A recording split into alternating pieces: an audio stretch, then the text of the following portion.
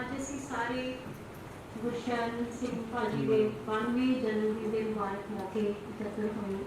ਹੁਣ ਅਸੀਂ ਸਾਰੇ ਯੂਨੀਵਰਸਿਟੀ ਕਮੇਟੀ ਦੇ ਸਤਿਕਾਰ ਨੂੰ ਖੜੇ ਹੋਵਾਂਗੇ।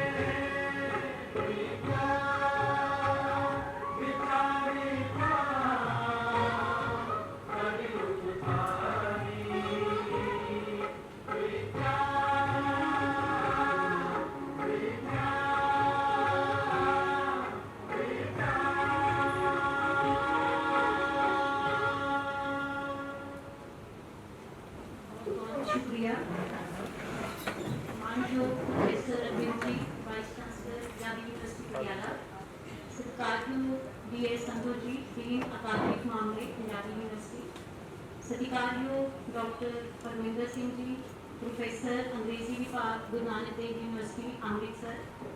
सत्कारयोग डॉक्टर नवशरण जी, बेटी गुरशरण भाजी।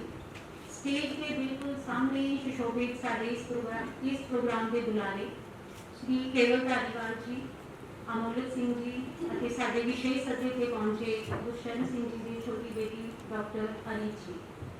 इस खातिर सुशोभित पंजाबी के उड़े साहित्यकार, विद्वान, चिंतक, नाटककार और रंगमंच नाल जुड़े हुए साढ़े कोल पहुंचे सारे कलाकार, साढ़े डीन साहिबान, साढ़े सारिਆਂ ਲਈ ਅੱਜ बहुत मुबारक दिन है।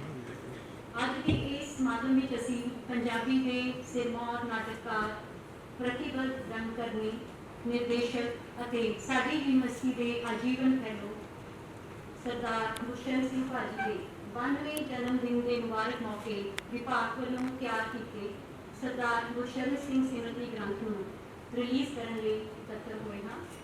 मैं अपने वालों ते अपने विभाग के समूह स्टाफ वालों तुहाडे सारिਆਂ ਦਾ निघा स्वागत करती हाँ। तुहाडे सारिਆਂ ਨੂੰ जी आया जिवें कि तुसीं सारे जानते हो पंजाबी भाषा के नां ते पंजाबी भाषा साहित्य ਅਤੇ ਸੱਭਿਆਚਾਰ ਦੇ विकास ਨੂੰ समर्पित पंजाबी यूनिवर्सिटी की स्थापना एक इतिहासिक घटना है। इसीलिए पंजाबी भाषा के सर्वपक्षी विकास लिए पंजाबी भाषा विकास विभाग डायरेक्टरेट ऑफ पंजाबी डिवेलपमेंट के नाम से स्थापित किया गया। इस विभाग का उद्देश्य अति मंत्र पंजाबी भाषा के ज्ञान विज्ञान के हर खेतर संबंधी स्रोत समग्री का उत्पादन करना, पंजाबी भाषा ज्ञान के विभिन्न विषयों, सिक्ख्या ਅਤੇ ਪ੍ਰੀਖਿਆ ਦੇ ਸ਼ਕਤੀਸ਼ਾਲੀ ਮਾਧਿਅਮ ਵਜੋਂ ਵਿਕਸਿਤ ਕਰਨਾ, ਵਿਸ਼ਵ ਵਿਖਿਆਤ ਸ਼ਾਹਕਾਰਾਂ ਨੂੰ ਪੰਜਾਬੀ ਵਿੱਚ ਉਪਲਬਧ ਕਰਵਾਉਣਾ, ਭਾਸ਼ਾਈ ਅਤੇ ਲੋਕਧਾਰਾਈ ਸਮੱਗਰੀ ਦੀ ਸੁਰੱਖਿਆ ਸੰਭਾਲ ਕਰਨਾ, ਪੰਜਾਬੀ ਜਨ ਸਧਾਰਨ ਵਿੱਚ ਵਿਗਿਆਨਕ ਚੇਤਨਾ ਦੇ ਪ੍ਰਸਾਰ ਲਈ ਗਿਆਨ ਵਿਗਿਆਨ ਦੇ ਖੇਤਰ ਵਿੱਚ ਹੋ ਰਹੀਆਂ ਨਵੀਨਤਮ ਖੋਜਾਂ ਨੂੰ ਪੰਜਾਬੀ ਪਾਠਕਾਂ ਤੱਕ ਪਹੁੰਚਾਉਣਾ।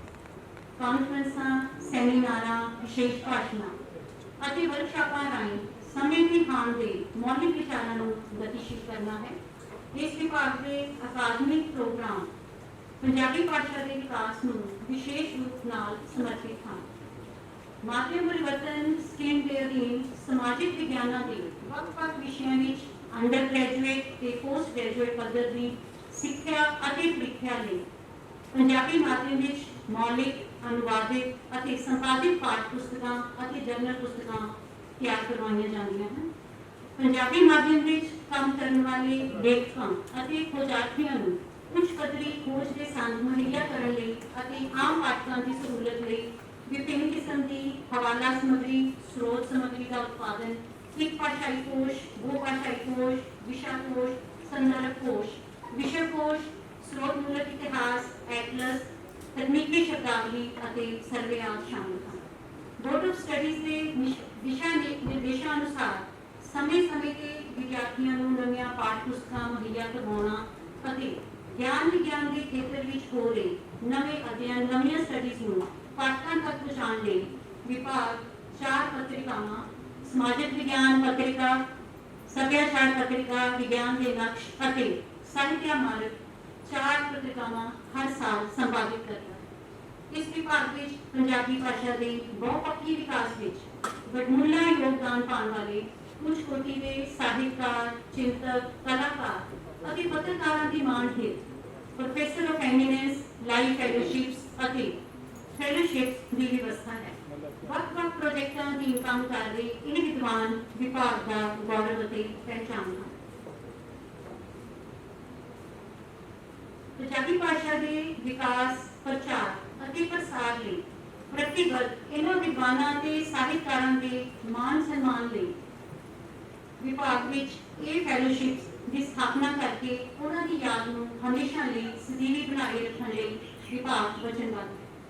इसी वचनबद्धता के अंतर्गत पिछले समय साडे मानयोग वाइस चांसलर वालों असी संतोख सिंह धी सिमरती ग्रंथ, डॉक्टर सतिंदर सिंह नूह सिमरती ग्रंथ, डॉक्टर हरभजन सिंह सिमरती ग्रंथ और अमरजीत सिंह कान और ज्ञानी लाल सिंह सिमरती ग्रंथ विभाग वालों तैयार किए हैं। अज का ये सिमरती ग्रंथ असी भाजी गुरशरण सिंह होरां की याद में चिर सजीवी बनाए रखने लिए उन्होंने जीवन रचनावां, उन्होंने शख्सियत नाल संबंधित सरदार गुरशरण सिंह सिमरती ग्रंथ विभाग वालों तैयार करके रिलीज करने जा रहे हैं। भाजी पिछले कई दहाकियों तो पंजाबी भाषा, सारे सभ्याचार और विशेष करके रंगमंच की प्रस्तुता के विकास की लगातार कारज कर रहे आ रहे हैं।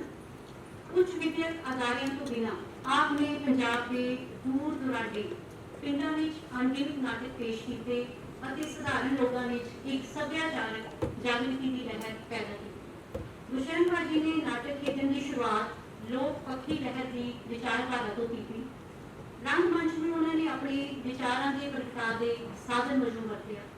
अदाकार वजों आप सारी जिंदगी अवामी नाटक लिखते रहे और रंगमंची अदाकारी से अपने जीवन के 52 वरे के रंगमंची सफर दौरान लगभग 200 नाटक लिखे और 12,000 तो वध नाटक खेले। नाटकों की पेशकारियां करते अपनी अदाकारी में नाटकों के अनुवाद, कहानियों के रूपांतरण और नावलों को आधार बनाया। पंजाबी लोक गीतां, लोक वारां और कविता को नाटकी रूप देके पेश किया। भाजी के नाटकों का घेरा बहुत विशाल है। उन्होंने नाटक समुची मानवता की भलाई ਲਈ ਵੱਡੇ ਸੁਨੇਹੇ ਸਿਰਜਦੇ ਹਨ। ਭਾਜੀ ਦਾ ਸਾਰਾ ਜੀਵਨ ਲੋਕ ਮੁਕਤੀ ਦੇ ਸੰਘਰਸ਼ਾਂ ਦਾ ਇੱਕ ਲੰਬਾ ਇਤਿਹਾਸ ਹੈ। आपने रंगमंच ਨੂੰ ਇੱਕ ਨਵਾਂ ਮੁਹਾਂਦਰਾ ਬਖਸ਼ਿਆ। रंगमंच ਨੂੰ ਸ਼ਹਿਰ ਦੀਆਂ ਵਲਗਣਾਂ ਵਿੱਚੋਂ ਕੱਢ ਕੇ ਪਿੰਡਾਂ ਦੀਆਂ ਸੱਥਾਂ ਤੱਕ ਪਹੁੰਚਾਇਆ। ਸ਼ਾਇਦ ਹੀ ਕੋਈ ਐਸਾ ਪਿੰਡ ਹੋਵੇਗਾ ਜਿੱਥੇ ਭਾਜੀ ਨੇ ਨਾਟਕ ਨਾ ਖੇਡਿਆ ਹੋਵੇ। रंगमंच के माध्यम राਹੀਂ ਭਾਜੀ ਨੇ ਸਮੇਂ ਅਤੇ ਇਤਿਹਾਸਕ परिस्थितियों अनुसार समाजिक, आर्थिक और सियासी मसलियां उत्ते खुलियां और बेखौफ टिप्पणियां की। उन्होंने समय के सच नूं किताबां के पन्नियां विचों कढ के आम लोगों दीयां अखां कन्नां तक पहुंचाउण अते कला नूं समाजिक तब्दीली लई पूरे जोश और इनकलाबी रंग विच रंगिया। खुद नाटक लिखे, खुद ही खेडे और पंजाबी नौजवानों की एक पूरी पीढ़ी नूं इस पासे वाल प्रेरित किया। भाजी ने अपने जीवन दौरान कई इनाम सम्मान प्राप्त किए जिन्हों की लिस्ट बहुत लंबी है। पंजाबी यूनिवर्सिटी पटियाला ने उन्होंने समुची देन सदका 2010 में ਆਪ ਨੂੰ ਲਾਈਫ ਫੈਲੋਸ਼ਿਪ ਪ੍ਰਦਾਨ ਕੀਤੀ ਅਤੇ D.Litt ਦੀ ਡਿਗਰੀ ਨਾਲ ਸਨਮਾਨਿਆ, ਜੋ ਆਪਣੇ ਆਪ ਵਿੱਚ ਬਹੁਤ ਮਾਣ ਵਾਲੀ ਗੱਲ ਹੈ। ਇਸ ਲਈ ਪੰਜਾਬੀ ਭਾਸ਼ਾ ਵਿਕਾਸ ਵਿਭਾਗ ਨੇ ਸਾਬਕਾ ਵਾਈਸ ਚਾਂਸਲਰ ਸਾਹਿਬ ਦੀ ਸਰਪ੍ਰਸਤੀ ਹੇਠ ਫੈਸਲਾ ਕੀਤਾ ਕਿ ਪ੍ਰਗਤੀਵਾਦੀ ਕਦਰਾਂ ਕੀਮਤਾਂ ਨੂੰ ਪ੍ਰਣਾਈ ਪੰਜਾਬੀ ਰੰਗਮੰਚ ਦੇ ਬਾਬਾ ਬੋਹੜ ਗੁਰਸ਼ਰਨ ਸਿੰਘ ਭਾਜੀ ਨੂੰ ਸ਼ਰਧਾਂਜਲੀ ਵਜੋਂ ਉਹਨਾਂ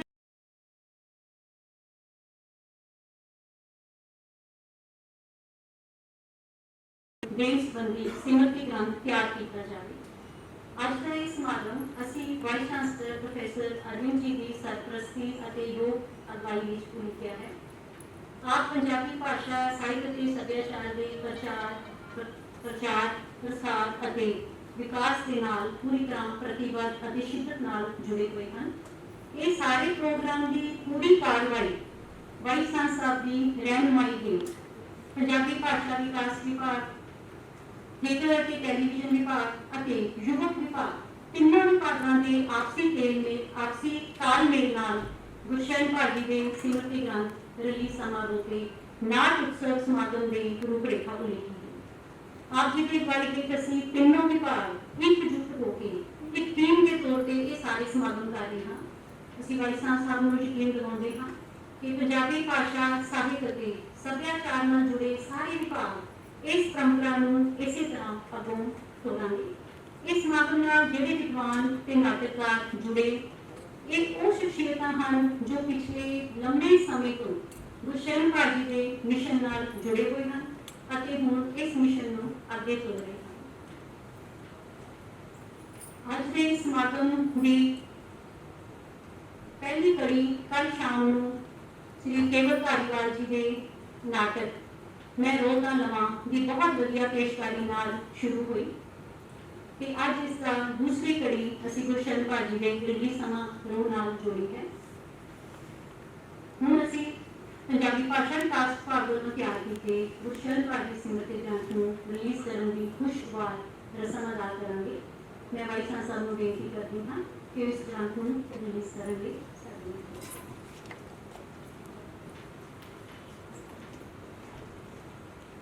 ਆਮ ਪ੍ਰੋਗਰਾਮਾਂ ਜਦੋਂ ਸੀਟਾਂ ਘੱਟ ਹੋਣ ਤੇ ਆਇਲ ਵਿੱਚ ਬੈਠ ਜਾਈਦਾ, ਜੇ ਕੋਈ ਬੈਠਣਾ ਚਾਹਣ ਵਿਦਿਆਰਥੀ ਤੇ ਬਹਿ ਸਕਦੇ, ਕੋਈ ਦੀ ਗੱਲ ਨਹੀਂ। ਮੈਂ ਆਪ ਵਿਦਿਆਰਥੀ ਸਾਂ, ਜਦੋਂ ਕਿਤੇ ਪ੍ਰੋਗਰਾਮ ਜਾਈਦਾ ਸੀ ਖਲੋ ਕੇ ਸੁਣਨਾ ਮੁਸ਼ਕਿਲ ਹੋ ਜਾਂਦਾ। ਜਿੱਥੇ ਬੈਠ ਸਕਦੇ ਜੇ ਬੈਠੋ, ਜਾਂ ਤੁਹਾਨੂੰ ਜੇ ਠੀਕ ਲੱਗੇ। ਇੱਧਰ ਸਾਹਮਣੇ ਵੀ ਜਗ੍ਹਾ ਹੈ, ਇੱਧਰ ਵੀ ਜਗ੍ਹਾ ਹੈ।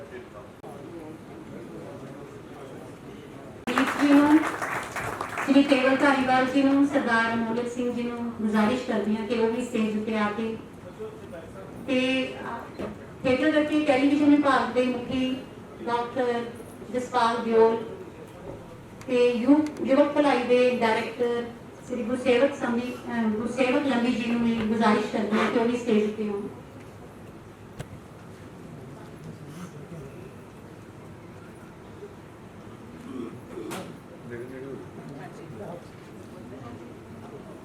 थोड़ा पीछे होगा मेरे, थोड़ा पीछे हो जाए, सारे आ रहे हैं।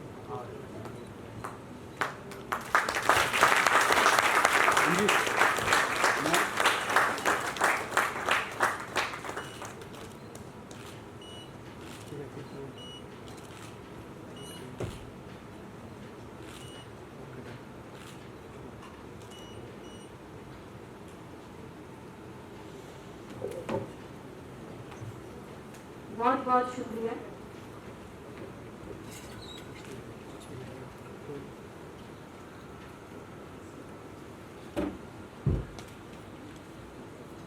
मैं गुरशरण भाजी के सिमरती ग्रंथ ਨੂੰ ਤਿਆਰ ਕਰਨ ਵਿੱਚ ਯੋਗਦਾਨ ਪਾਉਣ ਵਾਲੇ ਪੰਜਾਬੀ ਦੇ ਉਹਨਾਂ ਉੱਤੇ ਲੇਖਕਾਂ, ਵਿਦਵਾਨਾਂ, ਚਿੰਤਕਾਂ, ਨਾਟਕਾਰਾਂ ਅਤੇ ਰੰਗਕਰਮੀਆਂ ਦੀ ਤਹਿ ਦਿਲੋਂ ਧੰਨਵਾਦੀ ਹਾਂ, ਜਿਨ੍ਹਾਂ ਨੇ ਸਿਮਰਤੀ ਗ੍ਰੰਥ ਲਈ ਸੰਦੇਸ਼, ਸਿਮਰਤੀਆਂ ਅਤੇ ਮੁੱਲਵਾਨ ਲੇਖੇ।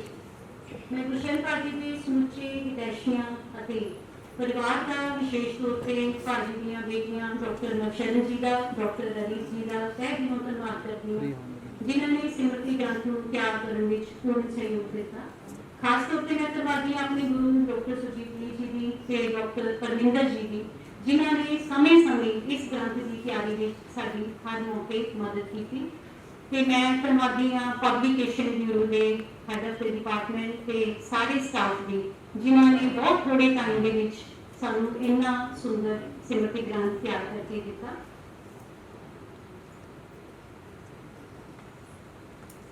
ਅੱਜ ਦੇ ਇਸ ਪ੍ਰੋਗਰਾਮ ਦੇ ਮੁੱਖ ਬੁਲਾਰੇ ਡਾਕਟਰ ਪਰਮਿੰਦਰ ਸਿੰਘ ਜੀ ਸਾਡੇ ਵਿਚਕਾਰ ਹਨ। ਡਾਕਟਰ ਪਰਮਿੰਦਰ ਅੰਗਰੇਜ਼ੀ ਵਿਭਾਗ ਗੁਰੂ ਨਾਨਕ ਦੇਵ ਯੂਨੀਵਰਸਿਟੀ ਵਿੱਚ ਲਗਾਤਾਰ ਅਧਿਐਨ ਤੇ ਅਧਿਆਪਨ ਕਰਦੇ ਰਹੇ ਹਨ। ਆਪ ਪੰਜਾਬੀ ਅਤੇ ਅੰਗਰੇਜ਼ੀ ਦੋਵਾਂ ਭਾਸ਼ਾਵਾਂ ਵਿੱਚ ਲਿਖਦੇ ਹਨ ਅਤੇ ਲੰਮੇ ਸਮੇਂ ਤੋਂ ਤਨਦੇਹੀ ਨਾਲ ਗੁਰਸ਼ਰਨ ਭਾਜੀ ਦੇ ਮਿਸ਼ਨ ਨਾਲ ਉਹਨਾਂ ਦੀਆਂ ਸਰਗਰਮੀਆਂ ਨਾਲ ਜੁੜੇ ਹੋਏ ਹਨ ਅਤੇ ਦੇਸ਼ ਭਗਤ ਯਾਦਗਾਰੀ ਟਰਸਟ ਦੇ ਮੈਂਬਰ ਰਹੇ ਤੇ ਹੁਣ ਇਸ ਟਰਸਟ ਦੇ ਜੁਆਇੰਟ ਸੈਕਟਰੀ ਵੀ ਹਨ। ਡਾਕਟਰ ਪਰਮਿੰਦਰ ਸਾਡੀ ਆਪਣੀ ਹੀ ਯੂਨੀਵਰਸਿਟੀ ਦੇ ਵਿਦਿਆਰਥੀ ਰਹੇ ਹਨ ਅਤੇ ਲੰਮੇ ਸਮੇਂ ਤੋਂ ਸਾਡੀਆਂ ਪੰਜਾਬੀ ਵਿਕਾਸ ਕਾਨਫਰੰਸਾਂ ਅਤੇ ਹੋਰ ਅਕਾਦਮਿਕ ਸਰਗਰਮੀਆਂ ਵਿੱਚ ਲਗਾਤਾਰ ਕੰਮ ਕਰ ਰਹੇ ਹਨ। ਮੈਂ ਡਾਕਟਰ ਪਰਮਿੰਦਰ ਜੀ ਨੂੰ ਗੁਜ਼ਾਰਿਸ਼ ਕਰਦੀ ਹਾਂ ਕਿ ਉਹ ਗੁਰਸ਼ਰਨ ਭਾਜੀ ਨਾਲ ਜੁੜੇ ਆਪਣੇ ਵਿਚਾਰ ਤੇ ਸਿਮਰਤੀ ਗ੍ਰੰਥ ਬਾਰੇ ਸਾਡੇ ਨਾਲ ਜੋ ਸਾਂਝਾ ਕਰਨ। ਡਾਕਟਰ ਪਰਮਿੰਦਰ ਜੀ।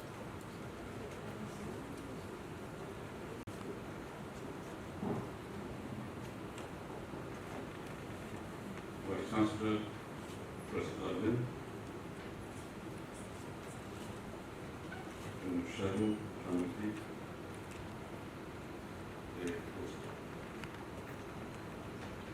मेरे वास्ते ये बहुत माण की गल है कि अज इस वेले पंजाबी यूनिवर्सिटी ने भाजी गुरशरण की याद के उन्होंने जन्म दिहाड़े बड़े दिन उन्होंने सिमरती ग्रंथ को रिलीज किया। ये माण सिर्फ उन्होंने हितैषियां उन्होंने नाल काम करने वाले नाटकर्मियां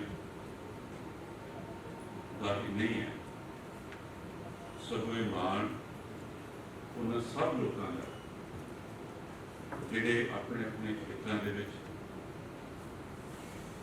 अपनी अपनी जिंदगी के विच उस कॉज या उन्होंने विचारों को बनाए हुए जिन्होंने विचारों की पैरवाई बड़ी प्रतिबद्धता के नाल भाई गुरशरण अपनी पूरी जिंदगी के विच करते हैं। इस स्मृति ग्रंथ को रिलीज करने के विच या बनाने के विच जो पंजाबी यूनिवर्सिटी ने उद्यम किया है, इस दे नाल सब उन्होंने लोगों का सिर उच्चा होया है जिहड़े लोग इस जिंदगी नूं इत्थों दे समाज नूं इत्थों दी हालतां नूं एक चंगा मोड़ दे के एक चंगे भविख दे वल लैके जाना चाहुंदे है, उहदे लई अपनी पूरी तनदेही नाल पूरी प्रतिबद्धता के नाल वो जुटे ईमान दे नाल उन्हां लोकां दा सिर भी उच्चा हुंदा है जिन्हां ने साडे हुण दे समय विच साडा जो बस्तीवादी युग का इतिहास सी उस समय दे विच मध्य युग दे विच या इवन उस तो पहला भी हमेशा इतिहास के प्रवाह में अगे तोड़ना चाहिए, जिसके करके जिंदगी की तरक्की हुई है, प्रोग्रेस हुई है, असीं अगे बढ़े हैं। ये स्मृति ग्रंथ इसके पीछे जो पंजाबी यूथ ने प्राड़ा किया उद्यम किया है, इन्हें एक लड़ी है, उस लड़ी करके इस स्मृति ग्रंथ की एक खास किस्म की महत्ता है। सानू सारिਆਂ ਨੂੰ इकट्ठे होकर पंजाबी यूनिवर्सिटी इस गलों धन्यवाद करना चाहिए। भाजी की जिंदगी बारे ज्यादा गल्लां गुरशरण हुई या अली या केवल उन्हें नाल काम करते रहे है, पर मैं बहुत पहलियां गल्लां को साझियां करूंगी। मैं कुछ गल्लां ਅੱਜ ਦੇ ਸਮੇਂ ਦੇ ਹਵਾਲੇ ਦੇ ਨਾਲ ਉਹਨਾਂ ਨੇ ਕਿਸ ਤਰ੍ਹਾਂ ਆਪਣੀ ਜ਼ਿੰਦਗੀ ਨੂੰ ਜਿਉਣਾ ਤਰਤੀਬ ਦਿੱਤਾ, ਉਹਨਾਂ ਦੀ ਉਸ ਕਿਸਮ ਦੀ ਜ਼ਿੰਦਗੀ, ਉਸ ਕਿਸਮ ਦੇ ਕਰਮ ਦੀ ਕੀ ਮਹੱਤਤਾ ਰਹੀ ਹੈ, ਜਾਂ ਉਹਦੇ ਪਿੱਛੇ ਕਿਹੋ ਜਿਹਾ ਇਤਿਹਾਸਕ ਤੇ ਵਿਚਾਰਧਾਰਕ ਪਿਛੋਕੜ ਰਿਹਾ ਹੈ। ਉਹਦੇ ਨਾਲ ਨਾਲ ਇੱਕ ਨਾਟਕਰਮੀ ਦੇ ਤੌਰ ਤੇ, ਇੱਕ ਨਾਟਕਕਾਰ ਦੇ ਤੌਰ ਤੇ ਉਹਨਾਂ ਨੇ ਕਿਵੇਂ ਕਿਵੇਂ ਕੰਮ ਕਰਕੇ ਕਿਹੜੀਆਂ ਗੱਲਾਂ ਕੀਤੀਆਂ, ਕੁਝ ਬਹੁਤ ਥੋੜੇ ਹਵਾਲਿਆਂ ਦੇ ਨਾਲ ਮੈਂ ਤੁਹਾਨੂੰ ਉਹ ਗੱਲਾਂ ਕਰਨੀਆਂ ਚਾਹੁੰਦਾ। ਉਹਨਾਂ ਦੇ ਸਾਰੇ ਨਾਟਕਾਂ ਬਾਰੇ, ਉਹਨਾਂ ਦੀ ਸਾਰੀਆਂ ਕਿਰਤਾਂ ਬਾਰੇ, ਉਹਨਾਂ ਦੀ ਬਹੁਤ ਹੋਰ ਜੋ ਕੁਝ ਉਹਨਾਂ ਨੇ ਕੀਤਾ ਹੈ ਸਾਹਿਤ ਦੇ ਖੇਤਰ ਵਿੱਚ, ਸ਼ਾਇਦ ਉਸ ਦੀ ਗੱਲ ਉਹਨੇ ਵਿਸਥਾਰ ਦੇ ਨਾਲ ਘੱਟ ਸਮੇਂ ਵਿੱਚ ਨਹੀਂ ਕੀਤੀ ਜਾ ਸਕਦੀ। ਉਸ ਤੋਂ ਮੈਂ ਥੋੜਾ ਜਿਹਾ ਰਿਲੀਜ਼ ਕਰਨ ਦੀ ਕੋਸ਼ਿਸ਼ ਕਰਾਂਗਾ। ਅੱਜ ਦਾ ਸਮਾਗਮ ਅਸੀਂ ਕਿਸ ਵਕਤ ਕਰ ਰਹੇ ਹਾਂ, ਇਹ ਸਭ ਤੋਂ ਮਹੱਤਵਪੂਰਨ ਪ੍ਰਸ਼ਨ। ਅਸੀਂ ਕਿਸ ਦੌਰ ਚੋਂ ਲੰਘ ਰਹੇ ਹਾਂ, ਇਹ ਪ੍ਰਸ਼ਨ ਵੀ ਉਨਾ ਹੀ ਮਹੱਤਵਪੂਰਨ। ਜਦੋਂ ਦੁਨੀਆ ਭਰ ਦੇ ਵਿੱਚ ਲਗਭਗ ਇਹੋ ਜਿਹਾ ਮਾਹੌਲ ਉਸਰ ਚੁੱਕਿਆ ਹੋਵੇ, ਜਿਸ ਨੂੰ ਅਸੀਂ ਆਮ ਤੌਰ ਤੇ euphemistically ਗਲੋਬਲਾਈਜੇਸ਼ਨ ਕਹਿ ਦਿੰਦੇ ਹਾਂ, ਜਾਂ ਜਿਹਨਾਂ ਨੂੰ ਕਿਹਾ ਜਾਂਦਾ ਕਿ ਹੁਣ ਪੂਰਾ ਸੰਸਾਰ ਇੱਕ ਪਿੰਡ ਬਣ ਗਿਆ, ਜਿਹੜੀ ਗੱਲ ਅਸੀਂ ਬੜੀ ਮਾਣ ਨਾਲ ਕਹਿੰਦੇ। ਲੇਕਿਨ ਇਸ ਦੌਰ ਦੇ ਵਿੱਚ ਜਿਹੋ ਜਿਹੇ ਸੰਕਟ ਆਰਥਿਕ, ਰਾਜਨੀਤਿਕ, ਸਮਾਜਿਕ ਤੇ ਸੱਭਿਆਚਾਰਕ ਸਾਡੇ ਵਰਗੇ ਮੁਲਕਾਂ 'ਚ ਪੈਦਾ ਹੋਏ, ਜਿਹੋ ਜਿਹੇ ਸੰਕਟਾਂ ਦੇ ਵਿੱਚ ਸਾਡੇ ਲੋਕ ਇਸ ਵੇਲੇ ਪੈ ਚੁੱਕੇ ਹੈ, ਜਿਹਨਾਂ ਨੂੰ ਪਾਇਆ ਜਾ ਚੁੱਕਿਆ, ਜਦੋਂ ਲਗਭਗ ਇਹੋ ਜਿਹਾ ਮਾਹੌਲ ਅੱਜ ਤੋਂ ਕੁਝ ਸਮੇਂ ਪਹਿਲਾਂ ਬਣ ਰਿਹਾ ਸੀ ਕਿ ਸ਼ਾਇਦ ਸਾਡਾ ਸਮਾਜ, ਸਾਡੀ ਜ਼ਿੰਦਗੀ ਭੌਤਿਕ ਤੌਰ ਤੇ ਵੀ, ਸੱਭਿਆਚਾਰਕ ਤੌਰ ਤੇ ਵੀ, ਆਰਥਿਕ ਤੇ ਰਾਜਸੀ ਤੌਰ ਤੇ ਵੀ ਇੱਕ ਅੰਨੀ ਗਣੀ ਵਿੱਚ ਪ੍ਰਵੇਸ਼ ਕਰ ਚੁੱਕੀ ਹੈ। ਉਹ ਜਿਹੇ ਮਾਹੌਲ ਦੇ ਵਿੱਚ ਜਦੋਂ ਅਸੀਂ ਆਪਣੇ ਪੰਜਾਬ ਦੇ ਲੋਕਾਂ ਨੂੰ ਖਾਸ ਤੌਰ ਤੇ, ਉਹਦੇ ਨਾਲ ਨਾਲ ਹਿੰਦੁਸਤਾਨ ਦੇ ਬਾਕੀ ਲੋਕਾਂ ਨੂੰ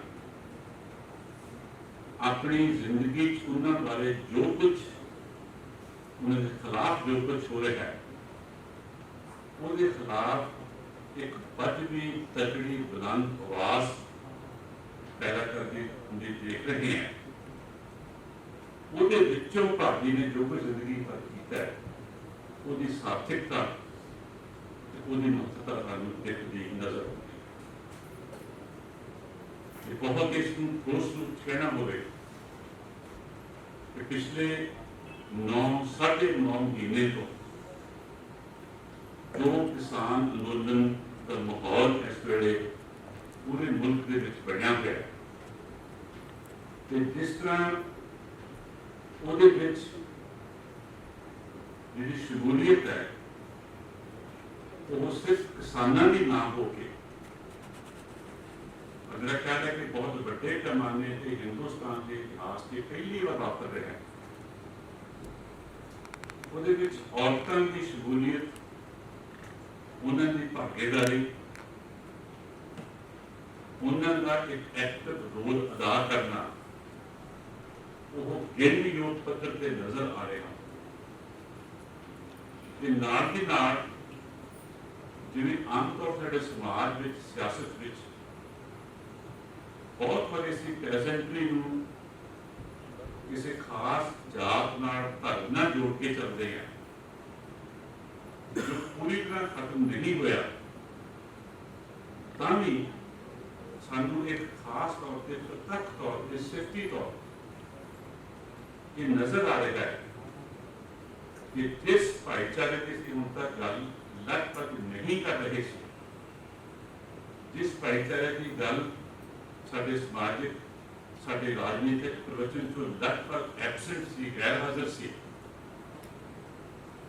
ਉਹ ਲੋਕ ਵੀ ਇਸ ਕਿਸਮ ਦੀਆਂ ਹਾਲਾਤਾਂ ਦੇ ਵਿੱਚ ਸਾਹਮਣੇ ਆਉਂਦੇ ਨਜ਼ਰ ਆ ਰਹੇ। ਮੇਰੀ ਮੁਰਾਦ ਹੈ ਸਾਡੇ ਖੇਤਾਂ 'ਚ ਕੰਮ ਕਰਦੇ ਮਜ਼ਦੂਰ ਜਿਹੜੇ ਮੁੱਖ ਤੌਰ ਤੇ ਦਰਜ ਭਾਈਚਾਰੇ ਨਾਲ ਸੰਬੰਧਿਤ। ਇਹ ਦੋ ਗੱਲਾਂ ਮੈਂ ਇਸ ਕਰਕੇ ਕਹੀਆਂ, ਜਿਹਦੀ ਗੱਲ ਮੈਂ ਅਖੀਰ ਜਾ ਕੇ ਦੁਬਾਰਾ ਵੀ ਕਰਨੀ ਚਾਹੂੰਗਾ ਕਿ ਜਿਸ ਵੇਲੇ ਭਾਜੀ ਨੇ ਆਪਣੀ ਜ਼ਿੰਦਗੀ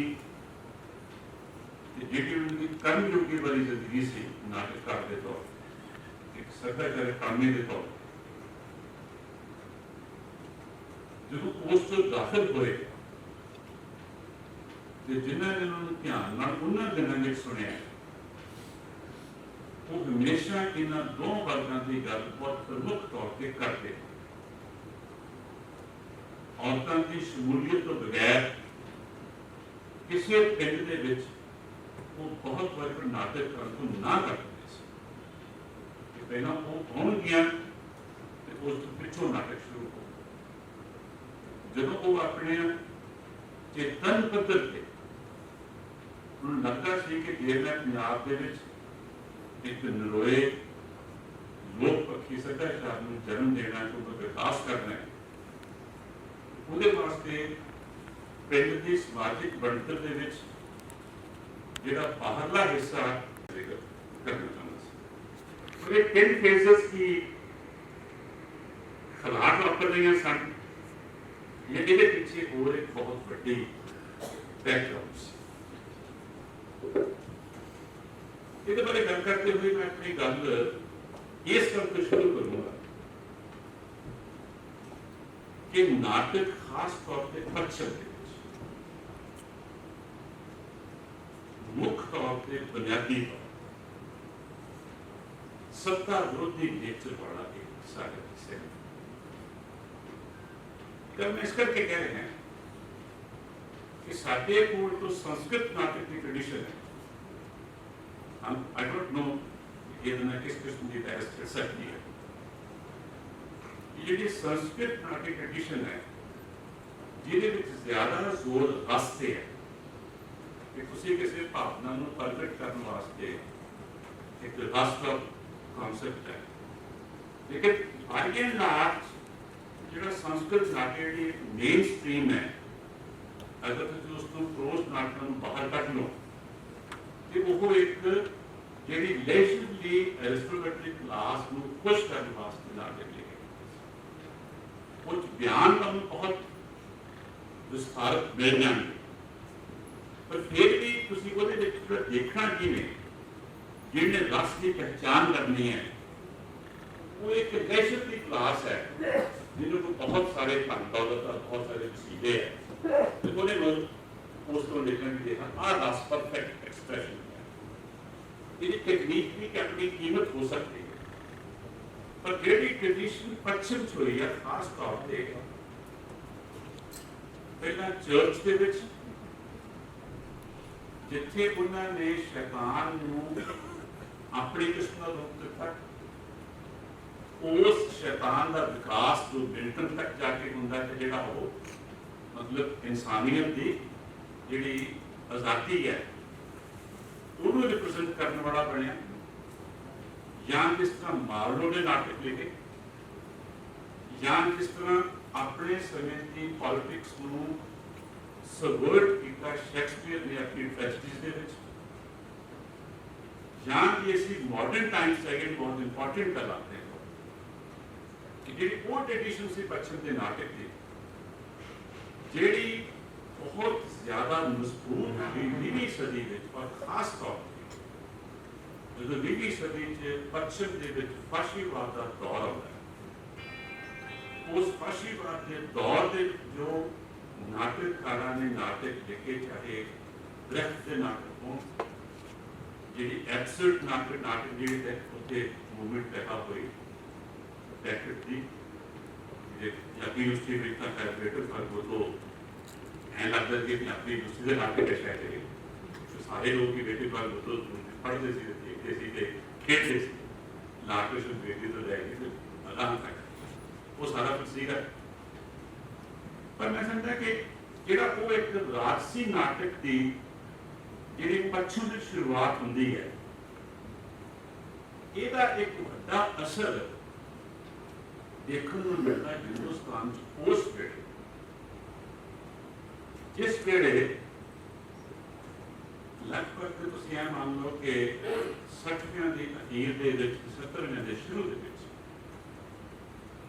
ਜਦੋਂ ਵਿਜੇ ਤੰਦੂਲਕਰ ਤੇ ਗਰੀਸ਼ ਕਾਰਨਾਡ ਜਿਹੜੇ ਦਿੱਲੀ ਸਕੂਲ ਆਫ ਡਰਾਮਾ, ਉੱਥੋਂ ਦੇ ਨਾਟਕਕਾਰ ਜਿਹੜੇ ਇਹ ਨਾਟਕ ਦੀ ਖਾਸ ਕਿਸਮ ਦੀ ਜਿਹੜੀ ਸ਼ੁਰੂਆਤ ਹੁੰਦੀ ਹੈ, ਇਹਨਾਂ 'ਚ ਇਸ ਤੋਂ ਪਹਿਲਾਂ ਉਹਦੇ ਜ਼ਿਕਰ ਬਾਅਦ ਵਿੱਚ ਕਰਾਂਗੇ ਜਾ ਕੇ ਸੁਣੋ।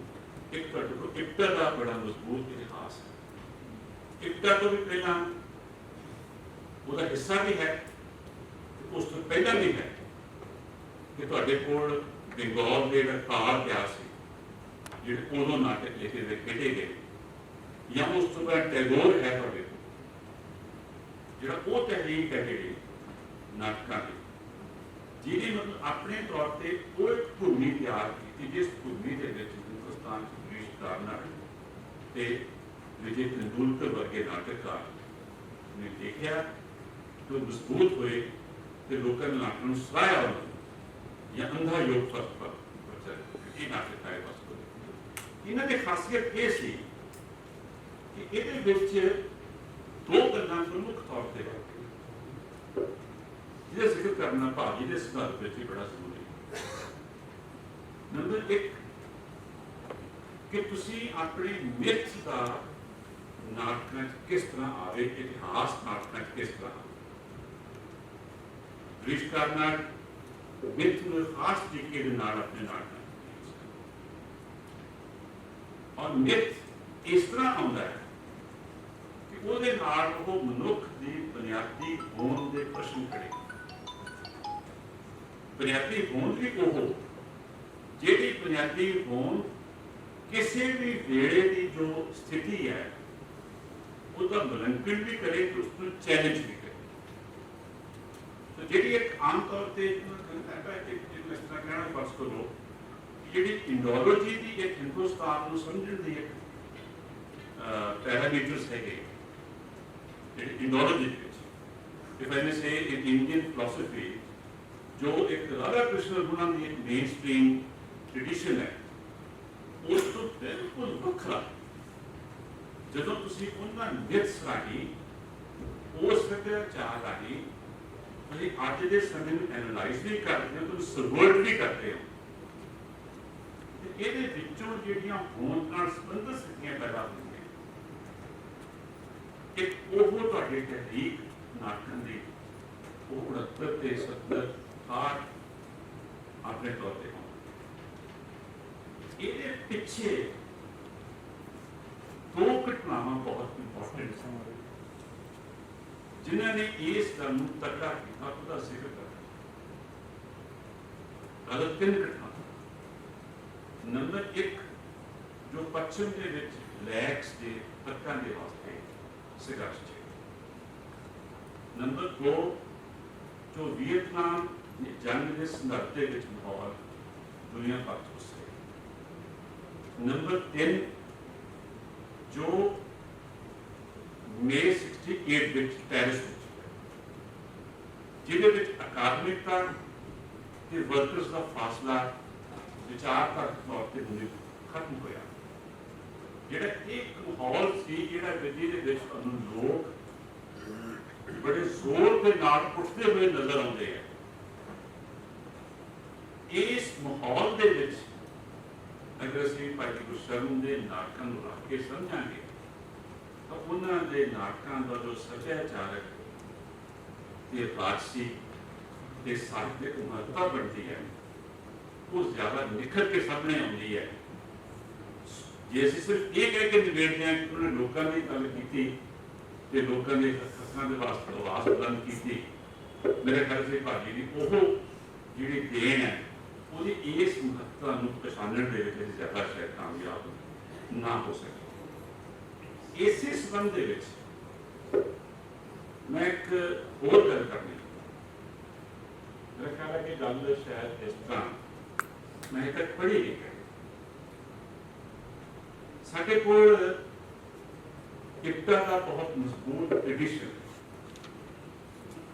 ਜਿਹੜੀ ਕਿ 40s ਦੇ ਵਿੱਚ ਸਾਡੇ ਸੱਭਿਆਚਾਰਕ ਖੇਤਰ ਦੇ ਵਿੱਚ ਇਫਤਾ ਨੇ ਬਹੁਤ ਵੱਡਾ ਯੋਗਦਾਨ ਦਿੱਤਾ ਬੰਗਾਲ ਦੇ ਕਾਲ ਤੋਂ ਲੈ ਕੇ ਉਹਦੇ ਵਿੱਚ ਜਿਹੜੇ ਹਿੰਦੁਸਤਾਨ ਦੇ ਵੱਡੇ ਸੱਭਿਆਚਾਰਕ ਲੋਕ ਸਨ ਰਵੀ ਸ਼ੰਕਰ हेमंत कुमार से ਜਿਹੜਾ ਬਾਹਰ ਫਿਲਮਾਂ 'ਚ ਡਾਇਵਰਸ ਸਜਲ ਚੌਧਰੀ ਸੀ ਫਿਲਮਾਂ ਦਾ ਸੰਗੀਤਕਾਰ ਸੀ ਮਤਲਬ ਕਈ ਨਾਂ ਇਹੋ ਜਿਹੇ ਬੰਗਾਲ 'ਚੋਂ ਰਾਜਸਥਾਨੀ ਸੀ ਪੰਜਾਬ ਦੇ ਵਿੱਚ ਬੜੇ ਵੱਡੇ ਨਾਂ ਇਹ ਸਾਡੇ ਸੱਭਿਆਚਾਰਕ ਖੇਤਰ ਦੇ ਜਿਹੜੇ ਕਿਸੇ ਨਾ ਕਿਸੇ ਰੂਪ 'ਚ ਇਫਤਾ ਦਾ ਹਿੱਸਾ ਹੈ ਇਹ ਇਫਤਾ ਦੇ ਦੇਣ ਨੂੰ ਅਸੀਂ ਕਿਤੇ ਭੁੱਲ ਗਏ ਸੀ ਇਫਤਾ ਨਾ ਹੁੰਦੀ ਤੇ ਸ਼ਾਇਦ ਭਾਜੀ ਕੁਝ ਸ਼ਰਮ ਦਾ ਵੀ ਇਹ ਰੂਪ ਸਾਨੂੰ ਰੂਪ ਨਜ਼ਰ ਨਹੀਂ ਆ ਸਕਦਾ ਪਰ ਮੈਂ ਇੱਕ ਦੂਜੀ ਕਹਿਣੀ ਕਿ ਭਾਜੀ ਕੁਝ ਸ਼ਰਮ ਇਫਤਾ ਨਹੀਂ ਸੀ ਇੰਪੋਰਟੈਂਟ ਗੱਲ ਇਸੇ ਕਰਕੇ ਫਿਰ ਮੈਂ May 68 ਦੀ ਗੱਲ ਕੀਤੀ ਹੈ ਇਸੇ ਕਰਕੇ ਮੈਂ ਬਲੈਕ ਰਾਈਟਸ ਦੀ ਗੱਲ ਕੀਤੀ ਹੈ ਇਸੇ ਕਰਕੇ ਮੈਂ ਜਿਹੜੇ ਉਹ ਨਾਟਕਕਾਰ ਜਿਹੜੇ ਪੱਛਮ ਦੇ ਵਿੱਚ ਜਿਨ੍ਹਾਂ ਨੇ ਅਸਤਵਾਦੀ ਹੋਣ ਦੀ ਗੱਲ ਕੀਤੀ ਜਿਨ੍ਹਾਂ ਨੇ ਹੋਰ ਇਹੋ ਜਿਹੇ ਮਸਲੇ ਖੜੇ ਕਿ ਉਹਨਾਂ ਦੀ ਗੱਲਾਂ ਕੀਤੀਆਂ ਇੱਕ ਗੱਲ ਇੰਪੋਰਟੈਂਟ ਇਸ ਕਰਕੇ ਕਿ ਇਫਤਾ ਦੇ ਜਿਹੜੇ ਕਾਮੇ ਸਨ ਅਸੀਂ ਉਹਨਾਂ ਨੂੰ ਜਾਣਦੇ ਹਾਂ ਇਸ ਕਰਕੇ ਕਿ ਉਹ ਬੜੇ ਵੱਡੇ ਮੁਕਾਮ ਤੇ ਪਹੁੰਚੇ ਚਾਹੇ ਫਿਲਮਾਂ ਦੇ ਵਿੱਚ ਚਾਹੇ ਸੰਗੀਤ ਦੇ ਵਿੱਚ ਤੁਸੀਂ ਰਵੀ ਸ਼ੰਕਰ ਨੂੰ ਇਸ ਕਰਕੇ ਨਹੀਂ ਜਾਣਦੇ ਕਿ ਰਵੀ ਸ਼ੰਕਰ ਕਿੱਦਾਂ ਹੈ ਤੁਸੀਂ ਰਵੀ ਸ਼ੰਕਰ ਨੂੰ ਇਸ ਕਰਕੇ ਜਾਣਦੇ ਹੋ ਕਿ ਉਹਨੇ ਅਮਰੀਕਾ ਦੇ ਵਿੱਚ ਸਥਾਪਨਾ ਕੀਤੀ ਤੇ ਉਹਦੀ ਸਟਾਰ ਸੁਣ ਕੇ ਪੂਰੇ ਮੁਕਤ ਹੁੰਦੇ ਸੀ ਤੁਹਾਨੂੰ ਤੁਸੀਂ ਰਵੀ ਸ਼ੰਕਰ ਨੂੰ ਇਸ ਕਰਕੇ ਜਾਣਦੇ ਤੁਸੀਂ ਹਿੰਮਤ ਕੁਮਾਰ ਨੂੰ ਇਸ ਕਰਕੇ ਨਹੀਂ ਜਾਣਦੇ ਕਿ ਹਿੰਮਤ ਕੁਮਾਰ ਇਫਤਾ ਦਾ ਹਿੱਸਾ ਸੀ ਤੁਸੀਂ ਹਿੰਮਤ ਕੁਮਾਰ ਨੂੰ ਇਸ ਕਰਕੇ ਜਾਣਦੇ ਹੋ ਕਿ ਹਿੰਮਤ ਕੁਮਾਰ ਨੇ ਬਹੁਤ ਖੂਬਸੂਰਤ ਗੀਤ ਫਿਲਮਾਂ 'ਚ ਗਾਏ ਗਏ ਉਹਨਾਂ ਨੇ ਸੰਗੀਤ ਦਿੱਤਾ ਲੇਕਿਨ ਤੁਸੀਂ ਬਲਰਾਜ ਸਾਹਿਬ ਨੂੰ ਇਸ ਕਰਕੇ ਜਾਣਦੇ ਹੋ ਕਿ ਬਲਰਾਜ ਸਾਹਿਬ ਨੇ ਇਫਤਾ ਵਿੱਚ ਵੀ ਸੀ ਬਲਰਾਜ ਸਾਹਿਬ ਨੇ ਫਿਲਮਾਂ ਵਿੱਚ ਵੀ ਸੀ ਪਰ ਉਹ ਕਿਤੇ ਵੀ ਮੁਕੰਮਲ ਤੌਰ ਤੇ ਕਲਚਰਲੀ उस फिल्म जब तक हिस्सा नहीं बनना जिन्हें बाकी लोग उस फिल्म जब तक मुकम्मल तौर पर हिस्सा बन ये फर्क इफ्ता की अपनी सारी मजबूती के बावजूद I don't know how to say लगते गल रेडिकल कहने अपने तौर पे मेरे क्रिटिसिज्म भी हो गया पर जिस तरीके के नाल सत्याचार का एक बहुत नजदीकी ऑर्गेनिक संबंध लोगों में बनना चाहिए ਸੀ ਜਿਹੜਾ ਸੰਬੰਧ ਭਾਜੀ ਨੇ ਬਣਾਇਆ ਜਿਹੜਾ ਸੰਬੰਧ ਕੇਵਲ ਧਾਰੀਵਾਲ ਨੇ ਬਣਾਇਆ ਜਿਹੜਾ ਸੰਬੰਧ ਸ਼ਬਦੀਸ਼ ਨੇ ਬਣਾਇਆ ਜਿਹੜਾ ਸੰਬੰਧ ਆਪਣੇ 71 ਚੰਡੀਗੜ੍ਹ ਬਣਾਇਆ ਹੈ ਉਹ ਸੰਬੰਧ ਇਫਤਾ ਕਰਦੇ ਲੋਕਾਂ ਦੇ ਨਾਲ ਉਸ ਪੱਧਰ ਤੇ ਖੜਾ ਨਹੀਂ ਕਰ ਸਕਦਾ ਮੈਨੂੰ ਪਤਾ ਮੈਂ ਬਹੁਤ ਕੰਟਰੋਵਰਸ਼ੀਅਲ ਗੱਲ ਆਪਣੇ ਤੌਰ ਤੇ ਮੈਨੂੰ ਬਹੁਤ ਲੋਕ ਮਾੜਾ ਕਹਿਣਗੇ ਪਰ ਮੈਨੂੰ ਇਹਨਾਂ ਪਤਾ ਹੈ ਕਿ ਕਿਉਂ ਹੋਇਆ ਇਹਦੇ ਪਿੱਛੇ ਸੱਭਿਆਚਾਰ ਪ੍ਰਤੀਆਂ ਉਹਨਾਂ ਘਟਨਾਵਾਂ ਦਾ ਦੇਣ ਹੈ ਜਿਹਦੇ ਵਿੱਚੋਂ ਪਾਸ਼ ਵਰਗੇ ਕਵੀ ਪੈਦਾ ਹੋਏ ਤੇ ਜਿਨ੍ਹਾਂ ਵਿੱਚੋਂ ਪਾਸ਼ ਵਰਗੇ ਕਵੀਆਂ ਦੀ ਜ਼ੁਬਾਨ ਤੇ ਭਾਸ਼ਾ ਹੈ ਜਿਹਨੂੰ ਪਾਸ਼ ਲੋਹੇ ਦੀ ਜ਼ੁਬਾਨ ਤੇ ਦੱਸਿਆ ਜਿਸ ਲੋਹੇ ਦੇ ਮੈਟਾਫਰਸ ਜਿਹਦੇ ਜਜ਼ੀਰਾ ਸਨ ਉਹ ਦਾਲ ਸੇ ਦਿਲ ਆਇਆ ਤੁਸੀਂ ਦਾਲ ਸੇ ਦਿਲ ਦੀ ਮਜ਼ਬੂਤੀ ਹੈ ਉਹ ਖਟਕੜ ਆਇਆ ਉਹ ਅਨੇਕਾਂ ਹੋਰ ਇਹੋ ਜਿਹੇ ਕਵੀ ਉਹ ਉੱਪਰ ਦੱਤ ਆਇਆ ਬੰਗਾਲ ਦੇ ਵਿੱਚ ਉਹ ਬਾਦਲ ਸਰਕਾਰ ਆਇਆ ਬੰਗਾਲ ਦੇ ਵਿੱਚ ਜਿਹੜੇ ਇਹ ਪਾਸਾ ਸਾਰਾ ਅਗਰ ਤੁਸੀਂ ਇਹ ਪਾਸੇ ਨੂੰ ਸਮਝੋਗੇ ਤੇ ਤੁਹਾਨੂੰ ਸਮਝ ਆਵੇਗੀ ਕਿ ਭਾਰਤੀ ਦਾ ਸੱਭਿਆਚਾਰਕ ਖੇਤਰ ਦੇ ਵਿੱਚ ਜੇ ਐਂ ਕਹਿਣਾ ਹੋਵੇ ਉਹਨਾਂ ਨੇ ਇੱਕ ਨਵਾਂ ਸਿੱਖੀ ਮੋੜ ਉਹਨਾਂ ਨੇ ਕੱਟਿਆ ਇਹ ਗੱਲ ਅਸੀਂ ਸਮਝਾਂਗੇ ਤਾਂ ਫਿਰ ਅਸੀਂ ਭਾਜੀ ਦੀ ਸੱਭਿਆਚਾਰਕ ਖੇਡ ਨੂੰ ਵੀ ਸਮਝ ਸਕਦੇ ਹਾਂ ਤੇ ਨਾਲ ਦੇ ਨਾਲ ਉਹਨਾਂ ਨੇ ਜੋ ਕੁਝ ਦੇਣ ਦਿੱਤੀ ਨਾਟਕਾਂ ਦੇ ਵਿੱਚ ਸਾਡੀ ਪੂਰੀ ਜ਼ਿੰਦਗੀ ਦੇ ਵਿੱਚ ਅਸੀਂ ਉਸ ਨੂੰ ਹੀ ਸਮਝ ਸਕਦੇ ਹਾਂ। ਇਹ ਇੱਕ ਕੰਟੈਕਸਟ ਹੈ ਜਿਸ ਕੰਟੈਕਸਟ ਦੇ ਵਿੱਚ ਭਾਰਤੀ ਨੇ ਆਪਣੇ ਨਾਟਕ ਲਿਖੇ। ਮੈਂ ਸਿਰਫ 2-3 ਮਿੰਟ ਜ਼ਿਆਦਾ ਵਕਤ ਨਹੀਂ ਲਵਾਂਗਾ, ਉਹਨਾਂ ਦੇ 2-3 ਨਾਟਕਾਂ ਦੇ ਜ਼ਿਕਰ ਕਰਾਂਗਾ। ਇਹ ਲਹੂ ਕਿਸਦਾ ਹੈ, ਫਿਰ ਕੂੜੇ ਟੁੱਟੇ ਪਾਰ, ਸਰਹੰਦ, ਜਿਹਦੇ ਬਾਰੇ ਆਮ ਤੌਰ ਤੇ ਕ੍ਰਿਟਿਸਿਜ਼ਮ ਖਾਸ ਤੌਰ ਤੇ 80 ਵੇਲੇ ਪਿੱਛੋਂ ਪੰਜਾਬ 'ਚ ਕੀਤਾ ਜਾਂਦਾ ਕਿ ਦੋ ਤਰ੍ਹਾਂ ਦੀ ਗੱਲਾਂ ਹੈਗੀਆਂ ਨੇ। ਇੱਕ ਜਿਹੜੀ ਬਹੁਤ ਸਿੱਧੇ ਪੱਧਰੇ ਤਰੀਕੇ ਨਾਲ ਕਹੀ ਜਾਂਦੀ ਹੈ ਕਿ ਭਾਜੀ ਨੇ ਸਿੱਖ ਇਤਿਹਾਸ ਨੂੰ ਆਪਣੇ ਨਾਟਕਾਂ ਵਿੱਚ ਵਰਤਿਆ। ਇਹ ਵਰਤਣਾ ਸ਼ਬਦ ਦਾ ਕੋਈ ਸਾਹਿਤਕਾਰ ਕਿਸੇ ਸੱਭਿਆਚਾਰ ਨੂੰ ਜਾਂ ਕਿਸੇ ਵੀ ਇਤਿਹਾਸ ਨੂੰ ਆਪਣੇ ਨਾਟਕਾਂ 'ਚ ਵਰਤਦਾ ਨਹੀਂ, ਨਾ ਕੋਈ ਮਿੱਥ ਨੂੰ ਵਰਤਦਾ ਹੈ, ਨਾ ਟੀ.ਐਸ. ਐਲੀਅਟ ਨੇ ਪੁਰਾਣੀਆਂ ਮਿੱਥ ਦੇ ਗ੍ਰੀਕ ਦੇ ਨੂੰ ਵਰਤਿਆ ਸੀ। ਜਦੋਂ ਉਹ ਆਉਂਦੇ ਆ ਤੁਹਾਡੇ ਨਾਟਕਾਂ, ਤੁਹਾਡੀਆਂ ਸਾਹਿਤਕ ਕਿਰਤਾਂ ਦੇ ਵਿੱਚ, ਉਹ ਅਸਲ ਵਿੱਚ ਨੰਬਰ 1 ਆਪਣੀ ਮੁਕੰਮਲ ਉਸ ਟ੍ਰੈਡੀਸ਼ਨ ਨੂੰ ਲੈ ਕੇ ਆ ਰਹੇ ਹੈ ਜਿਹੜੀ ਟ੍ਰੈਡੀਸ਼ਨ ਹਿੰਦੁਸਤਾਨ ਦੇ ਵਿੱਚ ਕਰੀਬ ਕਬੀਰ, ਬਾਬਾ ਫਰੀਦ, ਸੂਫੀਆਂ ਦੀ ਜਾਂ ਬਾਬਾ ਨਾਨਕ ਦੀ, ਜੋ ਉਹ ਇੱਕ ਟ੍ਰੈਡੀਸ਼ਨ ਜਿਹੜੀ ਉਸ ਵੇਲੇ ਦੀ ਮੇਨ ਸਟ੍ਰੀਮ ਨਾਲ ਟਕਰਾ ਰਹੀ ਸੀ, ਉਹਨੂੰ ਲੈ ਕੇ ਆਏ। ਉਹਦੇ ਵਿੱਚੋਂ ਇਹ ਨਾਟਕ ਆਪਣੇ ਕੋਲ। ਦੂਸਰੀ ਗੱਲ ਜਿਹੜੀ ਮੈਂ ਨਾਲ ਜੋੜਨੀ ਚਾਹੁੰਦਾ ਉਹ ਇਹ ਇਹਨਾਂ ਸਾਰੇ ਨਾਟਕਾਂ ਸਮੇਤ ਤੰਗ ਲਾਏ ਨੇ। 78 ਦੇ ਵਿੱਚ ਉਹਨਾਂ ਨੇ ਉਹਦੇ ਦੀਵਾਰ ਦੇ ਆਧਾਰ ਤੇ ਨਾਟਕ ਦੇਖਿਆ, ਬਹੁਤ ਖੇਡਿਆ, ਜਿਹੜਾ ਬਹੁਤ ਦੂਰ ਹੋਇਆ। ਸਰਹੰਦ ਦੇ ਵਿੱਚ ਇਹਨਾਂ ਸਭ ਦੇ ਵਿੱਚ ਇੱਕ ਆਮ ਤੌਰ ਤੇ ਗੱਲ ਉਹ ਬਾਰ-ਬਾਰ ਕਹਿ ਰਹੇ, ਗੱਲ ਸਿਰਫ ਇੰਨੀ ਨਹੀਂ ਕਹਿ ਰਹੇ ਕਿ ਇਹਨਾਂ ਨੇ ਜ਼ੁਲਮ ਦੇ ਖਿਲਾਫ ਆਵਾਜ਼ ਉਠਾਈ। ਗੱਲ ਸਿਰਫ ਇਹ ਕਹਿ ਰਹੇ ਹੈ ਕਿ ਇਸ ਆਵਾਜ਼ ਉਠਾਉਣਾ ਤਾਂ ਮੁੱਲਵਾਨ ਹੈ ਜੇ ਲੋਕ ਇਹਦੇ ਵਿੱਚ ਨਾ ਆਉਣ। ਅਰਥ ਕੀ ਹੈ ਕਿ ਜਿਹੜਾ ਸਾਹਿਤਕ ਕਿਰਤ, ਥੀਏਟਰ ਦੀ ਸਪੇਸ, ਥੀਏਟਰ ਕਰਨ ਵਾਲਾ ਤੇ ਜਿਹੜਾ ਲੋਕ ਹੈ, ਇਹ ਕੋ ਅੱਡੋ ਅੱਡ ਨਹੀਂ ਬੈਠੇ ਹੋਏ।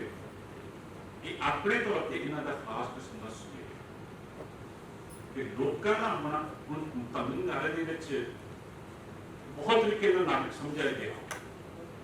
ਮੈਨੂੰ ਇਹ ਲੱਗਦਾ ਕਿ ਉਹਦੇ ਵਿੱਚ ਇੱਕ ਗੱਲ ਬਹੁਤ ਮਹੱਤਵਪੂਰਨ ਹੈ ਕਿ ਦੁੱਲੇ ਨੂੰ ਉਹਦੇ ਆਖਰੀ ਯੁੱਧ ਵਾਸਤੇ ਤਿਆਰ ਹੋਣ ਦਾ, ਕਿ ਦੁੱਲੇ ਦੀ ਸਿਰਫ ਉਹ ਅੰਤਰ ਆਵਾਜ਼ ਹੈ ਜਿਹੜੀ ਜਦੋਂ ਦੱਦੀ ਆਪਣੀ ਮਾਂ ਨੂੰ ਉਹ ਪੁੱਛਦਾ ਹੈ ਹਥਿਆਰਾਂ ਬਾਰੇ, ਜਦੋਂ ਉਹਨੂੰ ਆਪਣੇ ਪਿਓ ਦੇ ਤੇ ਦਾਦੇ ਦੀ ਬਾਤ ਕਰਦਾ, ਜਾਂ ਉਸ ਨਾਟਕ ਦੀ ਪੰਕਤ ਮੁੱਖ ਗੱਲ ਆਪਣੇ ਤੌਰ ਤੇ ਇਹ ਬਣਦੀ ਹੈ ਕਿ ਦੁੱਲੇ ਨੂੰ ਉਹਦੇ ਆਖਰੀ ਯੁੱਧ ਨੂੰ ਵਾਸਤੇ ਤਿਆਰ ਕਰਨ ਦੀ ਭੂਮਿਕਾ ਅਸਲ 'ਚ ਉਹ ਭਾਰਤ ਦੇ ਲੋਕ ਨਿਭਾਉਂਦੇ।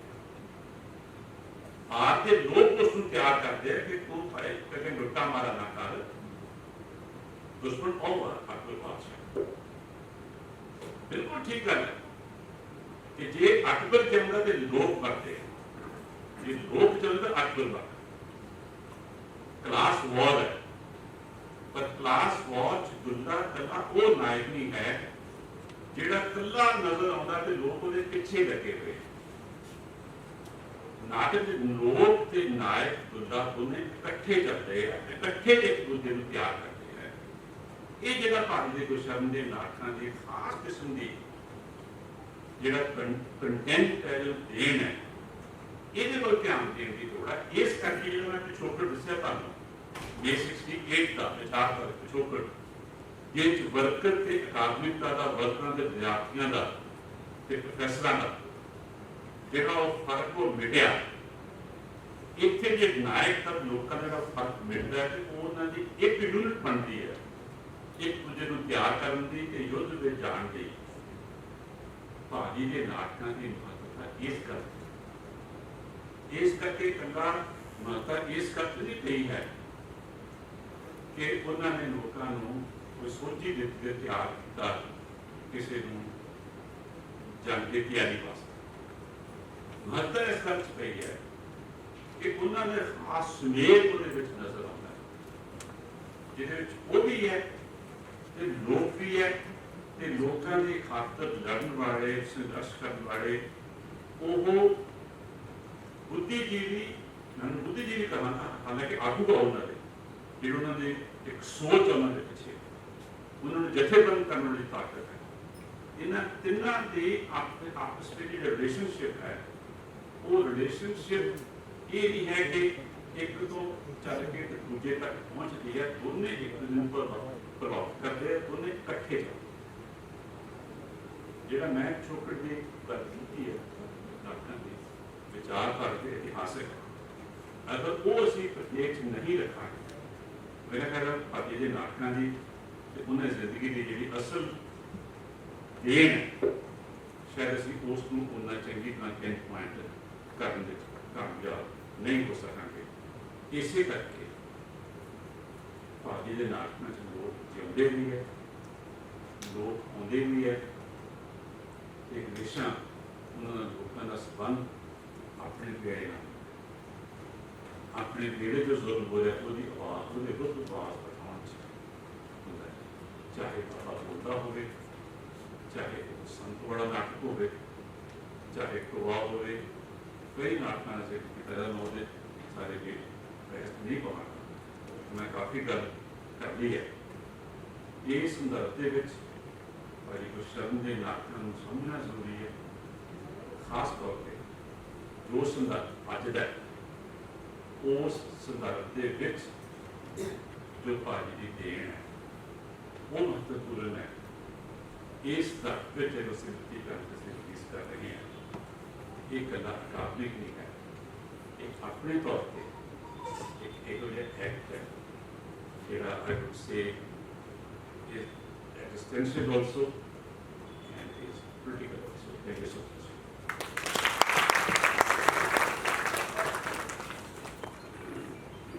बहुत शुक्रिया डॉक्टर सतेंद्र जी।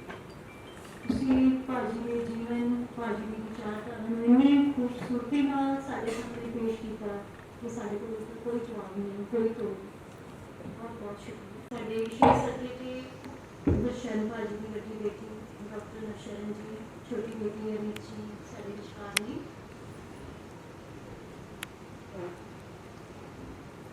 ਡਾਕਟਰ ਨਵਸ਼ਰਨ ਜੀ ਨੂੰ ਤੇ ਡਾਕਟਰ ਅਨੀਤ ਜੀ ਨੂੰ ਬਚਪਨ ਤੋਂ ਹੀ ਗੁਰਸ਼ਰਨ ਭਾਜੀ ਦੀ ਗੁੱਥੀ ਮਿਲੀ। शुरू तो ही भाजी ने अपने सारे परिवार, पत्नी कैलाश को ते दोनों बेटियां नवशरण के अनित जी को अपने लोक पक्की विचारधारा के सच्चे सच्चे मिशन वाल तोड़िया। मैं डॉक्टर नवशरण जी को गुजारिश कर रही हूँ कि वो डांस से आके भाजी ना विकारी बात साझे करें। डॉक्टर नवशरण जी, इन जवाब डॉक्टर अनित डॉक्टर अमरजीत जी, प्रोफेसर अरविंद रविंदर जी, डॉक्टर अमरजीत जी, सारे इकट्ठे हुए सूझवान श्रोते ते साडे प्यारे विद्यार्थी, मैनूं इस गल दी खास लग रहा है कि जिहड़े साडे विद्यार्थी अज बैठे ने वो शायद गुरशरण सिंह ਜਦੋਂ अपनी आरूस से सन, ਜਦੋਂ यूनिवर्सिटी ਦੇ ਵਿੱਚ ਰੋਜ਼ ਆ ਕੇ ਨਾਟਕ ਕਰ ਰਹੇ ਸਨ, ਉਸ ਤੋਂ ਬਾਅਦ ਪੈਦਾ ਹੋਏ ਬੱਚੇ ਨੇ ਤੇ ਉਹਨਾਂ ਲਈ ਅੱਜ ਇਹ ਸੁਣਨਾ ਤੇ ਉਹਦੇ ਬਾਰੇ ਗੱਲ ਕਰਨੀ ਥੋੜੀ ਔਖੀ ਵੀ ਹੋ ਸਕਦੀ ਹੈ, ਥੋੜੀ ਏਲੀਅਨ ਵੀ ਹੋ ਸਕਦੀ ਹੈ। ਪਰਾਂ ਦੀ ਗੱਲ ਹੈ, ਉਹਨਾਂ ਨੇ ਕਦੀ ਦੇਖਿਆ ਨਹੀਂ, ਉਹਨਾਂ ਨੇ ਕਦੀ ਉਹਨਾਂ ਨੂੰ ਪਰਫਾਰਮ ਕਰਦੇ ਨਹੀਂ ਦੇਖਿਆ, ਪਰ ਅਸੀਂ ਅੱਜ ਗੱਲ ਕਰਨ ਦੀ ਕੋਸ਼ਿਸ਼ ਕਰ ਰਹੇ ਹਾਂ ਕਿ ਕਿਸੇ ਵੀ ਲੇਖਕ, ਸੱਭਿਆਚਾਰਕ ਕਾਮਾਂ, ਸਮਾਜ ਦੇ ਵਿੱਚ ਵਿਚਰਨ ਵਾਲੇ ਲੋਕ ਜਿਹੜੇ ਆਪਣੀ ਜ਼ਿੰਦਗੀ ਤੋਂ ਬਾਹਰ ਹੋ ਕੇ ਕੁਝ ਸੋਚਣ ਦੀ ਕੋਸ਼ਿਸ਼ ਕਰ ਰਹੇ ਹੈ, ਉਹਨਾਂ ਦੀ ਜ਼ਿੰਦਗੀਆਂ ਨੂੰ ਸਮਝਣ ਦੀ ਕੀ ਪਹਿਲੂ ਹਨ। ਵਿਦਿਆਰਥੀਓ ਕਿਉਂਕਿ ਯੂਨੀਵਰਸਿਟੀ ਦੇ PhD MPhil ਦੇ ਸਟੂਡੈਂਟਸ ਹੋ, ਇਹ ਮੈਥਡੋਲੋਜੀ ਮੈਥਡ ਦਾ ਵੀ ਸਵਾਲ ਹੈ ਕਿ ਅਸੀਂ ਕਿਸੇ ਦੀ ਦੇਣ ਨੂੰ ਕਿਵੇਂ ਦੇਖ ਸਕਦੇ ਹਾਂ ਉਹਦੇ ਬਾਅਦ ਵੀ, ਔਰ ਉਹਨੂੰ ਉਹਦੇ ਨਾਲ ਨਾ ਜਾਣਦੇ ਹੋਏ ਵੀ ਅਸੀਂ ਉਸਨੂੰ ਉਹਦਾ ਕੀ ਮੁਲਾਂਕਣ ਕਰ ਸਕਦੇ ਹਾਂ। ਪਰਮਿੰਦਰ ਜੀ ਨੇ ਇੱਕ ਬਹੁਤ ਅੱਛਾ ਵੱਡਾ ਕੈਨਵਸ ਤੁਹਾਡੇ ਅੱਗੇ ਰੱਖਿਆ ਹੈ ਕਿ ਉਹ ਗੁਰਸ਼ਰਨ ਸਿੰਘ ਦੀ ਜਿਹੜੀ ਕਲਾ ਹੈ, ਜਿਹੜੀ ਦੇਣ ਹੈ, ਜੋ ਉਹਨਾਂ ਨੇ ਕੰਮ ਕੀਤਾ ਹੈ, ਉਹਨੂੰ ਕਿਵੇਂ ਵੇਖਿਆ ਤੇ ਸਮਝਿਆ ਜਾ ਸਕਦਾ ਹੈ। ਪੂਰੇ ਵਿਸ਼ਵ ਪੱਧਰ ਤੇ ਕੀ ਚੇਂਜਸ ਆ ਰਹੀਆਂ ਨੇ, ਸਾਡੇ ਸਮਾਜ ਵਿੱਚ ਕੀ ਚੇਂਜਸ ਆ ਰਹੀਆਂ ਨੇ, ਸਾਡੀ ਹਿਸਟਰੀ ਕੀ ਹੈ, ਜਿਹਦੇ ਉੱਤੇ ਉਹ ਕਿਹੜੀ ਜ਼ਮੀਨ ਹੈ ਜਿਹਦੇ ਉੱਤੇ ਉਹ ਖੜ ਕੇ ਬੋਲੇ, ਔਰ ਉਹ ਜਿੰਨੀ ਖੂਬਸੂਰਤੀ ਨਾਲ, ਜਿੰਨੀ ਵਿਸਤਾਰ ਨਾਲ ਉਹਨਾਂ ਨੇ ਦੱਸਿਆ ਹੈ, ਉਹ ਆਪਣੇ ਆਪ ਵਿੱਚ ਬਹੁਤ ਹੀ ਜਾਣਕਾਰੀ ਸੀ। ਮੈਂ ਇੱਕ ਹੋਰ ਛੋਟੀ ਜਿਹੀ ਗੱਲ ਜੋੜ ਕੇ ਫਿਰ ਸਿਰਫ ਦੋ ਪੁਆਇੰਟਸ ਬੋਲਣਾ ਚਾਹੁੰਦੀ ਹਾਂ ਕਿ ਕਿਸਾਨ ਅੰਦੋਲਨ ਚੱਲ ਰਿਹਾ। ਕਿਸਾਨ ਅੰਦੋਲਨ ਹਾਲੇ ਸ਼ੁਰੂ ਹੀ ਹੋਇਆ ਸੀ। 26 ਨਵੰਬਰ ਨੂੰ ਆ ਕੇ ਕਿਸਾਨ ਹਾਲੇ ਵਸਣਾ ਸ਼ੁਰੂ ਹੋਏ ਸਨ ਸਿੰਘੂ ਤੇ ਟੀਕਰੀ ਤੇ 10 ਦਸੰਬਰ ਨੂੰ ਮਨੁੱਖੀ ਅਧਿਕਾਰ ਦਾ ਦਿਨ ਆਇਆ, ਇੰਟਰਨੈਸ਼ਨਲ ਹਿਊਮਨ ਰਾਈਟਸ ਡੇ। ਅਸੀਂ ਕੁਝ ਲੋਕ ਜੋ ਰੋਜ਼ ਮੋਰਚੇ ਤੇ ਵੀ ਜਾ ਰਹੇ ਸੀ, ਗੱਲ ਵੀ ਹੋਈ ਕਿ ਅਸੀਂ ਜਿਹੜੇ ਹੁਣ ਸਾਡੇ ਬੰਦੇ ਇੱਥੇ ਆ ਕੇ ਬਹਿ ਗਏ ਹੈ, ਜਿਨ੍ਹਾਂ ਨੇ ਪੱਕੇ ਮੋਰਚੇ ਲਾ ਲਏ ਹੈ, ਅਸੀਂ ਸਟੇਜ ਵੀ ਲਗਾ ਲਈ ਹੈ, ਹੁਣ ਅਸੀਂ ਇਸ ਸਟੇਜ ਨੂੰ ਕਿਵੇਂ ਇੱਕ ਯੂਨੀਵਰਸਿਟੀ ਦੇ ਵਿੱਚ ਬਦਲਣਾ ਹੈ, ਕਿਵੇਂ ਅਸੀਂ ਇਸ ਸਟੇਜ ਨੂੰ ਜਿਹੜੀ ਉੱਥੇ ਪਲੇਟਫਾਰਮ ਲੱਗ ਗਿਆ ਹੈ, ਆਪਣੇ ਲੋਕਾਂ ਨਾਲ ਸੰਬੋਧਨ ਹੋਣਾ ਹੈ ਤੇ ਉਹਦੀ ਸਿੱਖਿਆ ਦਾ ਇੱਕ ਭਾਗ ਬਣਨਾ ਹੈ। ਔਰ 10 ਜਨਵਰੀ ਨੂੰ ਮਨੁੱਖੀ ਅਧਿਕਾਰ ਦਿਵਸ ਮਨਾਇਆ ਗਿਆ। ਉਹਦੇ ਵਿੱਚ ਸਟੇਜ ਤੋਂ ਜਿਹੜੀ ਇੱਕ ਵੱਡੀ ਸਟੇਜ ਬੀਬੀ ਗੁਲਾਬ ਕੌਰ ਸਟੇਜ ਜਿਹਨੂੰ ਕਿਹਾ ਗਿਆ, ਜੋਗਿੰਦਰ ਸਿੰਘ ਉਗਰਾਹਾਂ ਦੀ ਜਥੇਬੰਦੀ ਵੱਲੋਂ ਉਹ ਸਟੇਜ ਲਗਾਈ ਗਈ ਤੇ ਉਹਦੇ ਵਿੱਚ ਮਨੁੱਖੀ ਅਧਿਕਾਰ ਦਿਵਸ ਮਨਾਇਆ ਗਿਆ ਤੇ ਸਟੇਜ ਤੋਂ ਆਵਾਜ਼ ਉਠਾਈ ਗਈ ਕਿ ਜਿਹੜੇ ਪਬਲਿਕ ਇੰਟੈਲੈਕਚੁਅਲ ਨੇ, ਜਿਹੜੇ ਸਾਡੇ ਬੁੱਧੀਜੀਵੀ ਨੇ, ਕਵੀ ਨੇ, ਉਹ ਤੇ ਇਸ ਵੇਲੇ ਸਰਕਾਰ ਨੇ ਫੜ ਕੇ ਜੇਲ੍ਹਾਂ ਦੇ ਵਿੱਚ ਪਾਏ ਹੋਏ ਨੇ, ਉਹਨਾਂ ਨੂੰ ਰਿਹਾ ਕੀਤਾ ਜਾਏ। ਮੰਗ ਉੱਠੀ, ਉਸ ਗੱਲ ਦਾ ਕਾਫੀ ਰੌਲਾ ਪਿਆ, ਹਾਲੀ ਕਿਉਂਕਿ ਸਟੇਜ ਲੱਗੀ ਸੀ, ਹਾਲੀ ਲੋਕ ਉੱਥੇ ਬੈਠੇ ਸੀ, ਕਿਹਾ ਗਿਆ ਕਿ ਇਹ ਬਾਹਰਲਾ ਏਜੰਡਾ ਆ ਗਿਆ, ਇਹਦਾ ਕਿਸਾਨਾਂ ਨਾਲ ਕੀ ਕੰਮ, ਬੁੱਧੀਜੀਵੀ ਖੜੇ ਹੋਏ ਤੇ ਕਿਸਾਨਾਂ ਦੀ ਜਿਹੜੀਆਂ 3 ਮੰਗਾਂ ਨੂੰ ਲੈ ਕੇ ਬੈਠੇ ਹੈ, ਉਹਦੇ ਨਾਲ ਉਹਨਾਂ ਦਾ ਕੀ ਤਾਲੁਕ। ਉਸ ਗੱਲ ਨੂੰ ਸਾਡੇ ਖੇਤ ਮਜ਼ਦੂਰਾਂ ਦੇ ਲੀਡਰ ਤੇ ਕਿਸਾਨਾਂ ਦੇ ਲੀਡਰ ਜਦੋਂ ਉਹਨਾਂ ਨੂੰ ਪੱਤਰਕਾਰ ਪੁੱਛ ਰਹੇ ਸੀ ਕਿ ਤੁਸੀਂ ਇਹ ਦਿਨ ਕਿਉਂ ਮਨਾਇਆ, ਇਹਦੀ ਅੱਜ ਕੀ ਸੰਦਰਭ ਹੈ, ਇੱਕ ਗੱਲ ਉਹਨਾਂ ਨੇ ਇਹ ਕਹੀ, ਉਹਨਾਂ ਨੇ ਕਹੀ ਕਿ ਅਸੀਂ ਸਮਝਦੇ ਹਾਂ ਕਿ ਜਿਹੜੀ ਜ਼ਮੀਨ ਬੁੱਧੀਜੀਵੀਆਂ ਨੇ ਤਿਆਰ ਕੀਤੀ, ਜਿਹੜੀ ਜ਼ਮੀਨ ਉਹਨਾਂ ਨੇ ਆਪਣੀਆਂ ਪੂਰੀਆਂ ਕੁਰਬਾਨੀਆਂ ਦੇ ਕੇ ਪੱਧਰੀ ਕੀਤੀ, ਉਹੀ ਜ਼ਮੀਨ ਹੈ ਜਿਹਦੇ ਉੱਤੇ ਖੜ ਕੇ ਅਸੀਂ ਅੱਜ ਇਹ ਬੋਲ ਸਕਦੇ ਹਾਂ ਕਿ 3 ਕਾਨੂੰਨ ਰੱਦ ਕਰੋ। ਉਹ ਜ਼ਮੀਨ ਹੈ ਤੇ ਅਸੀਂ ਉਸ ਜ਼ਮੀਨ ਦੀ ਕਦਰ ਕਰਦੇ ਹਾਂ, ਜਿਹੜੀ ਇਸੇ ਕਰਕੇ ਅਸੀਂ ਉਹਨਾਂ ਦੇ ਹੱਕ ਦੇ ਵਿੱਚ ਆਵਾਜ਼ ਉਠਾਉਂਦੇ ਹਾਂ। ਇਸੇ ਤਰ੍ਹਾਂ ਜਿਹੜੇ ਖੇਤ ਮਜ਼ਦੂਰਾਂ ਦੇ ਇੱਕ ਲੀਡਰ ਸਨ, ਉਹਨਾਂ ਨੂੰ ਵੀ ਪੁੱਛਿਆ ਗਿਆ ਕਿਉਂ ਮਨਾ ਰਹੇ ਹੋ ਇਹ ਦਿਨ, ਤੇ ਉਹਨਾਂ ਨੇ ਕਿਹਾ ਕਿ ਅੱਜ ਇਹ ਜ਼ਮੀਨ ਨਾ ਹੋਏ ਤੇ ਅੱਜ ਪਿੰਡ ਦੀ ਉਹ ਮਜ਼ਦੂਰ ਔਰਤ ਖੜੀ ਹੋ ਕੇ ਇਹ ਸਵਾਲ ਨਹੀਂ ਪੁੱਛ ਸਕਦੀ ਰਿਆਸਤ ਤੋਂ ਕਿ ਤੁਹਾਡਾ ਉਹ ਵਾਅਦਾ ਜਿਹੜਾ ਸੀ ਕਿ ਜਿਹੜੀ ਜ਼ਮੀਨ ਹੈ, ਜਿਹੜੀ ਸੁਧਾਰਾਂ ਦੇ ਬਾਅਦ ਬਚੀ ਜ਼ਮੀਨ ਹੈ, ਉਹਦੇ ਉੱਤੋਂ ਤੁਸੀਂ ਕਿਉਂ ਮੁਕਰੇ। ਉਹ ਅੱਜ ਔਰਤ ਸਵਾਲ, ਦਲਿਤ ਮਜ਼ਦੂਰ ਔਰਤ ਆਪਣੀ ਸਰਕਾਰ ਤੋਂ ਜਵਾਬ ਇਸ ਕਰਕੇ ਪੁੱਛ ਸਕਦੀ ਹੈ ਕਿ ਇੱਕ ਜ਼ਮੀਨ ਤਿਆਰ ਹੋਈ ਸੀ ਕਿ ਉਹ ਜ਼ਮੀਨ ਜਿਹੜੀ ਹੈ ਉਸੇ ਦੀ ਹੀ ਗੱਲ ਕਰਦੇ ਹੋਏ, ਜਿਹੜੀ ਅਸੀਂ ਸੋਚਦੇ ਹਾਂ ਕਿ ਜਿਹੜੀ ਜ਼ਮੀਨ ਜੋ ਤਿਆਰ ਕਰ ਰਿਹਾ ਹੈ ਉਹਨੂੰ ਵੇਖਣਾ ਬਹੁਤ ਜ਼ਰੂਰੀ ਹੈ ਤੇ ਉਹਦੇ ਨਾਲ ਇੱਕ ਆਪਣਾ ਸੰਪਰਕ ਬਣਾਉਣਾ, ਉਹਦੇ ਨਾਲ ਇੱਕ ਕਮਿਊਨੀਕੇਸ਼ਨ ਡਿਵੈਲਪ ਕਰਨੀ ਵੀ ਉਨੀ ਹੀ ਜ਼ਰੂਰੀ ਹੈ। ਮੈਂ ਅੱਜ ਪਰਮਿੰਦਰ ਜੀ ਦੀ ਗੱਲ ਤੋਂ ਬਹੁਤ ਸਾਰੀਆਂ ਹੋਰ ਇਹੋ ਜਿਹੀਆਂ ਉਦਾਹਰਨਾਂ ਸਿੱਖੀਆਂ।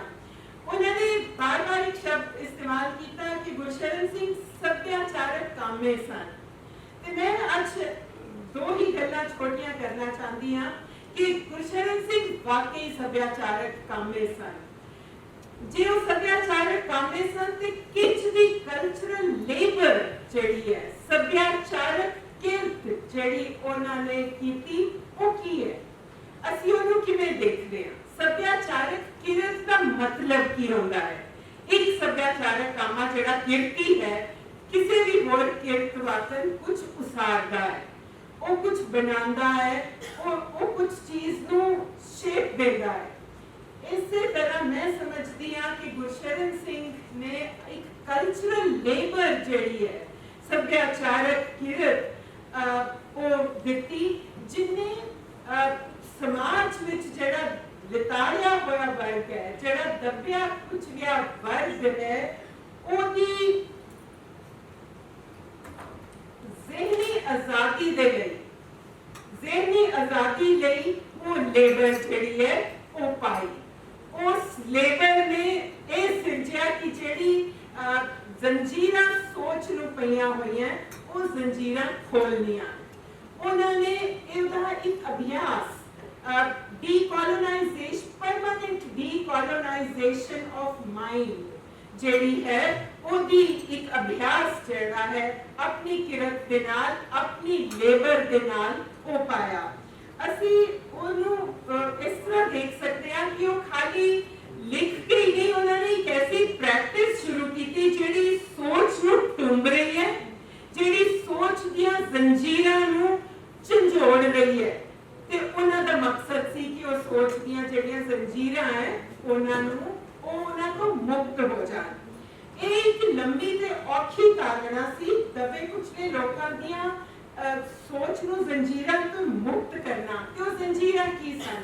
ਉਹ ਜ਼ੰਜੀਰਾਂ ਬੜੀਆਂ ਖਾਸ ਰੋਜ਼ ਦੀ ਜ਼ਿੰਦਗੀ ਨਾਲ ਜੁੜੀਆਂ ਹੋਈਆਂ ਜ਼ੰਜੀਰਾਂ ਨੇ।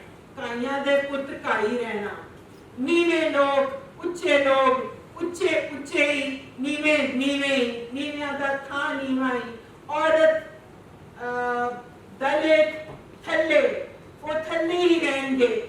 ਇਹ ਤੁਰੋਂ ਲਿਖੀਆਂ ਚੀਜ਼ਾਂ ਨੇ।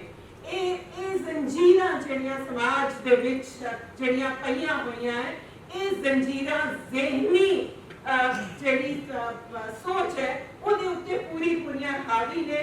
ਤੇ ਸਾਡੇ ਦੂਸਰੀ ਗੱਲ ਕਿ ਸਾਡੇ ਸੱਭਿਆਚਾਰਕ ਸੰਦਰਭ ਦੇ ਵਿੱਚ ਨਾ ਬਰਾਬਰੀ ਦੇ ਵਿਚਾਰ ਦੀ ਟੋਟਲ ਹੈਜੀਮਨੀ ਹੋਣੀ। ਟੋਟਲ ਉਹਦਾ ਕਿ ਨਾ ਬਰਾਬਰੀ ਹੈ ਹੀ ਹੈ, ਔਰਤ ਮਰਦ ਦੀ ਨਾ ਬਰਾਬਰੀ ਹੈ, ਕਲਾਸ ਦੀ ਨਾ ਬਰਾਬਰੀ ਹੈ, ਜ਼ਾਤਾਂ ਦੀ ਨਾ ਬਰਾਬਰੀ ਹੈ। ਇਹਦਾ ਪੂਰਾ ਜਿਹੜਾ ਗਲਬਾ ਹੈ, ਮੈਂ ਸਮਝਦੀ ਹਾਂ ਕਿ ਪਾਜੀ ਨੇ ਆਪਣੀ ਕਲਚਰਲ ਲੇਬਰ ਦੇ ਨਾਲ ਬੜੀ ਮਿਹਨਤ ਨਾਲ ਤੋੜਿਆ। ਔਰ ਉਹੀ ਕਲਚਰਲ ਲੇਬਰ ਹੈ ਜਿਹਨੇ ਉਹਨਾਂ ਨੂੰ ਇਸ ਦਾ ਇੱਕ ਕਿਰਦਾਰ ਵੀ ਬੜਾ ਕੰਪਲੈਕਸ ਹੈ। ਇਹ ਕਲਚਰਲ ਲੇਬਰ ਸਿੰਪਲ ਨਹੀਂ ਹੈ।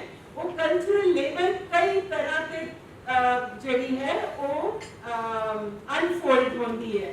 ਜਿਸ ਤਰ੍ਹਾਂ ਕਿ ਹਥੌੜਾ ਕਈ ਜਗ੍ਹਾ ਮਾਰਨਾ ਪੈ ਰਿਹਾ, ਪਰ ਮਾਰਨਾ ਵੀ ਬਹੁਤ ਹੀ ਹੌਲੇ ਹੈ, ਸੂਖਮਤਾ ਨਾਲ ਹੈ। ਸਥਾਪਿਤ ਚੀਜ਼ਾਂ ਨੂੰ ਜੜ ਤੋਂ ਉਖਾੜਨਾ ਹੈ, ਪਰ ਨਾਲ ਹੀ ਨਵਾਂ ਵੀ ਸਿਰਜਣਾ ਹੈ। ਇਸ ਲੇਬਰ ਦਾ ਇਹੀ ਇੱਕ ਖਾਸਾ ਹੈ। ਇਹਦੇ ਨਾਲ ਕਈ ਤਰ੍ਹਾਂ ਦੇ ਅਮਲ ਜੁੜੇ ਹੋਏ ਸਨ। ਇਹਦੇ ਨਾਲ ਇੱਕ ਵੱਡਾ ਅਮਲ ਸੀ ਕਿ ਔਰ ਲੜਾਈ ਸੀ ਜਿਹਦੇ ਵਿੱਚ ਸਥਾਪਿਤ ਥੀਏਟਰ ਦੇ ਨਾਲ ਟਕਰਾਅ ਸੀ, ਜਿਹਦੀ ਗੱਲ ਪਰਮਿੰਦਰ ਜੀ ਨੇ ਵੀ ਕੀਤੀ। ਸਥਾਪਿਤ ਥੀਏਟਰ ਜਿਹੜਾ ਥੀਏਟਰ ਨੂੰ ਇੱਕ ਮਿਆਰ ਨਾਲ ਦੇਖਦਾ ਹੈ, ਤੁਸੀਂ ਉਹਨੂੰ ਚੁਣੌਤੀ ਦੇ ਰਹੇ ਹੋ, ਤੁਹਾਡਾ ਟਕਰਾਅ ਉਹਦੇ ਨਾਲ ਵੀ ਹੈ। ਤੁਹਾਡਾ ਖਾਲੀ ਟਕਰਾਅ ਹੀ ਨਹੀਂ ਹੈ, ਹੁਣ ਤੁਹਾਨੂੰ ਨਵੀਆਂ ਵਿਧੀਆਂ ਵੀ ਨਾਲ ਦੇਣੀਆਂ ਪੈਣੀਆਂ ਹੈ, ਜਿਹੜੀ ਤੁਹਾਡੀ ਸੋਚ ਹੈ ਉਹਨੂੰ ਸਾਹਮਣੇ ਲਿਆਉਣ, ਉਹਨੂੰ ਵੀ ਉਨੀ ਹੀ ਇੱਜ਼ਤ ਮਾਣ ਤੇ ਉਨੀ ਹੀ ਉਹਨੂੰ ਨਾਰਮਲਾਈਜ਼ ਕਰਨ ਵਿੱਚ ਮਦਦ ਕਰਨ। ਦੂਜੀ ਤੁਹਾਡੀ ਟਕਰਾਅ ਸਥਾਪਤੀ ਨਾਲ ਵੀ ਹੈ, ਸਿਸਟਮ ਨਾਲ ਵੀ ਹੈ। ਜਿਹੜਾ ਸਿਸਟਮ जो कुछ चल रहा है उन्हें पूरी तरह स्टेटस को बना के रखना चाहता है, ਤੁਹਾਡੀ ਨਾਲ ਲੜਾਈ ਹੈ ਤੇ ਤੀਜੀ ਲੜਾਈ ਤੁਹਾਡੀ ਸਮਾਜ ਨਾਲ ਹੈ। ਸਮਾਜ ਜਿਨੇ ਤੁਹਾਨੂੰ ਉਹਨਾਂ ਜ਼ੰਜੀਰਾਂ ਵਿੱਚ ਪਾਇਆ ਹੈ ਜਿਹਦੇ ਵਿੱਚੋਂ ਤੁਸੀਂ ਊਚ ਨੀਚ ਤੇ ਨੂੰ ਇੰਟਰਨਲਾਈਜ਼ ਕਰ ਚੁੱਕੇ ਹੋ। ਇਹ ਇੱਕ ਹਾਰਡ ਲੇਬਰ ਹੈ, ਇੱਕ ਸੱਭਿਆਚਾਰਕ ਕਾਮੇ ਦੀ ਹਾਰਡ ਲੇਬਰ ਜਿਹਨੇ ਉਹਨੂੰ ਪੂਰੀ ਦਹਾਕਿਆਂ ਤੱਕ ਜਿਹੜੀ ਲੇਬਰ ਉਹਨਾਂ ਨੇ ਕਰਕੇ ਨਵੇਂ ਨਾਟਕ ਲਿਖਣੇ, ਨਾਟਕਾਂ ਦੀਆਂ ਨਵੀਆਂ ਵਿਧੀਆਂ ਬਣਾਉਣੀਆਂ, ਫਿਰ ਉਹ ਲੇਬਰ ਨੇ ਜ਼ਹਿਨੀ ਜ਼ੰਜੀਰਾਂ ਨੂੰ ਝੰਜੋੜਿਆ। ਪੰਜਾਬੀ ਸਮਾਜ ਦੀ ਜ਼ਹਿਨੀ ਜ਼ੰਜੀਰਾਂ ਨੂੰ ਝੰਜੋੜਨ ਵਿੱਚ, ਖਾਸ ਤੌਰ ਤੇ ਪੇਂਡੂ ਸਮਾਜ ਦੀ ਜ਼ਹਿਨੀ ਜ਼ੰਜੀਰਾਂ ਨੂੰ ਝੰਜੋੜਨ ਵਿੱਚ ਗੁਰਸ਼ਰਨ ਸਿੰਘ ਨੇ ਹਿੱਸਾ ਪਾਇਆ। ਪਰ ਫਿਰ ਵੀ ਜਦੋਂ ਉਹ ਜ਼ੰਜੀਰਾਂ ਝੰਜੋੜੀਆਂ ਜਾ ਰਹੀਆਂ, ਉਹ ਲੇਬਰ ਨੇ ਉਹ ਪ੍ਰੋਡਿਊਸ ਕੀਤਾ। ਪਰ ਕੀ ਉਹ ਆਪਣੇ ਆਪ ਵਿੱਚ ਜਿਨ੍ਹਾਂ ਲੋਕਾਂ ਦੀਆਂ ਜ਼ੰਜੀਰਾਂ ਝੰਜੋੜੀਆਂ ਗਈਆਂ ਉਹਨਾਂ ਦੇ ਵਾਸਤੇ ਉਹ ਕਲਚਰਲ ਕੈਪੀਟਲ ਦੇ ਵਿੱਚ ਤਬਦੀਲ ਹੋਈ? ਕਿ ਉਹਨਾਂ ਦੀ ਆਪਣੀ ਉਹਨਾਂ ਲੋਕਾਂ ਦੀ ਸੱਭਿਆਚਾਰਕ ਪੂੰਜੀ ਬਣੀ? ਉਸ ਪ੍ਰਕਿਰਿਆ ਨੂੰ ਵੀ ਇੱਕ ਇਸ ਲੇਬਰ ਦੇ ਨਾਲ ਜੋੜਿਆ ਗਿਆ। ਔਰ ਇਹੀ ਚੀਜ਼ ਹੈ ਜਿਹੜੀ ਗੁਰਸ਼ਰਨ ਸਿੰਘ ਦੀ ਨਾਟਕਲਾ ਨੂੰ, ਉਹਨਾਂ ਦੀ ਸਮੁੱਚੀ ਜ਼ਿੰਦਗੀ ਨੂੰ ਹੋਰ ਨਾਟਕਕਾਰਾਂ ਦੀ ਵਿਧੀ ਤੋਂ ਥੋੜਾ ਵੱਖਰਾ ਕਰਦੀ ਹੈ। ਬਹੁਤ ਸਾਰੇ ਅੱਛੇ ਨਾਟਕਕਾਰ ਨੇ, ਸਾਡੇ ਬਹੁਤ ਅੱਛੇ ਕੰਮ ਕਰਨ ਵਾਲੇ ਲੋਕ ਨੇ ਜਿਹੜੇ ਲੋਕਾਂ ਨੂੰ ਆਪਣੀ ਕਲਾ ਦੇ ਨਾਲ ਝੰਜੋੜ ਦਿੰਦੇ ਹੈ। ਉਹਨਾਂ ਨੂੰ ਪੂਰੀ ਤਰ੍ਹਾਂ ਉਹਨਾਂ ਦੀ ਸਵਾਲ ਉਠਾ ਦਿੰਦੇ, ਉਹਨਾਂ ਦੇ ਬਿਨਾਂ ਦਿਮਾਗਾਂ ਦੇ ਵਿੱਚ ਹਲਚਲ ਪਹੁੰਚਾ ਦਿੰਦੇ ਹੈ। ਪਰ ਉਹ ਹਲਚਲ ਨੂੰ ਲੈ ਕੇ ਕਿੱਥੇ ਜਾਣ? ਗੁਰਸ਼ਰਨ ਸਿੰਘ ਦੀ ਕਲਾ ਦੇ ਵਿੱਚ ਇੱਕ ਹੋਰ ਆਸਪੈਕਟ ਜਿਹੜਾ ਮੈਂ ਸਮਝਦੀ ਹਾਂ ਉਹ ਹੈ ਆਪਣੀ ਕਲਚਰਲ ਲੇਬਰ ਦੇ ਨਾਲ ਹਲਚਲ ਮਚਾਉਣ ਤੋਂ ਬਾਅਦ ਉਸ ਚੀਜ਼ ਨੂੰ ਵਿਤਾੜੇ ਹੋਏ ਲੋਕਾਂ ਦੇ ਕਲਚਰਲ ਕੈਪੀਟਲ ਦੇ ਵਿੱਚ, ਲੋਕਾਂ ਦੀ ਸੱਭਿਆਚਾਰਕ ਪੂੰਜੀ ਦੇ ਵਿੱਚ ਉਹਨੂੰ ਬਦਲਾਣਾ, ਉਹਦੇ ਵਾਸਤੇ ਫਿਰ ਲੇਬਰ ਕਰਨੀ, ਉਹਦੇ ਵਾਸਤੇ ਉਹਨਾਂ ਲੋਕਾਂ ਦੇ ਨਾਲ ਜੋਟੀ ਪਾਣੀ ਜਿਹੜੇ ਲੋਕਾਂ ਦੇ ਸੰਘਰਸ਼ਾਂ ਦੀ ਗੱਲ ਕਰ ਰਹੇ ਨੇ। ਉਹਨਾਂ ਨੇ ਬੜੀ ਜਲਦੀ ਸਮਝ ਲਿਆ ਸੀ ਕਿ ਕੱਲਾ ਬੰਦਾ ਕੀ ਕਰ ਸਕਦਾ ਹੈ। ਉਹਨਾਂ ਨੂੰ ਥੜਿਆਂ ਦੀ ਲੋੜ ਹੈ, ਉਹਨਾਂ ਨੂੰ ਪਲੇਟਫਾਰਮਸ ਦੀ ਲੋੜ ਹੈ। ਗੁਰਸ਼ਰਨ ਸਿੰਘ ਨੇ ਬੜੇ ਸਾਰੇ ਪਲੇਟਫਾਰਮ ਵੀ ਸਿਰਜੇ। ਕਈ ਵਾਰੀ ਉਹ ਸਫਲ ਹੋਏ, ਕਈ ਵਾਰੀ ਨਹੀਂ ਵੀ ਸਫਲ ਹੋਏ।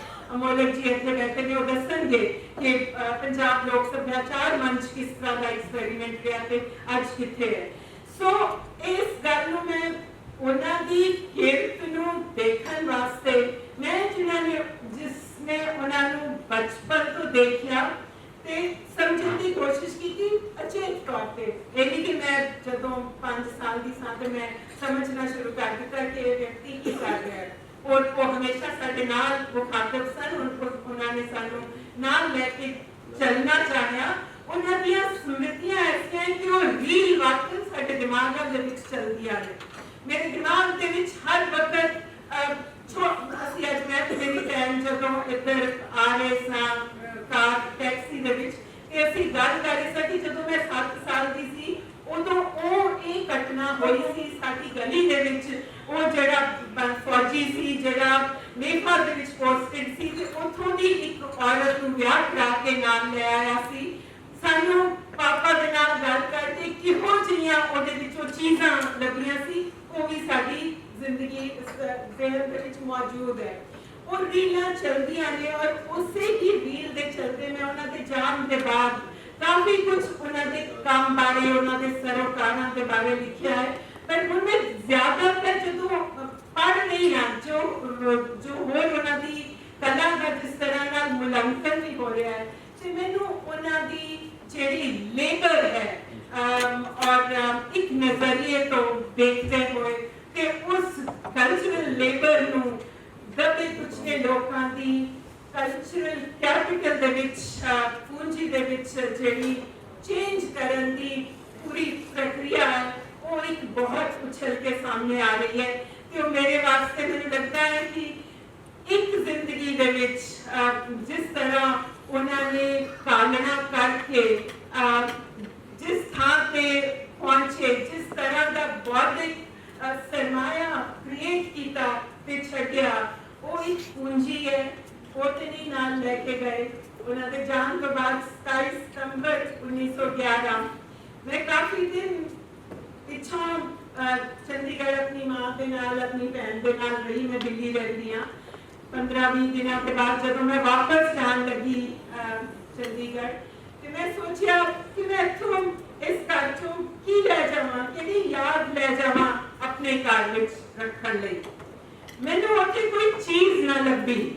ਮੈਨੂੰ ਉੱਥੇ ਕੋਈ ਸੋਨੇ ਦੀ ਨਿੱਬ ਵਾਲਾ ਪੈਨ ਨਾ ਲੱਭਿਆ ਜਿਹਦੇ ਨਾਲ ਉਹਨਾਂ ਨੇ 200 ਨਾਟਕ ਲਿਖੇ ਸੀ। ਕੋਈ ਵਧੀਆ ਜੀ ਐਨਕ ਨਾ ਲੱਭੀ।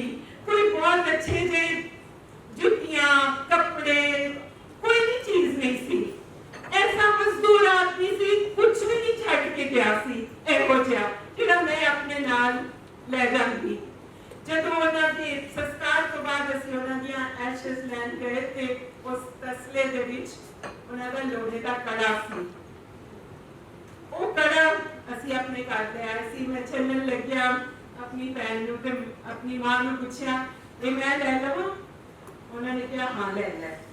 ਉਹ ਕੜਾ ਲੈ ਕੇ ਮੈਂ ਆ ਗਈ। ਪਰ ਜਦੋਂ ਮੈਂ ਰਸਤੇ ਦੇ ਵਿੱਚ 5 ਘੰਟਿਆਂ ਦਾ ਦਿੱਲੀ ਦਾ ਸਫ਼ਰ ਕਰ ਰਹੀ ਸੀ ਤੇ ਰੀਲ ਵਾਕਨ ਉਹਨਾਂ ਦੀ ਜ਼ਿੰਦਗੀ ਜਦੋਂ ਚੱਲੀ ਮੇਰੇ ਨਾਲ, ਤੇ ਮੈਨੂੰ ਲੱਗਿਆ ਕਿ ਜਿੰਨੀ ਵੱਡੀ ਪੂੰਜੀ, ਜਿੰਨਾ ਵੱਡਾ ਸਭ ਦੇ ਵਾਸਤੇ ਸਰਮਾਇਆ ਉਹ ਛੱਡ ਕੇ ਗਏ ਸੀ, ਉਹ ਮੇਰਾ ਕੱਲੀ ਦਾ ਨਹੀਂ ਸੀ।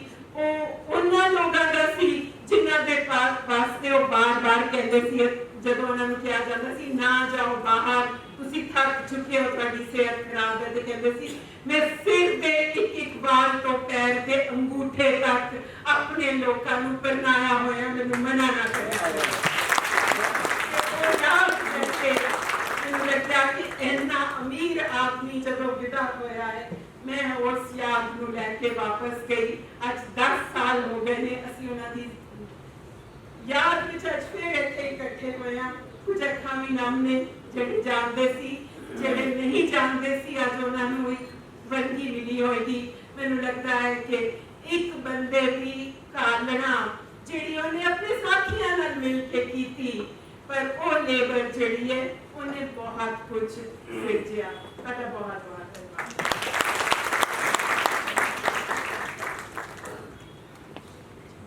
ਧੰਨਵਾਦ ਡਾਕਟਰ ਨਵਸ਼ਰਨ ਜੀ।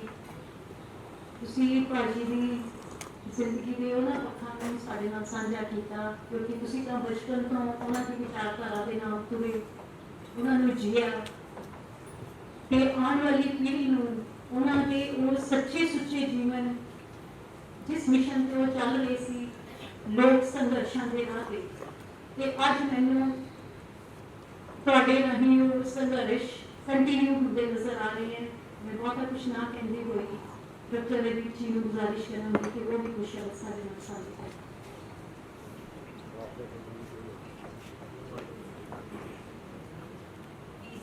वीसी साहब के सारे पदवर्तियां मेरी सम्मान।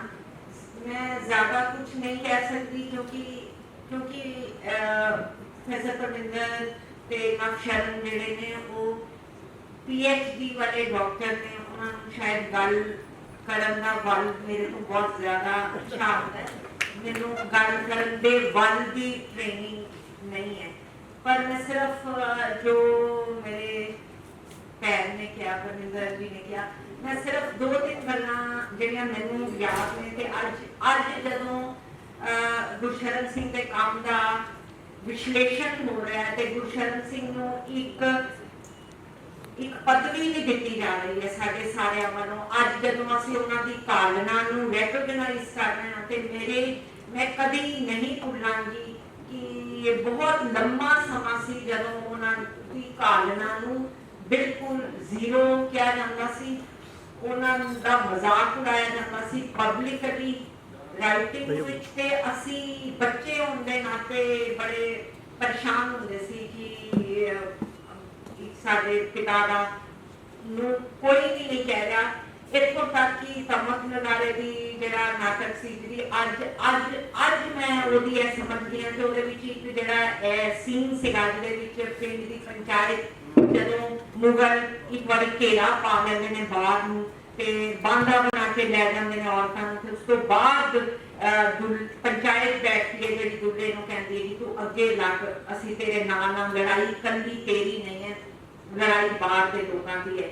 ਅੱਜ ਮੈਨੂੰ ਉਸ ਚੀਜ਼ ਦੀ ਸਮਝ ਆਈ ਹੈ ਪਰਮਿੰਦਰ ਜੀ ਦਾ ਸੁਣ ਕੇ ਕਿ ਉਹ ਕਿੰਨੀ ਇੰਪੋਰਟੈਂਟ ਸੀ, ਜਦਕਿ ਉਸ ਸੀਨ ਨੂੰ ਥੋੜਾ ਬੋਰਿੰਗ ਸੀਨ ਸਮਝਿਆ ਜਾਂਦਾ ਸੀ ਉਸ ਨਾਟਕ ਵਿੱਚ, ਕਿਉਂਕਿ ਨਾਟਕ ਬੜਾ ਤੇਜ਼ੀ ਨਾਲ ਵੱਧ ਰਿਹਾ ਹੁੰਦਾ ਸੀ ਤੇ ਉਹਦੇ ਵਿੱਚ ਇੱਕ ਡਿਸਕਸ਼ਨ ਆ ਜਾਂਦੀ ਸੀ, ਪਰ ਉਹ ਕਿੰਨੀ ਜ਼ਰੂਰੀ ਸੀ ਤੇ ਉਹਦਾ ਕਿੰਨਾ ਮਹੱਤਵ ਸੀ।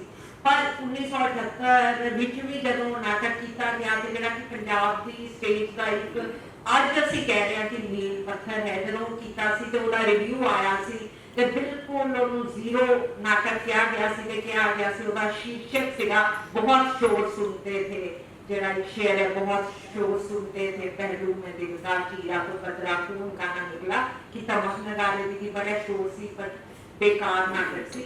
ਤੇ ਮੈਂ ਤੇ ਉਸ ਵਕਤ ਪਾਪਾ ਬਹੁਤ ਵਾਰੀ ਇਹ ਕਹਿੰਦੇ ਹੁੰਦੇ ਸੀ ਕਿ ਯੂਨੀਵਰਸਿਟੀਆਂ ਦਾ ਫਰਜ਼ ਹੈ ਕਿ ਉਹ ਲੋਕ ਪੱਖੀ ਜਿਹੜਾ ਸਾਹਿਤ ਸਿਰਜਿਆ ਜਾ ਰਿਹਾ ਹੈ ਜਾਂ ਲੋਕ ਪੱਖੀ ਰੰਗਮੰਚ ਹੋ ਰਿਹਾ ਹੈ, ਲੋਕ ਪੱਖੀ ਜੋ ਵੀ ਗਤੀਵਿਧੀਆਂ ਹੋ ਰਹੀਆਂ ਉਹਨਾਂ ਦਾ ਅਕਾਦਮਿਕ ਆਲੋਚਨਾ ਕਰਨੀ ਯੂਨੀਵਰਸਿਟੀਆਂ ਦਾ ਫਰਜ਼ ਸੀ ਤੇ ਪੰਜਾਬ ਦੀਆਂ ਯੂਨੀਵਰਸਿਟੀਆਂ ਉਹ ਕੰਮ ਨਹੀਂ ਕਰ ਰਹੀਆਂ। ਇਹ ਗੱਲ ਅਕਸਰ ਮੈਂ ਉਹਨਾਂ ਦੇ ਮੂੰਹੋਂ ਸੁਣੀ ਹੈ ਤੇ ਅੱਜ ਪਰ ਇੱਕ ਮਾਣ ਵਾਲੀ ਦੀ ਗੱਲ ਹੈ ਕਿ ਉਹਨਾਂ ਦੇ ਜੀਵਨ ਵਿੱਚ ਹੀ ਪੰਜਾਬੀ ਯੂਨੀਵਰਸਿਟੀ ਨੇ ਉਹਨਾਂ ਨੂੰ ਸਨਮਾਨਿਤ ਵੀ ਕੀਤਾ ਸੀ।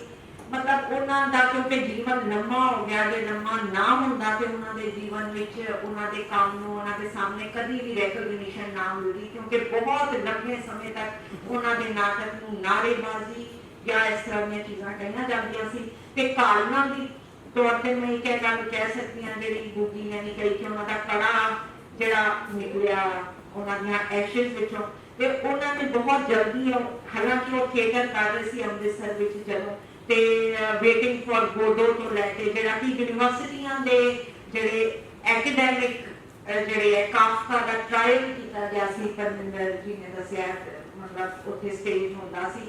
ਪਰ ਉਹਨਾਂ ਨੇ ਗੁਰੂ ਨਾਨਕ ਦੇਵ ਜੀ ਦਾ ਇਹ ਸਿਧਾਂਤ ਕਿ ਗੁਰੂ ਨਾਨਕ ਲਾਲੋ ਨੂੰ ਮੁਖਾਤਿਬ ਹੋਏ ਸੀ ਕਿ ਜਦੋਂ ਉਹਨਾਂ ਨੇ ਕਿਹਾ ਸੀ ਸਾਰੇ ਮਤਲਬ ਕਾਫੀ ਸਾਰੀ ਉਹਨਾਂ ਦੀ ਪੋਇਟਰੀ ਦੇ ਲਾਲੋ ਜਿਹੜੀ ਹੁੰਦੀ ਹੈ ਸਰਬ ਧਰਮ ਤੋਂ ਛੱਪ ਖਲੋਈ ਕੂੜ ਖੜੇ ਪ੍ਰਦਾਨ ਦੇ ਲਾਲੋ ਕਿ ਲਾਲੋ ਨੂੰ ਜਿਵੇਂ ਗੁਰੂ ਨਾਨਕ ਨੇ ਲਾਲੋਆਂ ਨਾਲ ਆਪਣਾ ਸੰਬੰਧ ਬਣਾਇਆ ਸੀ, ਉਹਨਾਂ ਨੇ ਦੇਖਿਆ ਕਿ ਉਹਨਾਂ ਨੇ ਵੀ ਲਾਲੋਆਂ ਦੇ ਨਾਲ ਆਪਣਾ ਸੰਬੰਧ ਬਣਾਉਣਾ ਹੈ। ਜਿਵੇਂ ਸੱਚ ਪੱਲੇ ਹੋਏ ਤੋਂ ਉਹਦੀ ਸ਼ੁਰੂਆਤ ਹੋਈ ਤੇ ਉਹ ਸਿੱਖੀ ਜਿਹੜੀ ਸੀ, ਮੈਂ ਅੱਜ ਕਿਉਂਕਿ ਯੂਨੀਵਰਸਿਟੀ 'ਚ ਬੈਠੀ ਹਾਂ ਤੇ ਮੈਂ ਇਹ ਗੱਲ ਸਮਝਦੀ ਹਾਂ ਕਿ ਉਹਨਾਂ ਨੇ ਇੰਨੀ ਰਿਸਰਚ ਕੀਤੀ ਕਿ ਜਿਸ ਟਾਈਮ ਮੈਂ ਮੈਡੀਕਲ ਵਾਸਤੇ ਮੇਰੀ ਸਿਸਟਰ ਪੜ੍ਹ ਰਹੀ ਸੀ, ਸਾਡੇ ਦੋਵਾਂ ਤੋਂ ਜ਼ਿਆਦਾ ਪੜ੍ਹਾਈ ਉਹ ਅਸੀਂ ਦੇਖਿਆ ਕਿ ਕਰਦੇ ਸੀ। ਉਸ ਟਾਈਮ ਵਿੱਚ ਮੈਂ ਨਾਟਕ ਕਰਕੇ ਜ਼ਰੂਰ ਜ਼ਿਕਰ ਕਰਨਾ ਚਾਹੁੰਦੀ ਹਾਂ ਜਿਹੜਾ ਮੈਨੂੰ ਬਾਰ-ਬਾਰ ਉਹਦਾ ਯਾਦ ਆਉਂਦਾ। ਪਰਖ ਇੱਕ ਨਾਟਕ ਸੀ ਜਿਹਦੇ ਵਿੱਚ ਗੁਰੂ ਗੋਬਿੰਦ ਸਿੰਘ ਨੇ ਜਦੋਂ ਖਾਲਸਾ ਪੰਥ ਦੀ ਸਿਰਜਣਾ ਹੋ ਰਹੀ ਹੈ, ਉਹ ਨਾਟਕ ਬਹੁਤ ਕੀਤਾ ਨਹੀਂ ਗਿਆ ਕਿਉਂਕਿ ਉਹਦੀ ਲੋਕ ਦੇਖਣ ਵਾਸਤੇ ਤਿਆਰ ਨਹੀਂ ਸੀ ਹੁੰਦੇ ਤੇ ਉਹਦੇ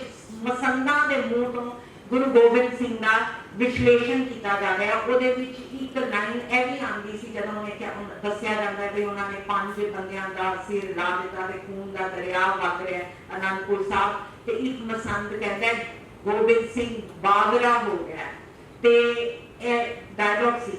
ਇਹ ਹੁਣ ਜੇ ਤੁਸੀਂ ਇਹ ਮਤਲਬ ਇਹ ਸੰਦਰਭ ਵਿੱਚ ਚੱਲੋ ਕਿ ਪੰਜਾਬ ਵਿੱਚ ਗੁਰੂਆਂ ਦੇ ਸੰਬੰਧ ਵਿੱਚ ਅਨਲੈਸ ਕਿ ਤੁਸੀਂ ਹਿਸਟੋਰੀਕਲੀ ਬਿਲਕੁਲ ਪਰਫੈਕਟ ਲਫ਼ਜ਼ ਦਾ ਇਸਤੇਮਾਲ ਕਰੋ ਤੁਹਾਡੇ ਮਗਰ ਲੋਕ ਪੈ ਜਾਣਗੇ ਤੇ ਇਹ ਇੱਕ ਪਰਫੈਕਟ ਵਰਡ ਸੀ ਜਿਹੜਾ ਯੂਜ਼ ਕੀਤਾ ਗਿਆ ਸੀ ਉਸ ਵਕਤ ਕਿ ਗੁਰੂ ਗੋਬਿੰਦ ਸਿੰਘ ਇਹ ਕੀ ਕਰ ਰਹੇ ਤੇ ਵਿੱਚ ਇਹ ਵੀ ਕਹਿੰਦਾ ਸੀ, ਉਹ ਕਹਿੰਦਾ ਵੀ ਇਹ ਤਾਂ ਗੋਬਿੰਦ ਸਿੰਘ ਨਾਈਆਂ ਚੀਂਬਿਆਂ ਦੀ ਧਾੜ ਲੈ ਕੇ ਮੁਗਲ ਮਾਈਟ ਨਾਲ ਟੱਕਰ ਲੈ ਰਿਹਾ ਹੈ ਤੇ ਉਹ ਇਹ ਸਾਰੇ ਲਫ਼ਜ਼ ਇਸ ਕਰਕੇ ਇਸਤੇਮਾਲ ਕਰ ਪਾਏ ਕਿਉਂਕਿ ਉਹਨਾਂ ਨੇ ਇੰਨੀ ਜ਼ਿਆਦਾ ਰਿਸਰਚ ਕੀਤੀ ਤੇ ਜਿਸ ਨਾਲ ਪ੍ਰੋਫੈਸਰ ਪਰਮਿੰਦਰ ਜੀ ਨੇ ਦੱਸਿਆ ਕਿ ਉਹਨਾਂ ਨੇ ਜਦੋਂ ਅਸੀਂ ਅੱਜ ਉਹਨਾਂ ਦਾ ਕੋਈ ਵੀ ਡਾਇਲੌਗ ਚੁੱਕਦੇ ਹਾਂ ਕਿਉਂਕਿ ਉਹਦੇ ਪਿੱਛੇ ਇੱਕ ਬਹੁਤ ਵੱਡੀ ਰਿਸਰਚ ਸੀ ਤੇ ਅੱਜ ਅਸੀਂ ਇਹ ਸਮਝਦੇ ਹਾਂ ਕਿ ਪ੍ਰੋਫੈਸਰ ਅਰਵਿੰਦ ਇੱਥੇ ਬੈਠੇ ਨੇ, ਜਦੋਂ ਬੰਦਾ ਬਹੁਤ ਉੱਚੇ ਸਟੇਚਰ ਦਾ ਪ੍ਰੋਫੈਸਰ ਹੁੰਦਾ ਹੈ ਕਿਸੇ ਵੀ ਸਬਜੈਕਟ ਦਾ, ਉਹ ਆਪਣੀ ਗੱਲ ਨੂੰ ਬਹੁਤ ਸਿੰਪਲ ਤਰੀਕੇ ਨਾਲ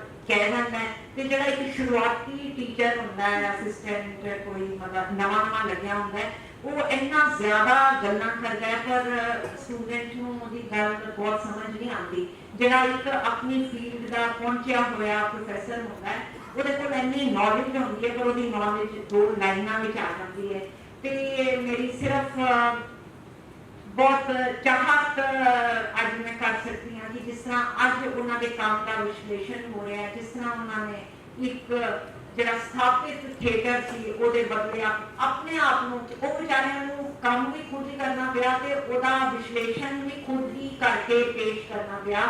ਉਹਨਾਂ ਨੂੰ ਆਪਣੇ ਕੰਮ ਨੂੰ ਐਕਸਪਲੇਨ ਕਰਨਾ ਪਿਆ। ਕਈ ਪਾਸੇ ਤੇ ਉਹਨਾਂ ਨੇ ਕਿਹਾ ਕਿ ਮੇਰਾ ਥੀਏਟਰ ਖੜਾ ਥੀਏਟਰ ਹੈ, ਉਹਨਾਂ ਨੇ ਸਟਰੀਟ ਥੀਏਟਰ ਨਹੀਂ ਕਿਹਾ, ਖੜਾ ਥੀਏਟਰ, ਕਿਉਂਕਿ ਉਹ ਜ਼ਿਆਦਾਤਰ ਪੇਂਡੂ ਥੀਏਟਰ ਕਰਦੇ ਸੀ ਕਿ ਖੜਾ ਥੀਏਟਰ ਦੀ ਹਰ ਥੀਏਟਰ ਦੀ ਆਪਣੀ ਵਿਧਾ ਹੋ ਸਕਦੀ ਹੈ ਤੇ ਮੇਰੀ ਆਪਣੀ ਵਿਧਾ ਹੈ।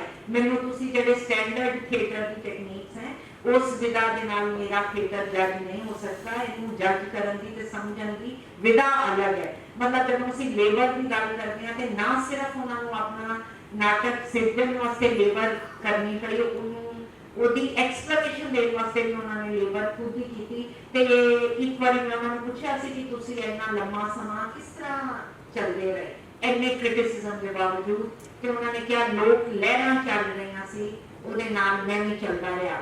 ਫਿਰ ਮੈਂ ਅੱਜ ਇਹ ਸਮਝਦੀ ਹਾਂ ਕਿ ਅਸਲੀ ਜਿਹੜਾ ਪੀਪਲਸ ਥੀਏਟਰ ਹੈ ਜਾਂ ਉਹਦੇ ਵਿੱਚ ਜਿਹੜਾ ਵੀ ਆਰਟਿਸਟ ਕਲਾਕਾਰ ਲੋਕ ਲਹਿਰਾਂ ਨਾਲ ਜੁੜਿਆ ਹੋਇਆ, ਹਾਲਾਂਕਿ ਉਹ ਇੱਕ ਐਕਸੈਪਸ਼ਨ ਸੀਗੇ ਕਿਉਂਕਿ ਬਹੁਤ ਜ਼ਿਆਦਾ ਰਿਸਰਚਰ ਵੀ ਸੀਗੇ, ਬਹੁਤ ਰਿਸਰਚ ਕਰਕੇ ਤੱਤ ਵਿੱਚ ਆਪਣੀ ਗੱਲ ਕਰਦੇ ਸੀ, ਪਰ ਲੋਕ ਲਹਿਰਾਂ ਦੇ ਨਾਲ ਹੀ ਲੋਕ ਕਲਾਕਾਰ ਸੱਭਿਆਚਾਰਕ ਕੰਮ ਵੀ ਚੱਲਦੇ ਨੇ। ਮੈਨੂੰ ਉਹਨਾਂ ਦੀ ਇੱਕ ਗੱਲ ਯਾਦ ਆ ਗਈ ਕਿ ਜਿਸ ਵਕਤ ਐਮਰਜੈਂਸੀ ਸੀ ਤੇ ਬਹੁਤ ਜ਼ਿਆਦਾ ਇੰਦਰਾ ਗਾਂਧੀ ਤੇ ਸੰਜੇ ਗਾਂਧੀ ਦਾ ਦੌਰ ਸੀ ਤੇ ਉਹਨਾਂ ਦੀਆਂ 2 ਲਾਈਨਾਂ ਵਿੱਚ ਜਿਸ ਤਰ੍ਹਾਂ ਸੰਜੇ ਗਾਂਧੀ ਡਿਸਕ੍ਰਾਈਬ ਹੋ ਰਿਹਾ ਕਿ ਕੋਈ ਪੁੱਛ ਰਿਹਾ ਵੀ ਰਾਜੇ ਨੂੰ ਕਿ ਕੀ ਹਾਲ ਹੈ ਦੇਸ਼ ਦਾ, ਤੇ ਰਾਜਾ ਕਹਿੰਦਾ ਬੜਾ ਚੰਗਾ ਦੇਸ਼ ਦਾ ਹਾਲ ਹੈ। ਰਾਜਾ ਨਹੀਂ ਕਹਿੰਦਾ, ਉਹਦੇ ਮਤਲਬ ਝੋਲੀ ਚੁੱਕ ਕਹਿ ਰਿਹਾ ਬੜਾ ਚੰਗਾ ਦੇਸ਼ ਦਾ ਹਾਲ ਹੈ, ਰਾਜੇ ਦੀ ਜੈ ਜੈਕਾਰ ਹੈ, ਬੜਾ ਸਿਆਣਾ ਰਾਜਕੁਮਾਰ ਹੈ, ਵੱਡੀ ਉਹਦੀ ਅਕਲ ਹੈ, ਛੋਟੀ ਉਹਦੀ ਕਾਰ ਹੈ, ਯਾਰਾਂ ਦਾ ਉਹ ਯਾਰ ਹੈ, ਉਹਨੂੰ ਕੁੜੀਆਂ ਨਾਲ ਪਿਆਰ ਹੈ। ਮਤਲਬ ਇਹ ਇੱਕ ਵੱਡਾ ਨਾਟਕਕਾਰ 2 ਲਾਈਨਾਂ ਚ ਦੱਸ ਰਿਹਾ। ਉਹਨੇ ਮਾਰੂਤੀ ਕਾਰ ਕੀਤੀ ਸੀ, ਉਹਦਾ ਕੈਰੈਕਟਰ ਠੀਕ ਨਹੀਂ ਸੀ, ਉਹਦੇ ਨਾਲ ਬਦਮਾਸ਼ ਕਿਸਮ ਦੇ ਯਾਰਾਂ ਦਾ ਇੱਕ ਟੋਲਾ ਚੱਲਦਾ ਸੀ ਤੇ ਇੱਕ ਨਾਟਕਕਾਰ ਤੇ ਉਹ ਇੱਕ ਬੜੀ ਹਮੇਸ਼ਾ ਗੱਲ ਕਹਿੰਦੇ ਸੀ ਕਿ ਨਾਟਕ ਇੰਟਰਸਟਿੰਗ ਹੋਣਾ ਚਾਹੀਦਾ, ਕਦੀ ਵੀ ਬੋਰਿੰਗ ਨਹੀਂ ਹੋਣਾ ਚਾਹੀਦਾ। ਨਾਟਕ ਨੂੰ ਦਾ ਪਹਿਲਾ ਫਰਜ਼, ਇੱਕ ਵਾਰੀ ਉਹਨਾਂ ਨੂੰ ਸਵਾਲ ਵੀ ਪੁੱਛਿਆ ਗਿਆ ਸੀ ਕਿ ਨਾਟਕ ਦਾ ਪਹਿਲਾ ਫਰਜ਼ ਕੀ ਹੈ, ਤੇ ਉਹਨਾਂ ਨੇ ਕਿਹਾ ਕਿ ਨਾਟਕ ਦਾ ਪਹਿਲਾ ਏਮ ਜਿਹੜਾ ਹੈ ਉਹ ਐਂਟਰਟੇਨ ਕਰਨਾ ਹੈ। ਤੇ ਉਹ ਐਂਟਰਟੇਨ ਵੀ ਕਰਦੇ ਸੀ ਉਹਨਾਂ ਦੇ ਨਾਟਕ, ਸਿਰਫ ਉਹ ਭਾਸ਼ਣ ਨਹੀਂ ਸੀ, ਉਹ ਐਂਟਰਟੇਨ ਕਰਨ ਦੀ ਖਾਹਿਸ਼ ਰੱਖਦੇ ਸੀ ਉਹਨਾਂ ਦੇ ਨਾਟਕ। ਤੇ ਪੰਜਾਬੀ ਯੂਨੀਵਰਸਿਟੀ ਬਾਰੇ ਮੈਂ ਸਿਰਫ ਆਪਣੇ, ਕਿਉਂਕਿ ਹਾਲਾਂਕਿ ਮੇਰਾ ਭਾਸ਼ਣ ਜਾਂ ਜੋ ਵੀ ਮੈਂ ਕਹਿ ਰਿਹਾ ਬੇਤੁਕੀ ਹੈ, ਪਰ ਮੈਂ 2 ਗੱਲਾਂ ਜ਼ਰੂਰ ਕਰਨਾ ਚਾਹੁੰਦੀ ਹਾਂ ਕਿ ਅਸੀਂ ਬਚਪਨ ਵਿੱਚ ਬਲਰਾਜ ਸਾਹਨੀ ਹੋਰਾਂ ਨਾਲ ਪੰਜਾਬੀ ਯੂਨੀਵਰਸਿਟੀ ਦੇ ਥੀਏਟਰ ਡਿਪਾਰਟਮੈਂਟ ਨਵਾਂ ਬਣਿਆ ਸੀ, ਸਰਦਾਰ ਕਪੂਰ ਸਿੰਘ ਘੁੰਮਣ ਇੱਥੇ ਸੀਗੇ ਤੇ ਇਪਸਨ ਦਾ ਨਾਟਕ ਡੋਲਸ ਹਾਊਸ ਦੀ ਤਿਆਰੀ ਚੱਲ ਰਹੀ ਸੀ, ਉਹਦਾ ਸੈੱਟ ਬਣਿਆ ਹੋਇਆ ਸੀ ਤੇ ਬਲਰਾਜ ਸਾਹਨੀ ਨੇ ਕਿਹਾ ਕਿ ਅੱਜ ਮੇਰੀ ਛਾਤੀ ਚੌੜੀ ਹੋ ਗਈ ਹੈ ਦੇਖ ਕੇ ਕਿ ਮੇਰੇ ਪੰਜਾਬ ਵਿੱਚ ਪੰਜਾਬੀ ਯੂਨੀਵਰਸਿਟੀ ਜਿਹੜੀ ਹੈ ਇੰਨਾ ਮਿਆਰੀ ਨਾਟਕ ਕਰ ਰਹੀ ਹੈ। ਇੱਕ ਯਾਦ ਪੰਜਾਬੀ ਯੂਨੀਵਰਸਿਟੀ ਦੀ ਯਾਦ ਹੈ ਜਦੋਂ ਪੰਜਾਬ ਸਟੂਡੈਂਟਸ ਯੂਨੀਅਨ ਵੱਲੋਂ ਇੱਥੇ ਨਾਟਕ ਕਰਾਇਆ ਜਾ ਰਿਹਾ ਸੀ ਬਾਹਰ ਓਪਨ ਵਿੱਚ, ਤੇ ਊਧਮ ਸਿੰਘ ਦੀਆਂ ਅਸਥੀਆਂ ਨਾਟਕ ਸੀ ਜਿਹਦੇ ਵਿੱਚ ਤਤਕਾਲੀਨ ਚੀਫ ਮਿਨਿਸਟਰ ਇੱਕ ਪਾਤਰ ਸੀਗੇ ਤੇ ਨਾਟਕ ਵਿੱਚ ਤਤਕਾਲੀਨ ਚੀਫ ਮਿਨਿਸਟਰ ਦੀ ਪਾਤਰ ਪਾਪਾ ਖੁਦ ਸੀ ਤੇ ਉਹ ਕਹਿੰਦੇ ਗਿਆਨੀ ਜੀ, ਤੇ ਵੈਸੇ ਕਹਿਣਾ ਜ਼ਿੰਦਾਬਾਦ ਸੀ ਤੇ ਸਟੂਡੈਂਟ ਸੀਗੇ ਬਹੁਤ ਸਾਰੇ, ਉਹਨਾਂ ਨੇ ਕਿਹਾ ਮੁਰਦਾਬਾਦ, ਤੇ ਪਾਪਾ ਇੰਨੇ ਐਨਰਜਾਈਜ਼ ਹੋ ਗਏ ਕਿ ਉਹ 10 ਮਿੰਟ ਗਿਆਨੀ ਜੀ ਕਰਦੇ ਰਹੇ, ਨਾਟਕ ਰੋਕ ਕੇ ਲੋਕ ਮੁਰਦਾਬਾਦ ਕਰਦੇ ਰਹੇ। ਤੇ ਉਹ ਮੈਂ ਇਹ ਕਹਿੰਦੀ ਹਾਂ ਕਿ ਜੋ ਇੰਨੀ ਕਾਲਨਾ ਕਾਲ ਰਹੇ ਸੀ, ਉਹਨਾਂ ਦੀ ਕਾਲਨਾ ਵਿੱਚ ਉਹਨਾਂ ਨੂੰ ਜਿਹੜੀ ਗਲੂਕੋਸ ਦੇ ਰਹੀ ਸੀ, ਜਿਹੜੀ એનર્ਜੀ ਦੇ ਰਹੀ ਸੀ, ਉਹ ਲੋਕ ਲਹਿਰਾਂ ਦੇ ਰਹੀਆਂ ਸੀ ਤੇ ਲੋਕ ਲਹਿਰਾਂ ਦੇ ਨੁਮਾਇੰਦੇ ਵੀ ਅੱਜ ਇੱਥੇ ਬੈਠੇ ਹੈ। ਜਦੋਂ ਅਸੀਂ ਉਹਨਾਂ ਦੀ ਕਾਲਨਾ ਨੂੰ ਯਾਦ ਕਰਦੇ ਹਾਂ ਤੇ ਹਮੇਸ਼ਾ ਜਿਹੜੀਆਂ ਲੋਕ ਲਹਿਰਾਂ ਉਹਨਾਂ ਨੂੰ ਉੱਚੇ ਚੁੱਕ ਰਹੀਆਂ ਸੀ, ਉਹਨਾਂ ਨੂੰ ਜਿਨ੍ਹਾਂ ਨੇ ਉਹਨਾਂ ਦੇ ਥੱਲੇ ਆਪਣੇ ਦੋਵੇਂ ਹੱਥ ਰੱਖੇ ਹੋਏ ਸੀ, ਉਹਨਾਂ ਲੋਕ ਲਹਿਰਾਂ ਨੂੰ ਵੀ ਮੈਂ ਸਲਾਮ ਕਰਦੀ।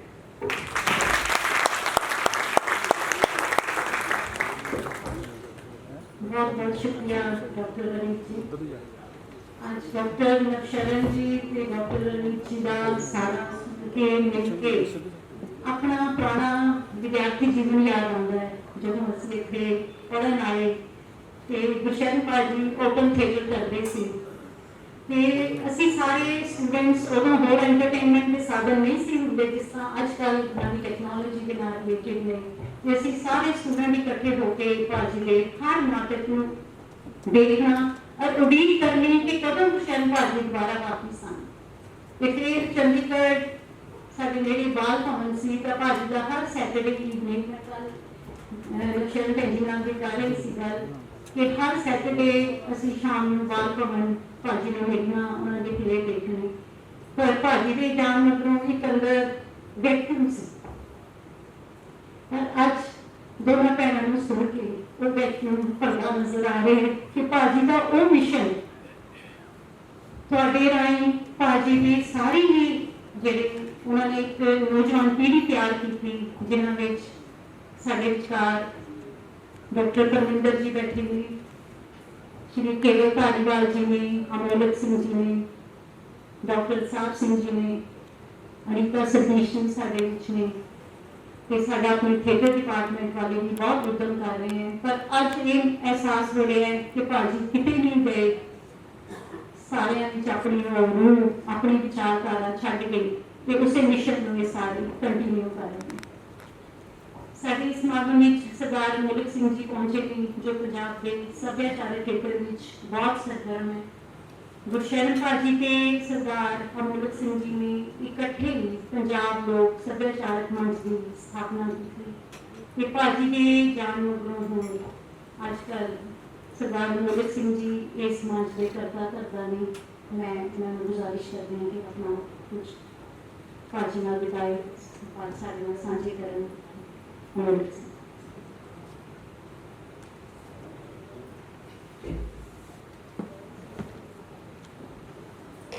मानयोग वाइस चांसलर साहबान, बहुत ही अदब साहब मैं सबना सलाम प्रोफैसर साहबान ते गुरशरण भाजी के फिक्र की बांह खाने वाली आने वाली पीढ़ी में कोट कोट सलाम। गुरशरण भाजी जब साढ़े को विछड़े तो चंडीगढ़ दी सड़कों के उत्ते उतों के इर्द गिर्द बूटियां के हर पत्ते से ਜਿਹੜਾ ਰਿਦਮ ਸੀ ਸੰਗੀਤ ਸੀ ਉਹਦੇ ਵਿੱਚ ਤੇ ਪੌਣਾ ਦੇ ਵਿੱਚ ਤੇ ਅੰਬਰਾਂ ਦੇ ਉੱਤੇ ਦੋ ਸਵਾਲ ਲਟਕ ਰਹੇ ਸੀ। ਇੱਕ ਸਵਾਲ ਲਟਕ ਰਿਹਾ ਸੀ ਕਿ ਗੁਰਸ਼ਰਨ ਭਾਜੀ ਦੇ ਵਿਦਾ ਹੋਣ ਤੋਂ ਬਾਅਦ ਇਸ ਸਖਣੇਪਨ ਨੂੰ ਕਿਵੇਂ ਭਰਿਆ ਜਾਏਗਾ। ਦੂਜਾ ਸਵਾਲ ਸੀ ਜਿਹੜਾ ਬਹੁਤ ਜ਼ੋਰ ਨਾਲ ਬੁਲੰਦ ਹੁੰਦਾ ਸੀ, ਭਾਜੀ ਸਾਡੇ ਕਿਤੇ ਨਹੀਂ ਗਏ, ਭਾਜੀ ਸਾਡੇ ਦਿਲਾਂ ਚ ਨੇ। ये दोनों सवाल बड़े महत्वपूर्ण से ते बड़े अपने अपने थां दे उत्ते बिल्कुल मैं सही सी। दोवें गल्लां वापर रहीआं सी। इन्हां दोनों गल्लां दे विच आउण वाले कल ने इन्हां दा जवाब बनना सी। आउण वाला कल ऐसा जवाब बन रहा है। गुरशरण भाजी नूं जिस मौके दे उत्ते अज असीं याद करदे हां तां उन्हां नूं याद करन लई सिर्फ खड़ा थिएटर, रंगमंच, साहित्य, कला, चित्रकला, सभ्याचार ਜਾਂ ਹੋਰ ਨੁੱਕੜ ਨਾਟਕਾਂ ਦੀਆਂ ਵੰਨਗੀਆਂ ਉਹਨਾਂ ਤੋਂ ਵੀ ਅੱਗੇ ਵੱਧ ਕੇ ਇੱਕ ਨਾਟਕ ਇਹੋ ਜਿਹਾ ਹੋ ਰਿਹਾ ਜਿਹਦੀ ਨਾ ਸਕ੍ਰਿਪਟ ਕਾਗਜ਼ ਤੇ ਲਿਖੀ ਜਾਂਦੀ ਹੈ ਤੇ ਜਿਹਦੀ ਨਾ ਕੋਈ ਰਿਹਰਸਲ ਹੁੰਦੀ ਹੈ, ਜਿਹਦਾ ਨਾ ਕੋਈ ਸਿੱਧਾ ਡਾਇਰੈਕਟਰ ਹੈ, ਜਿਹਦਾ ਨਾ ਕੋਈ ਕਰੈਕਟਰ ਹੈ, ਪਾਤਰ ਹੈ, ਅਦਾਕਾਰ ਹੈ। ਉਹ ਜਿਹੜਾ ਥੀਏਟਰ ਚੱਲ ਰਿਹਾ ਉਹ ਥੀਏਟਰ ਹਰ ਰੋਜ਼ ਇਸ ਮੁਲਕ ਦੀਆਂ ਸੜਕਾਂ ਦੇ ਉੱਤੇ ਚੱਲ ਰਿਹਾ। ਇਹ ਗੁਰਸ਼ਰਨ ਭਾਜੀ ਦਾ ਰੰਗਮੰਚ ਹੈ ਜਿਹੜਾ ਆਪਣੇ ਹੱਕ ਦੀ, सच की इंसाफ की गल करता है। ये स्क्रिप्ट वो स्क्रिप्ट है जी 600 लोगों ने पिछले दिनों के अपनी जिंदगियां मार के लिखी है। वो स्क्रिप्ट है जी स्क्रिप्ट अपना थान मंग लिया अपने हिस्से का अंबर मंग लिया, जी थान अपने हिस्से की जमीन मंग ली। उन्होंने एक अपने तरीके के नाल ब्यूटीफुल तरीके के नाल एक अपनी यूनिवर्सिटी सिरजी, एक अपने पिंड सिरजे, अपने पिंडों के नाम सिरजे, सिंधु बार्डर होवे, टिकरी होवे, गाजीपुर होवे, उन्हां सारियां थावां दे उत्ते गुरशरण भाजी का नाटक अज भी जिंदा जागदा है। वो लगातार कदम ताल होकर लोगों की आवाज़ के नाल, लोगों के बोलों के नाल गूंज रहा है। जिस मौके 14 ਮਾਰਚ 1982 ਨੂੰ ਜਿਹੜਾ ਲੁਧਿਆਣਾ ਦੇ ਪਿੰਡ ਨਸਰਾਲੀ ਵਿੱਚ ਅਸੀਂ ਪੰਜਾਬ ਲੋਕ ਸੱਭਿਆਚਾਰਕ ਮੰਚ ਦੀ ਨੀਂਹ ਰੱਖੀ, ਤਾਂ ਉਸ ਮੌਕੇ ਗੁਰਸ਼ਰਨ ਭਾਜੀ ਨੇ ਦੋ ਗੱਲਾਂ ਬੁਲੰਦ ਆਵਾਜ਼ 'ਚ ਕਹੀਆਂ ਸੀ। ਪਹਿਲੀ ਗੱਲ ਇਹ ਕਹੀ ਸੀ ਕਿ ਸਾਡੇ ਰੰਗ ਮੰਚ ਦਾ, ਸਾਡੇ ਪਲਸ ਮੰਚ ਦਾ, ਪੰਜਾਬ ਲੋਕ ਸੱਭਿਆਚਾਰਕ ਮੰਚ ਦਾ ਨਾਂ ਹੀ ਪਲਸ ਮੰਚ ਇਸ ਕਰਕੇ ਰੱਖਿਆ ਕਿ ਇਹਨੇ ਸਮਾਜ ਦੀ ਹਰ ਦੁੱਖ ਦੀ ਪੀੜਾ ਦੀ ਨਬਜ਼ ਨੂੰ ਫੜਨਾ, ਉਹਦੀ ਪਲਸ ਨੂੰ ਸਮਝ ਕੇ ਚੱਲਣਾ। ਦੂਜੀ ਗੱਲ, ਸਿਰਫ ਤੇ ਸਿਰਫ ਫੋਟੋਗ੍ਰਾਫੀ ਨਹੀਂ ਕਰਨੀ। ਫੋਟੋਗ੍ਰਾਫੀ ਬਹੁਤ ਹੋ ਰਹੀ ਆ, ਜਿਵੇਂ ਸਿਸਟਮ ਹੈ ਕਿ ਫੋਟੋਗ੍ਰਾਫੀ ਕਰਕੇ ਇਹਦੇ ਦੁੱਖ ਦਰਦ ਨੂੰ ਪੇਸ਼ ਕਰ ਦੇਣਾ, ਇਹ ਸਿਰਫ ਇਹ ਰੰਗਮੰਚ, ਮੇਰਾ ਰੰਗਮੰਚ ਇਸ ਤੋਂ ਅਗਲੀ ਗੱਲ ਕਰਦਾ ਹੈ ਕਿ ਰੰਗਮੰਚ ਨਾਟਕ ਕਰਨਾ ਹੀ ਕਿਉਂ ਹੈ।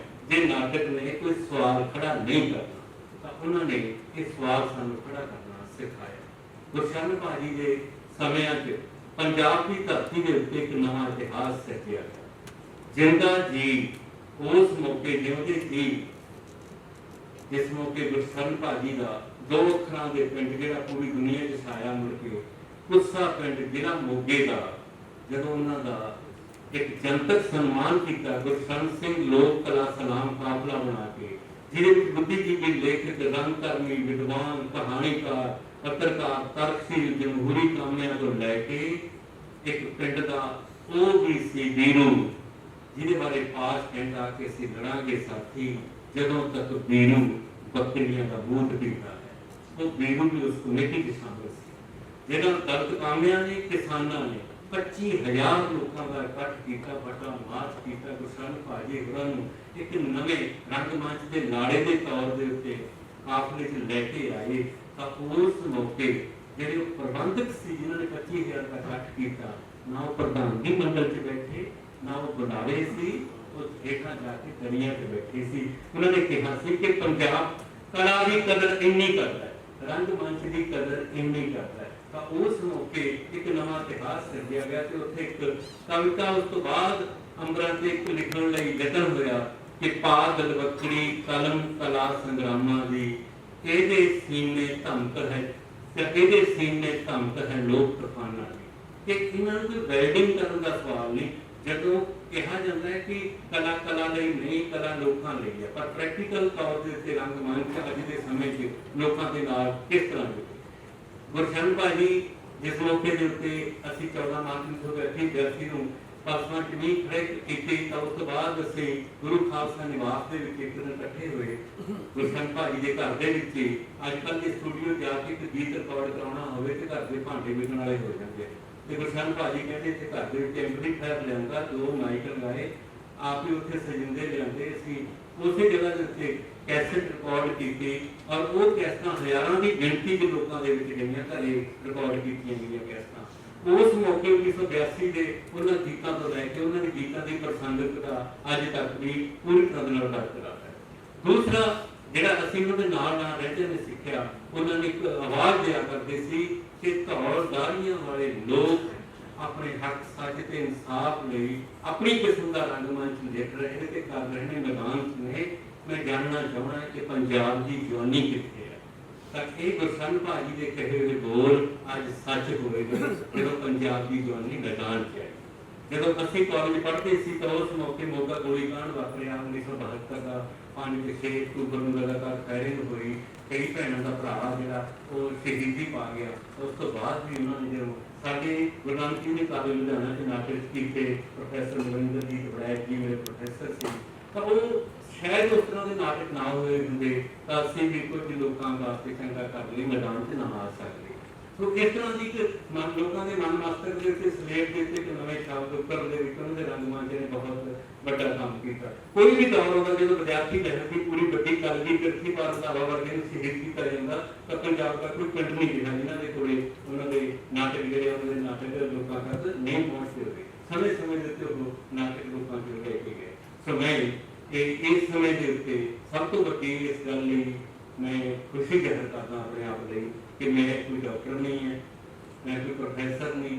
ਮੇਰੀ ਭੈਣ ਰੀਤ ਤਾਂ ਮੈਡੀਕਲ ਦੇ ਵਿੱਚ ਵੀ ਡਾਕਟਰ ਨੇ ਤੇ ਮੇਰੇ ਵਰਗੇ ਬੰਦੇ ਨੂੰ ਅੱਜ ਯੂਨੀਵਰਸਿਟੀ ਦੇ ਵੱਲੋਂ ਵਾਈਸ ਚਾਂਸਲਰ ਸਾਹਿਬਾਨ ਪ੍ਰਬੰਧਕਾਂ ਨੇ ਬੁਲਾਇਆ ਤੇ ਖਾਸ ਕਰਕੇ ਜਿਹੜਾ ਸਿਮਰਤੀ ਗ੍ਰੰਥ ਲੈ ਕੇ ਆਉਂਦਾ ਉਹ ਸਾਡੀ ਆਉਣ ਵਾਲੀ ਪੀੜ੍ਹੀਆਂ ਨੂੰ, ਨਵੀਆਂ ਪੀੜ੍ਹੀਆਂ ਵਾਸਤੇ ਸਭ ਤੋਂ ਵੱਡਾ ਨਜ਼ਰਾਨਾ ਇਹ ਉਹ ATM ਹੈ ਜਿਹੜੀ ATM ਅਸੀਂ ਕਿਤੇ ਵੀ ਕੈਸ਼ ਕਰਾਵਾਂਗੇ ਨਵੀਂ ਪਨੀਰੀ ਵਾਸਤੇ, ਆਉਣ ਵਾਲੀ ਨਸਲਾਂ ਵਾਸਤੇ, ਉਹਨਾਂ ਵਾਸਤੇ ਲੈ ਕੇ ਜਾਵਾਂਗੇ। ਔਰ ਅਸੀਂ ਧੰਨਵਾਦੀ ਹੋਵਾਂਗੇ ਪੰਜਾਬ ਲੋਕ ਸੱਭਿਆਚਾਰਕ ਮੰਚ ਵੱਲੋਂ, ਜਿਹੜੇ ਇਸੇ ਯੂਨੀਵਰਸਿਟੀ ਦੇ ਪਹਿਲਾਂ ਪ੍ਰੋਫੈਸਰ ਪਹਿਲਾਂ ਵਿਦਿਆਰਥੀ ਰਹੇ, ਫਿਰ ਪ੍ਰੋਫੈਸਰ ਰਹੇ, ਔਰ ਅੱਜ ਵੀ ਉਹ ਗੁਰਸ਼ਨ ਭਾਈ ਨੇ ਜਿਹੜਾ ਕਿਹਾ ਸੀ ਕਿ ਛੱਟਾ ਚਾਨਣਾ ਦਾ ਦੇਈ ਜਾਣਾ, ਛੱਟਾ ਚਾਨਣਾ ਦਾ ਦੇਣ ਵਾਸਤੇ ਡਾਕਟਰ ਸਰਜੀਤ ਅਲੀਰ ਜੀ ਹੋਰਾਂ ਨੇ ਸਾਡੀ ਬਹੁਤ ਮਦਦ ਕੀਤੀ ਹੈ। ਤੇ ਅਸੀਂ ਪਰਸ ਮੰਚ ਵੱਲੋਂ ਸਿਮਰਤੀ ਗ੍ਰੰਥ ਵੱਡੀ ਗਿਣਤੀ ਦੇ ਉੱਤੇ ਲੈ ਕੇ ਜਾ ਰਹੇ ਹਾਂ। ਪਿੰਡ ਪਿੰਡ ਗਲੀ ਗਲੀ ਸਿਮਰਤੀ ਗ੍ਰੰਥ ਲੈ ਕੇ ਜਾਵਾਂਗੇ। ਇੱਕ ਵਾਰ ਫਿਰ ਅਸੀਂ ਪੰਜਾਬ ਲੋਕ ਸੱਭਿਆਚਾਰਕ ਮੰਚ ਵੱਲੋਂ ਜਿਨ੍ਹਾਂ ਨੇ ਸਾਨੂੰ ਅੱਜ ਪਰਸ ਮੰਚ ਦਾ ਸੁਨੇਹਾ ਤੁਹਾਡਾ ਸਾਂਝਾ ਕਰਨ ਦਾ ਮੌਕਾ ਦਿੰਦਾ, ਇਸ ਅਹਿਦ ਦੇ ਨਾਲ ਤੁਹਾਡੇ ਕੋਲੋਂ ਕਹਿਣਾ ਚਾਹਾਂਗੇ ਕਿ ਗੁਰਸ਼ਨ ਭਾਜੀ ਦਾ ਉਹ ਸੁਪਨਾ, ਜੋ ਉਹਨਾਂ ਦਾ ਸੁਪਨਾ ਅਧੂਰਾ ਹੈ, ਉਹਨੂੰ ਪੂਰਾ ਕਰਨ ਵਾਸਤੇ ਪਹਿਲਾਂ ਨਾਲੋਂ ਮੌਸਮ ਬਹੁਤ ਖੁਸ਼ਗਵਾਰ ਹੈ, ਹਾਲਾਤ ਬਹੁਤ ਔਖੇ ਨੇ। ਆਉਣ ਦੀ ਰੁੱਤੇ ਕਣੀਆਂ ਵਰਗਾ ਇਹ ਸਮਾਗਮ ਜਦੋਂ ਹੋਇਆ, ਜਦੋਂ ਕਿਹਾ ਜਾ ਰਿਹਾ ਹੈ ਕਿ ਨਾ ਹੀ ਮਹਾਸਵੇਤਾ ਦੇਵੀ ਦੀ ਕਹਾਣੀ ਕਿਸੇ ਯੂਨੀਵਰਸਿਟੀ ਵਿੱਚ ਪੜ੍ਹਾਉਣ ਦੇਣੀ ਹੈ, ਨਾ ਕਿਸੇ ਦਲਿਤ ਵਿਦਵਾਨਾਂ ਦਾ ਲਿਟਰੇਚਰ ਯੂਨੀਵਰਸਿਟੀ ਵਿੱਚ ਪੜ੍ਹਾਉਣ ਦੇਣਾ। ਉਸ ਮੌਕੇ ਪੰਜਾਬੀ ਯੂਨੀਵਰਸਿਟੀ ਬਹੁਤ ਵੱਡੀ ਮੁਬਾਰਕਬਾਦ ਦੀ ਹੱਕਦਾਰ ਹੈ। ਜਿਹੜੀ ਸਿਮਰਤੀ ਹਵਾ ਦੇ ਉਲਟੇ ਰੁੱਖ ਪ੍ਰਵਾਜ ਭਰਨ ਵਾਲੀ ਪੰਜਾਬੀ ਯੂਨੀਵਰਸਿਟੀ ਨੂੰ ਸਲਾਮ। ਇਹਦਾ ਚਿਰਾਗ ਬਲਦਾ ਤੇ ਜਾਗਦਾ ਰਹੇ। ਤੇਜ਼ ਹਨੇਰੀਆਂ ਦੀ ਬੜੀ ਗਹਿਰੀ ਅੱਖ ਹੈ ਯੂਨੀਵਰਸਿਟੀਆਂ ਦੇ ਉੱਤੇ।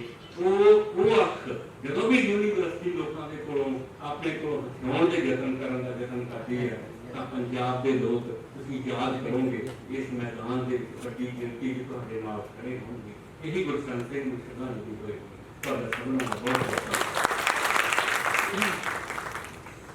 बहुत बहुत शुक्रिया सरदार मौलिक सिंह जी।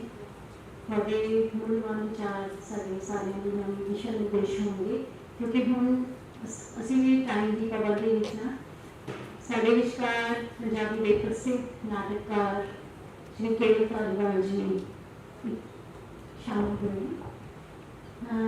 ਸ਼੍ਰੀ ਧਾਲੀਵਾਲ ਜੀ ਕਿਸੇ ਜਾਣ ਪਛਾਣ ਦੇ ਮੁਤਾਜ ਨਹੀਂ, ਲੰਬੇ ਸਮੇਂ ਤੋਂ ਇਹ ਸਾਡੇ ਯੂਨੀਵਰਸਿਟੀ ਦੇ ਨਾਟਕ ਵਿਭਾਗ ਨਾਲ ਜੁੜੇ ਹੋਏ ਤੇ ਸਾਡੇ ਵਿਭਾਗ ਲਈ ਅਕਾਦਮਿਕ ਸਰਗਰਮੀਆਂ ਵੀ ਕਰਦੇ ਆ ਰਹੇ ਨੇ।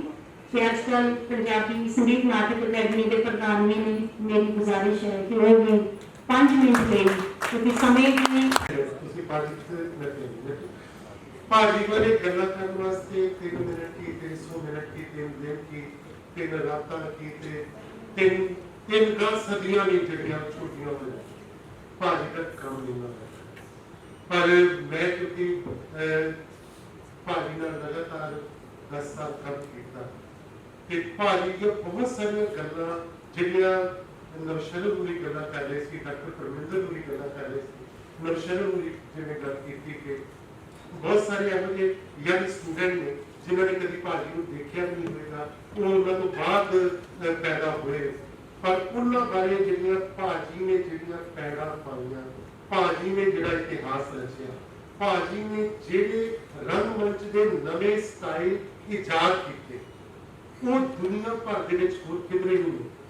ਮੈਂ ਕਿਉਂਕਿ national school of drama the student ਹਾਂ, ਇਸ ਕਰਕੇ ਮੈਂ ਦੁਨੀਆ ਦਾ ਜਿਹੜਾ ਨਾਟਕ ਦਾ ਲਿਟਰੇਚਰ ਪੜ੍ਹਿਆ, ਮੈਂ ਦੁਨੀਆ ਦਾ ਰੰਗਮੰਚ ਦੇਖਿਆ, ਉਹ ਸਾਰਾ ਕੁਝ ਮੈਨੂੰ ਪਤਾ।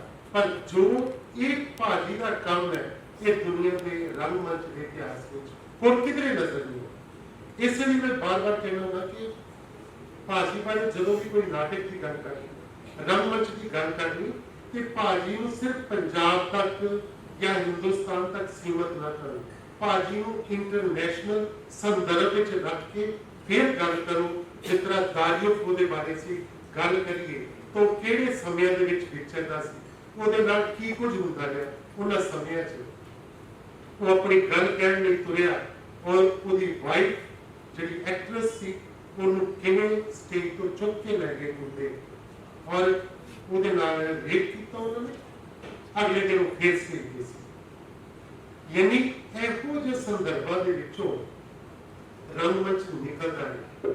ਸਾਨੂੰ ਇਹ ਸਾਰੇ ਸੰਦਰਭ ਜਿਹੜੇ ਗੁਰਸ਼ਰਨ ਭਾਜੀ ਨੇ 1900 ਮੈਂ ਕਹਿੰਦਾ ਗੁਰਸ਼ਰਨ ਸਿੰਘ ਹੋਣ ਦੇ ਅਰਥ ਕੀ ਨੇ, ਇਹ ਸਾਨੂੰ ਲੱਭਣੇ ਪੈਣੇ, ਇਹ ਸਾਨੂੰ ਡਿਸਕਸ ਕਰਨੇ ਪੈਣੇ। ਇਹ ਗੁਰਸ਼ਰਨ ਸਿੰਘ ਰਾਤੋਂ ਰਾਤ ਨਹੀਂ ਕੋਈ ਬਣਦਾ। ਗੁਰਸ਼ਰਨ ਸਿੰਘ ਬਣਨ ਵਾਸਤੇ 1947 ਦੀ ਵੇਖਣੀ ਪਈ। ਉਹਦੇ ਦਰਦ ਨੂੰ ਜਿਹੜਾ ਮਹਿਸੂਸ ਕੀਤਾ ਭਾਜੀ ਨੇ, ਉਹਨਾਂ ਨੇ ਭਾਖੜਾ ਨੰਗਲ ਡੈਮ ਦੇ ਉੱਤੇ ਰਹਿੰਦੇ ਆ ਜੋ ਮਜ਼ਦੂਰਾਂ ਦੀ ਉਹ ਗੱਲ ਨੂੰ ਮਹਿਸੂਸ ਕੀਤਾ। ਉਹਨਾਂ ਨੇ ਆਪਣੇ ਨਾਟਕਾਂ ਦੇ ਵਿੱਚ ਉਹ ਸਾਰੀ ਫਿਕਰ ਸਾਂਝੀ ਕੀਤੀ। ਉਹਨਾਂ ਨੇ ਮਹਿਸੂਸ ਕੀਤਾ ਕਿ ਨਾਟਕਾਂ ਦੇ ਅਸਲੀ ਦਰਸ਼ਕ ਤੇ ਪਿੰਡਾਂ ਦੇ ਵਿੱਚ ਬੈਠੇ। ਫਿਰ ਉਹ 1969 ਵਿੱਚ ਜਦੋਂ ਪਿੰਡਾਂ ਵੱਲ ਤੁਰਦੇ, ਭਾਜੀ ਮਹਿਸੂਸ ਕਰਦੇ ਆ ਐਮਰਜੈਂਸੀ ਦਾ ਟਾਈਮ, ਤੇ ਫਿਰ ਉਹਨਾਂ ਨੂੰ 3 ਮਹੀਨੇ ਦੀ ਜੇਲ੍ਹ ਵੀ ਹੁੰਦੀ ਹੈ। ਇਹ ਸਾਰੇ ਪੜਾਵਾਂ ਚੋਂ ਗੁਰਸ਼ਰਨ ਭਾਜੀ ਗੁਜ਼ਰਦੇ ਆ। ਫਿਰ 1978 ਦਾ ਟਾਈਮ ਆਉਂਦਾ, ਫਿਰ ਉਸ ਤੋਂ ਬਾਅਦ ਜਿਹੜਾ ਅੱਤਵਾਦ ਦਾ ਟਾਈਮ ਆਉਂਦਾ।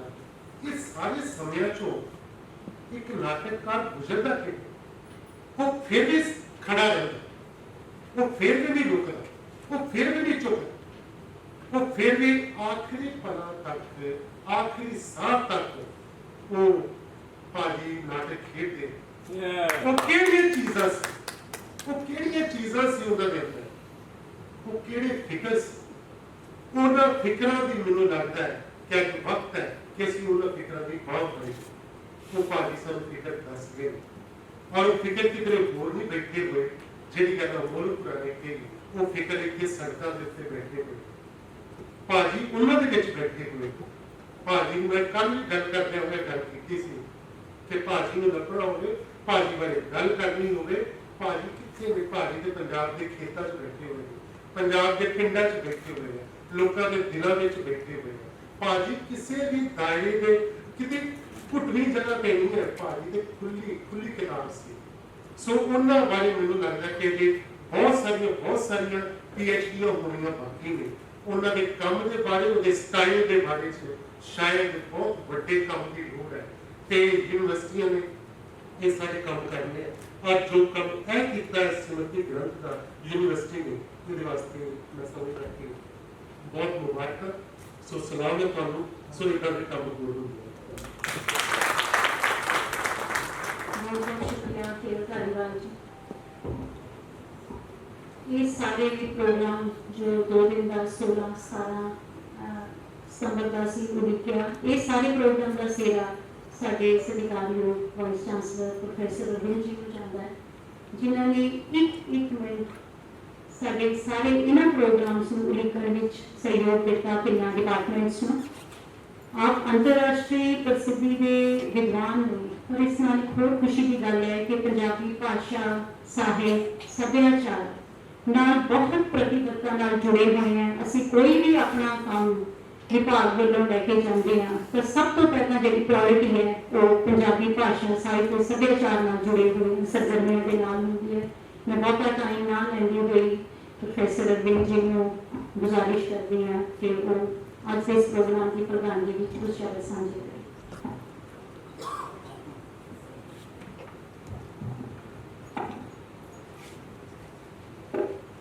पंजाबी यूनिवर्सिटी पटियाला मैं बार बार ये गल कह रहे हैं कि 60 साल पुरानी संस्था अपने अगले 60 साल लीक रही है। पंजाबी को समय के मानवी बनाना एक बड़ा काम है और हर समय के मानवी बनी रहनी चाहिए है। ये पंजाबी यूनिवर्सिटी का काम है और उसकी जिम्मेवारी भी है। भाषा बदलती है, भाषा को घड़ना नहीं पैदा है। तो हर समय भाषा जो बदलती है तो उस समय के हिसाब से घटना पैदा, अखर घटने पैंदे, सिफा बनाउणियां पैंदियां ने। ते भाजी गुरशरण सिंह ने भी अपनी गल कहण दी अपनी सिर्फ बनाई। यही उन्होंने बहुत सारे होर नाटककारां च फर्क है कि उन्होंने अपनी सिर्फ बनानी पई कि जिवें प्रोफैसर परमिंदर ने दस्सिया कि वो सिर्फ है नहीं सी। तो इस गल वास्ते उन्होंने सब तो वड्डी जी कंट्रीब्यूशन यही है कि उन्होंने अपनी गल कहने सिर्फ बनाई, क्योंकि उन्होंने सारे जो नाटक ने वो पंजाबी भाषा च ने। इस करके इस प्रक्रिया उन्होंने पंजाबी भाषा को भी अगे बढ़ाया। दूसरी गल यह है कि गल्लां काफ़ी हो चुकी हैं। मेरा काम ये नहीं है कि मैं दसां कि क्या उन्होंने अपनी गल की है।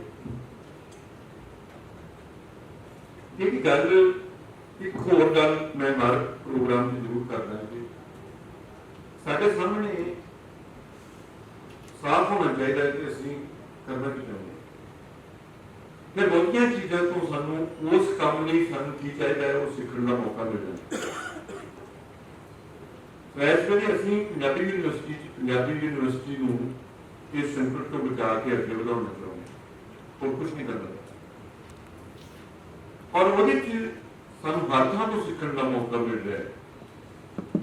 ਸੋ ਜਿਹੜੀ ਗੱਲ ਜੁੜਨ ਦੀ ਦੇ ਭਾਜੀ ਗੁਰਸ਼ਰਨ ਨੇ ਆਪਣੇ ਨਾਟਕ ਲੋਕਾਂ ਨਾਲ ਜੁੜਨ ਦੇ, ਲੋਕਾਂ ਦੇ ਮਸਲਿਆਂ ਨਾਲ ਜੁੜਨ ਦੇ ਮੁੱਦੇ ਨੂੰ ਲੈ ਕੇ ਅੱਗੇ ਵਧਾਏ ਤੇ ਪੰਜਾਬੀ ਯੂਨੀਵਰਸਿਟੀ ਨੂੰ ਵੀ ਜੁੜਾਵ ਪੈਦਾ ਕਰਨਾ ਪਏਗਾ। ਇੱਕ ਆਪਸੀ ਜੁੜਾਵ ਜਿਹਦੀ ਅਸੀਂ ਗੱਲ ਕੀਤੀ, ਅੱਜ 3 ਵਿਭਾਗਾਂ ਨੇ ਪ੍ਰੋਗਰਾਮ ਕੀਤਾ ਹੈ, ਇੱਕ ਵਿਭਾਗ ਨੇ ਨਹੀਂ ਕੀਤਾ, ਨਹੀਂ ਤਾਂ ਬਹੁਤ ਪ੍ਰੋਗਰਾਮ ਜਿਹੜੇ ਆ ਉਹ ਵਿਭਾਗੀ ਵੱਲੋਂ ਜੁੜਦੇ ਆ ਸਾਡੀ ਯੂਨੀਵਰਸਿਟੀ। ਤੇ ਦੂਸਰੀ ਗੱਲ ਹੈ ਵਿਦਿਆਰਥੀਆਂ ਨੂੰ ਪੰਜਾਬੀ ਨਾਲ, ਪੰਜਾਬੀ ਯੂਨੀਵਰਸਿਟੀ ਨਾਲ ਜੋੜਨ। ਇਹ ਤਾਲੀ ਵੀ 2 ਤਰ੍ਹਾਂ ਨਾਲ ਵਧੇਗੀ। ਯੂਨੀਵਰਸਿਟੀ ਨੂੰ ਆਪਣਾ ਰੂਪ ਸਰੂਪ ਇਸ ਤਰ੍ਹਾਂ ਦਾ ਬਣਾਉਣਾ ਚਾਹੀਦਾ ਹੈ ਕਿ ਪੰਜਾਬੀਆਂ ਨੂੰ ਯੂਨੀਵਰਸਿਟੀ ਅੰਦਰ ਆਪਣੇ ਲਈ ਕੁਝ ਦਿਸੇ ਤਾਂ ਕਿ ਉਹ ਯੂਨੀਵਰਸਿਟੀ ਨਾਲ ਜੁੜੇ। ਕਿਉਂਕਿ ਕੋਈ ਵੀ ਵਿਅਕਤੀ, ਸੰਸਥਾ ਕਿਸੇ ਚੀਜ਼ ਨਾਲ ਤਾਂ ਹੀ ਜੁੜਦੀ ਹੈ ਜੇ ਉਹਨੂੰ ਉਹਦੇ 'ਚ ਕੁਝ ਦਿਸਦਾ ਹੈ ਕਿ ਮੈਂ ਇਹਦੇ ਨਾਲ ਜੁੜਨ ਦਾ ਮੈਨੂੰ ਕੀ ਲਾਭ ਜਾਂ ਕੀ ਫਾਇਦਾ ਜਾਂ ਮੈਨੂੰ ਕੁਝ ਮਿਲ ਸਕਦਾ ਹੈ ਜਾਂ ਮੇਰੇ ਸੋਚਣ ਦਾ ਤਰੀਕਾ ਵੱਡਾ ਬਣ ਸਕਦਾ ਹੈ। ਸੋ ਜਦੋਂ ਬਾਰ-ਬਾਰ ਇਹ ਗੱਲ ਕਹੀ ਜਾਂਦੀ ਹੈ ਕਿ ਪੰਜਾਬੀ ਯੂਨੀਵਰਸਿਟੀ ਕਿਤੇ ਖਤਮ ਨਾ ਹੋ ਜਾਏ ਤੇ ਨਾਲ ਫਿਰ ਇਹ ਗੱਲ ਸਾਨੂੰ ਸੋਚਣੀ ਚਾਹੀਦੀ ਹੈ ਕਿ ਪੰਜਾਬੀ ਕਿਤੇ ਖਤਮ ਨਾ ਹੋ ਜਾਏ, ਕਿਉਂਕਿ ਪੰਜਾਬੀ ਬੋਲਦੇ ਲੋਕ ਸਾਰੀ ਦੁਨੀਆ 'ਚ ਵਸੇ ਹੋਏ ਨੇ, ਵੱਖ-ਵੱਖ ਮੁਲਕਾਂ 'ਚ ਵਸੇ ਹੋਏ ਨੇ, ਉਹਨਾਂ ਕੋਲ ਹੀਲੇ ਵਸੀਲੇ ਵੀ ਹੈਗੇ ਨੇ। ਜੋ ਪੰਜਾਬੀ ਯੂਨੀਵਰਸਿਟੀ ਉਹਨਾਂ ਨਾਲ ਜੁੜੇ ਤੇ ਉਹ ਪੰਜਾਬੀ ਯੂਨੀਵਰਸਿਟੀ ਨਾਲ ਜੁੜਨ। ਤੇ ਪੰਜਾਬੀ ਯੂਨੀਵਰਸਿਟੀ ਕਦੇ ਵੀ ਖਤਮ ਹੋ ਸਕਦੀ, ਨਾ ਹੀ ਪੰਜਾਬੀ ਕਦੀ ਖਤਮ ਹੋ ਸਕਦੀ। ਸਰਕਾਰ ਇੱਕ ਅੰਗ ਹੁੰਦਾ ਹੈ ਇਹਨਾਂ ਗੱਲਾਂ ਦਾ। ਦੂਸਰੀ ਗੱਲ ਇਹ ਸੀ ਕਿ ਪੰਜਾਬੀ ਯੂਨੀਵਰਸਿਟੀ ਨੂੰ ਬਚਾਉਣ ਲਈ ਜਿਹੜੇ ਉਪਰਾਲੇ ਅਸੀਂ ਕਰ ਰਹੇ ਹਾਂ, ਇਹਨੂੰ ਅੱਗੇ ਵਧਾਉਣ ਲਈ, ਉਹਦੇ 'ਚ ਇੱਕ ਗੱਲ ਪਹਿਲੇ ਦਿਨ ਤੋਂ ਹੀ ਮੈਂ ਕਰਦਾ ਆ ਰਿਹਾ, ਜਿਸ ਦਿਨ ਤੋਂ ਮੈਂ ਚਾਰਜ ਲਿਆ, ਕਿ ਸਾਰਿਆਂ ਨੂੰ ਇੱਕ ਕਦਮ ਲੈਣਾ ਪਏਗਾ। ਹੁਣ ਸਵਾਲ ਹੈ ਕਿ ਕੌਣ ਕਿਹੜਾ ਕਦਮ ਲਏ, ਇਹ ਹੁਣ ਖੁਦ ਸੋਚਣਾ ਪਏਗਾ। ਜਦੋਂ ਇਹ ਗੱਲ ਤੇ ਅਸੀਂ ਪਹੁੰਚ ਜਾਵਾਂਗੇ ਕਿ ਅਸੀਂ ਯੂਨੀਵਰਸਿਟੀ ਨੂੰ ਅੱਗੇ ਵਧਾਉਣ ਲਈ ਇਹਨੂੰ ਵਿਸ਼ਵ ਪੱਧਰ ਦੀ, ਮੈਂ ਨਹੀਂ ਕਹਿੰਦਾ ਪੰਜਾਬ ਦੀ, ਭਾਰਤ ਦੀ, ਵਿਸ਼ਵ ਪੱਧਰ ਦੀ ਇੱਕ ਉੱਘੀ ਯੂਨੀਵਰਸਿਟੀ ਦੇ ਰੂਪ 'ਚ ਸਾਹਮਣੇ ਲਿਆਉਣ ਲਈ ਮੈਂ ਕੀ ਕਰ ਸਕਦਾ। ਜਦੋਂ ਸਵਾਲ ਇੱਥੇ ਪਹੁੰਚ ਜਾਏਗਾ ਤੇ ਯੂਨੀਵਰਸਿਟੀ ਬਣ ਜਾਏਗੀ। ਜਿੰਨਾ ਚਿਰ ਇਹ ਸਵਾਲ ਇੱਥੇ ਖਲੋਤਾ ਹੈ ਕਿ ਫਲਾਣਾ ਕੀ ਕਰੇਗਾ, ਉਹ ਕੀ ਕਰੇਗਾ, ਸਰਕਾਰ ਕੀ ਕਰੇਗੀ, ਪੰਜਾਬੀ NRI ਕੀ ਕਰਨਗੇ, ਫਲਾਣੇ ਕੀ ਕਰਨਗੇ, ਫਿਰ ਯੂਨੀਵਰਸਿਟੀ ਨਹੀਂ ਵਧੇਗੀ ਉਸ ਦਿਨ ਜਿੱਦਣ ਅਸੀਂ ਇਹ ਸਵਾਲ ਆਪਣੇ ਆਪ ਨੂੰ ਪੁੱਛਾਂਗੇ, ਪ੍ਰੋਫੈਸਰ ਦੇ ਰੂਪ, ਕਰਮਚਾਰੀ ਦੇ ਰੂਪ, ਵਿਦਿਆਰਥੀ ਦੇ ਰੂਪ, ਪੰਜਾਬੀ ਦੇ ਰੂਪ, ਮੈਂ ਯੂਨੀਵਰਸਿਟੀ ਨੂੰ ਅੱਗੇ ਵਧਾਉਣ ਲਈ ਕੀ ਕਰ ਸਕਦਾ। ਔਰ ਇਹ ਯੂਨੀਵਰਸਿਟੀ ਨੂੰ ਕੋਈ ਇਹ ਨਹੀਂ ਕਿਸੇ ਨੂੰ ਕੁਝ ਦੇਣਾ ਹੈ। ਯੂਨੀਵਰਸਿਟੀ ਬਚਦੀ ਹੈ ਤੇ ਉਹਦੇ ਨਾਲ ਸਾਡੀ ਪੰਜਾਬੀ ਅੱਗੇ ਵਧਦੀ ਹੈ, ਪੰਜਾਬੀ ਅੱਗੇ ਵਧਦੀ ਹੈ ਤੇ ਸਾਡਾ ਪੰਜਾਬ ਦਾ ਤੇ ਪੰਜਾਬੀ ਸੱਭਿਆਚਾਰ ਅੱਗੇ ਵਧਦਾ ਹੈ। ਸੋ ਪੰਜਾਬੀ ਇਸ ਵੇਲੇ ਬਹੁਤ ਅੱਗੇ ਨਹੀਂ ਹੈ। ਇਸ ਕਰਕੇ ਨਹੀਂ ਹੈ ਕਿ ਬਚਪਨ ਤੋਂ ਹੁਣ ਤੱਕ ਮੈਂ ਵੇਖਦਾ ਕਿ ਆਮ ਕਸਬਿਆਂ ਦੇ ਵੀ ਦੁਕਾਨਾਂ ਦੇ ਖੱਟੇ ਹੁਣ ਪੰਜਾਬੀ 'ਚ ਨਹੀਂ ਲਿਖੇ ਜਾਂਦੇ। ਮੈਂ ਇਹ ਗੱਲ ਕਰਦਾ ਆ ਰਿਹਾ ਕਿ ਡਾਕਟਰ ਪਰਚੀਆਂ ਪੰਜਾਬੀ 'ਚ ਲਿਖਣ, ਦਵਾਈਆਂ ਦੀਆਂ ਡੱਬੀਆਂ ਇੱਕ ਪਾਸੇ ਪੰਜਾਬੀ 'ਚ ਲਿਖੀਆਂ ਹੋਣ, ਆਮ ਬੰਦੇ ਨੂੰ ਕਿਉਂ ਪਤਾ ਲੱਗੇ ਕਿ ਮੈਨੂੰ ਬਿਮਾਰੀ ਕੀ ਸੀ, ਡਾਕਟਰ ਨੇ ਕੀ ਦਵਾਈ ਦਿੱਤੀ ਹੈ। ਮਤਲਬ ਇਸ ਤਰ੍ਹਾਂ ਦੀ ਜਿਹੜੀ ਡਿਸਟ੍ਰੀਬਿਊਸ਼ਨ ਹੈ ਹਰ ਚੀਜ਼ ਦੀ, ਉਹ ਭਾਜੀ ਨੂੰ ਪਸੰਦ ਨਹੀਂ ਸੀ, ਤਾਂ ਹੀ ਉਹ ਗੱਲ ਨੂੰ ਲੋਕਾਂ 'ਚ ਲੈ ਕੇ ਜਾਂਦੇ ਸੀ, ਉਹਨਾਂ ਦੀ ਭਾਸ਼ਾ 'ਚ ਗੱਲ ਕਰਦੇ ਸੀ। ਸੋ ਅਸੀਂ ਤਾਂ ਉਧਰ ਨੂੰ ਜਾਣਾ ਸੀ, ਪਰ ਤੁਸੀਂ ਕਿਸੇ ਛੋਟੇ ਜਿਹੇ ਕਸਬੇ 'ਚ ਵੀ ਚਲੇ ਜਾਓ, ਕੋਈ ਖੱਟਾ ਪੰਜਾਬੀ 'ਚ ਲਿਖਿਆ ਨਜ਼ਰ ਨਹੀਂ। ਸੋ ਪੰਜਾਬੀ ਯੂਨੀਵਰਸਿਟੀ 'ਚ ਅਸੀਂ ਇੱਕ ਪ੍ਰੋਜੈਕਟ ਬਣਾ ਰਹੇ ਹਾਂ ਕਿ ਇਹ ਕਿਸ ਤਰ੍ਹਾਂ, ਕਹਿੰਦੇ ਕਿ ਫੈਸ਼ਨ ਬਹੁਤ ਜ਼ਰੂਰੀ ਹੈ, ਰੌਚਕ ਹੋਣਾ, ਜਿਵੇਂ ਨਾਟਕ ਦਾ ਰੌਚਕ ਹੋਣਾ ਬਹੁਤ ਜ਼ਰੂਰੀ ਹੈ। ਗੱਲ ਦੱਸੀ ਕਿ ਭਾਜੀ ਨੇ ਕਹਿੰਦੇ ਸੀ ਕਿ ਗੱਲਬਾਤ ਤਾਂ ਨਹੀਂ, ਕੋਈ ਵੀ ਗੱਲ ਹੈ ਉਹਦੇ ਜਿਹਨਾਂ ਤੇ ਰੁਚੀ ਬਣੀ ਰਹਿੰਦੀ ਹੈ, ਉਹਨਾਂ ਤੇ ਮਨੁੱਖ ਉਹਦੇ ਨਾਲ ਜੁੜਦਾ ਹੈ। ਸੋ ਪੰਜਾਬੀ ਨੂੰ ਫੈਸ਼ਨੇਬਲ ਬਣਾਉਣਾ ਚਾਹੀਦਾ। ਔਰ ਪੰਜਾਬੀ ਨੂੰ ਫੈਸ਼ਨੇਬਲ ਬਣਾਉਣ ਦਾ ਤਰੀਕਾ ਹੈ ਕਿ ਉਹ ਟੀ-ਸ਼ਰਟਾਂ ਤੇ ਆਵੇ, ਉਹ WhatsApp ਤੇ ਆਵੇ, ਉਹ ਹਰ ਚੀਜ਼ ਵਿੱਚ ਆਵੇ, ਉਹ ਪੱਤੀਆਂ ਤੇ ਆਵੇ, ਖੱਟਿਆਂ ਤੇ ਆਵੇ, ਔਰ ਨਵੇਂ ਫੌਂਟਸ 'ਚ ਆਵੇ, ਨਵੇਂ ਤਰੀਕਿਆਂ ਨਾਲ ਆਵੇ। ਜਦੋਂ ਫੈਸ਼ਨੇਬਲ ਬਣ ਜਾਏਗੀ ਤੇ ਫਿਰ ਕਿਵੇਂ ਬੋਲੀ ਇਸ ਤਰੀਕੇ ਨਾਲ ਅੱਗੇ ਵਧਦੀ। ਕਈ ਵਾਰੀ ਮੈਨੂੰ ਲੱਗਦਾ ਕਿ ਅਸੀਂ ਵਿਦਵਤਾ ਦੇ ਇੱਕ ਖਾਸ ਤਰੀਕੇ ਨਾਲ ਭਾਸ਼ਾ ਨੂੰ ਸਲੋ ਲੋਕਾਂ ਦੇ ਸਾਹਮਣੇ ਰੱਖਦੇ ਹਾਂ ਤੇ ਲੋਕ ਉਹਦੇ ਨਾਲ ਨਹੀਂ ਜੁੜਦੇ। ਤਾਂ ਮੈਂ ਅੱਜ ਇਹ ਗੱਲ ਕਰਦੇ ਹਾਂ ਕਿ ਭਾਜੀ ਦਾ ਵੀ ਸੋਚਣ ਦਾ ਤਰੀਕਾ ਸੀ ਕਿ ਗੱਲ ਜੇ ਪਿੰਡ 'ਚ ਕਰਨੀ ਹੈ ਤੇ ਉਸ ਭਾਸ਼ਾ 'ਚ, ਉਸ ਬੋਲੀ 'ਚ, ਉਸ ਸੰਦਰਭ 'ਚ ਉਸੇ ਢੰਗ ਨਾਲ ਹੀ ਕਰਨੀ ਪਏਗੀ ਜਿਸ ਤਰ੍ਹਾਂ ਉਹ ਲੋਕ ਵਿਚਰਦੇ। ਸੋ ਗੱਲ ਤੇ ਫਿਰ ਹੀ ਕਹਿਣਾ ਕਿ ਬੜੀ ਖੁਸ਼ੀ ਦੀ ਗੱਲ ਹੈ ਕਿ ਅੱਜ ਇਹ ਪ੍ਰੋਗਰਾਮ ਹੋਇਆ, 3 ਡਿਪਾਰਟਮੈਂਟਾਂ ਨੇ ਰਲ ਕੇ ਇਹ ਸਮ੍ਰਿਤੀ ਗ੍ਰੰਥ ਦੀ ਅੱਜ ਜਿਹੜਾ ਛਪਿਆ ਸੀ ਇਹਨੂੰ ਰਿਲੀਜ਼ ਕੀਤਾ। ਤੇ ਕੁਝ ਦਿਨਾਂ ਬਾਅਦ ਹੀ ਸਾਡਾ ਇੱਕ ਹੋਰ ਪਲੇ ਹੋ ਰਿਹਾ, ਸਾਡਾ ਆਪਣਾ ਥੀਏਟਰ ਡਿਪਾਰਟਮੈਂਟ ਪਲੇ ਕਰ ਰਿਹਾ ਹੈ। ਨਾਟਕਾਂ ਦਾ ਇੱਥੇ ਬੜਾ ਵਧੀਆ ਸਿਲਸਿਲਾ ਚੱਲਦਾ ਰਹਿੰਦਾ ਹੈ ਔਰ ਮੈਨੂੰ ਆਸ ਹੈ ਕਿ ਉਹਦੇ ਵਿੱਚ ਭਾਜੀ ਦੇ ਨਾਟਕਾਂ ਦੀ ਝਲਕ ਉਹ ਜਿਹੜੀ ਸਿਰਫ ਉਹਨਾਂ ਉਸਰੀ ਸੀ ਉਹ ਵੀ ਦਿਸੇਗੀ। ਜਿਹੜੇ ਨਾਟਕ ਅੱਜ ਕੱਲ੍ਹ ਸਾਡੇ ਵਿਦਿਆਰਥੀ ਸਾਹਮਣੇ ਲਿਆਉਣਗੇ, ਕਿਉਂਕਿ ਜਿਹੜਾ ਕੰਮ ਮੌਲਿਕ ਹੁੰਦਾ ਹੈ, ਜਿਹਦੇ ਕੰਮ 'ਚ ਨਵੀਂ ਚੀਜ਼ ਬਣਾਈ ਜਾਂਦੀ ਹੈ, ਉਹ ਹੌਲੀ ਆਪਣਾ ਅਸਰ ਉਹ ਪਾਉਂਦੀ ਹੈ ਤੇ ਉਸ ਸਿਰ ਫਿਰ ਅੱਗੇ ਵਧਦੀ ਰਹਿੰਦੀ ਹੈ। ਉਹ ਇਸੇ ਹੈ ਅੱਜ ਦੇ ਨਾਟਕਕਾਰਾਂ ਤੋਂ। ਪਰ ਇੱਕ ਗੱਲ ਜ਼ਰੂਰ ਹੈ ਕਿ ਹੁਣ ਉਹ ਮੁਸ਼ਕਿਲ ਉਹਨਾਂ ਨੇ ਦੂਰ ਕਰ ਦਿੱਤੀ ਹੈ। ਜਿਹੜੇ ਕਿਹਾ ਗਿਆ ਗੱਲ ਕੀਤੀ ਸੀ ਕਿ ਕਿਉਂਕਿ ਲੰਬਾ ਸਮਾਂ ਉਹਨਾਂ ਨੇ ਕੰਮ ਕੀਤਾ ਤੇ ਫਿਰ ਉਹਨਾਂ ਨੂੰ ਰੈਕਗਨੀਸ਼ਨ ਵੀ ਮਿਲ ਗਈ ਜਿਹੜੀ ਪਹਿਲਾਂ ਨਹੀਂ ਸੀ ਮਿਲੀ।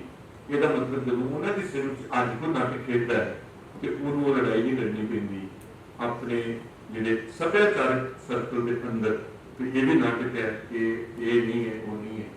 ਸੋ ਜਿਹੜੀ ਥਾਂ ਬਣਾ ਕੇ ਇਸ ਕਿਸਮ ਦੇ ਨਾਟਕ ਦੀ ਆਪਣੇ ਕੰਮ ਨਾਲ ਉਹਦੇ ਨਾਲ ਅਗਲੀ ਪੀੜ੍ਹੀ ਦੇ ਉਹਨਾਂ ਵਰਗੇ ਨਾਟਕਕਾਰਾਂ ਨੂੰ ਆਸਾਨੀ ਹੋ ਗਈ ਇੱਕ ਪਾਸੇ ਤੇ ਦੂਜੇ ਪਾਸੇ ਉਹਨਾਂ ਨੂੰ ਇੱਕ ਹੋਰ ਚੈਲੰਜ ਮਿਲ ਗਿਆ ਕਿ ਹੁਣ ਉਹਨਾਂ ਨੇ ਇਹਨੂੰ ਅੱਗੇ ਕਿਵੇਂ ਲੈ ਕੇ ਜਾਣਾ।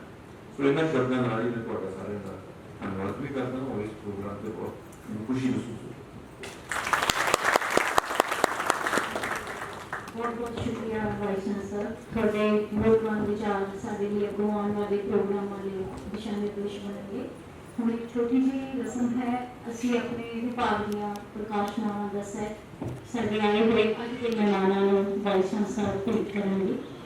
साडियां विभाग दियां प्रकाशनावां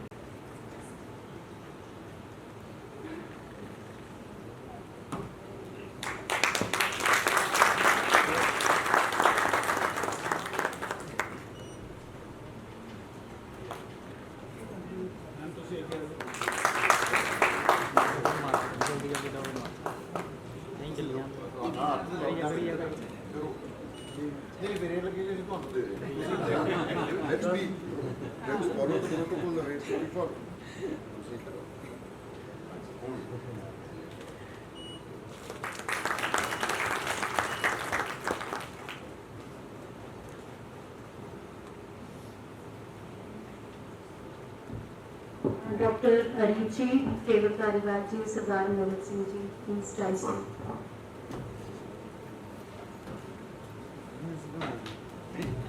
ਸਿਰਫ ਵਿਭਾਗ ਦੀਆਂ ਪੰਜਾਬੀ ਯੂਨੀਵਰਸਿਟੀ ਦੀਆਂ ਕਿਉਂ ਨਹੀਂ ਆਪਾਂ ਦੇ ਵਿਭਾਗ ਥੋੜਾ ਜਿਹਾ ਵਿਭਾਗ ਹੋ ਕੇ ਵੀ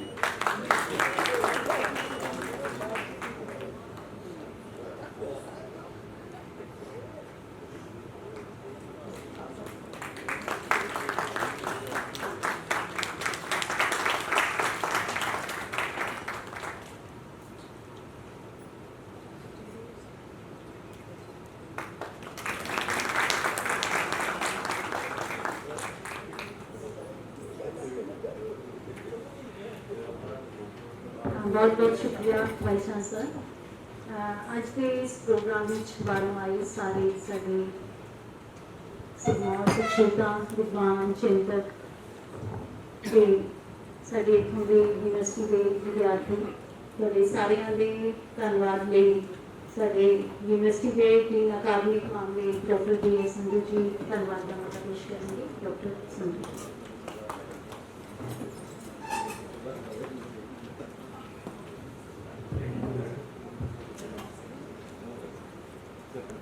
गुरशरण भाजी के नाल मेरा भी 1982 ਤੋਂ ਬਾਅਦ ਮੇਲ ਹੋਇਆ।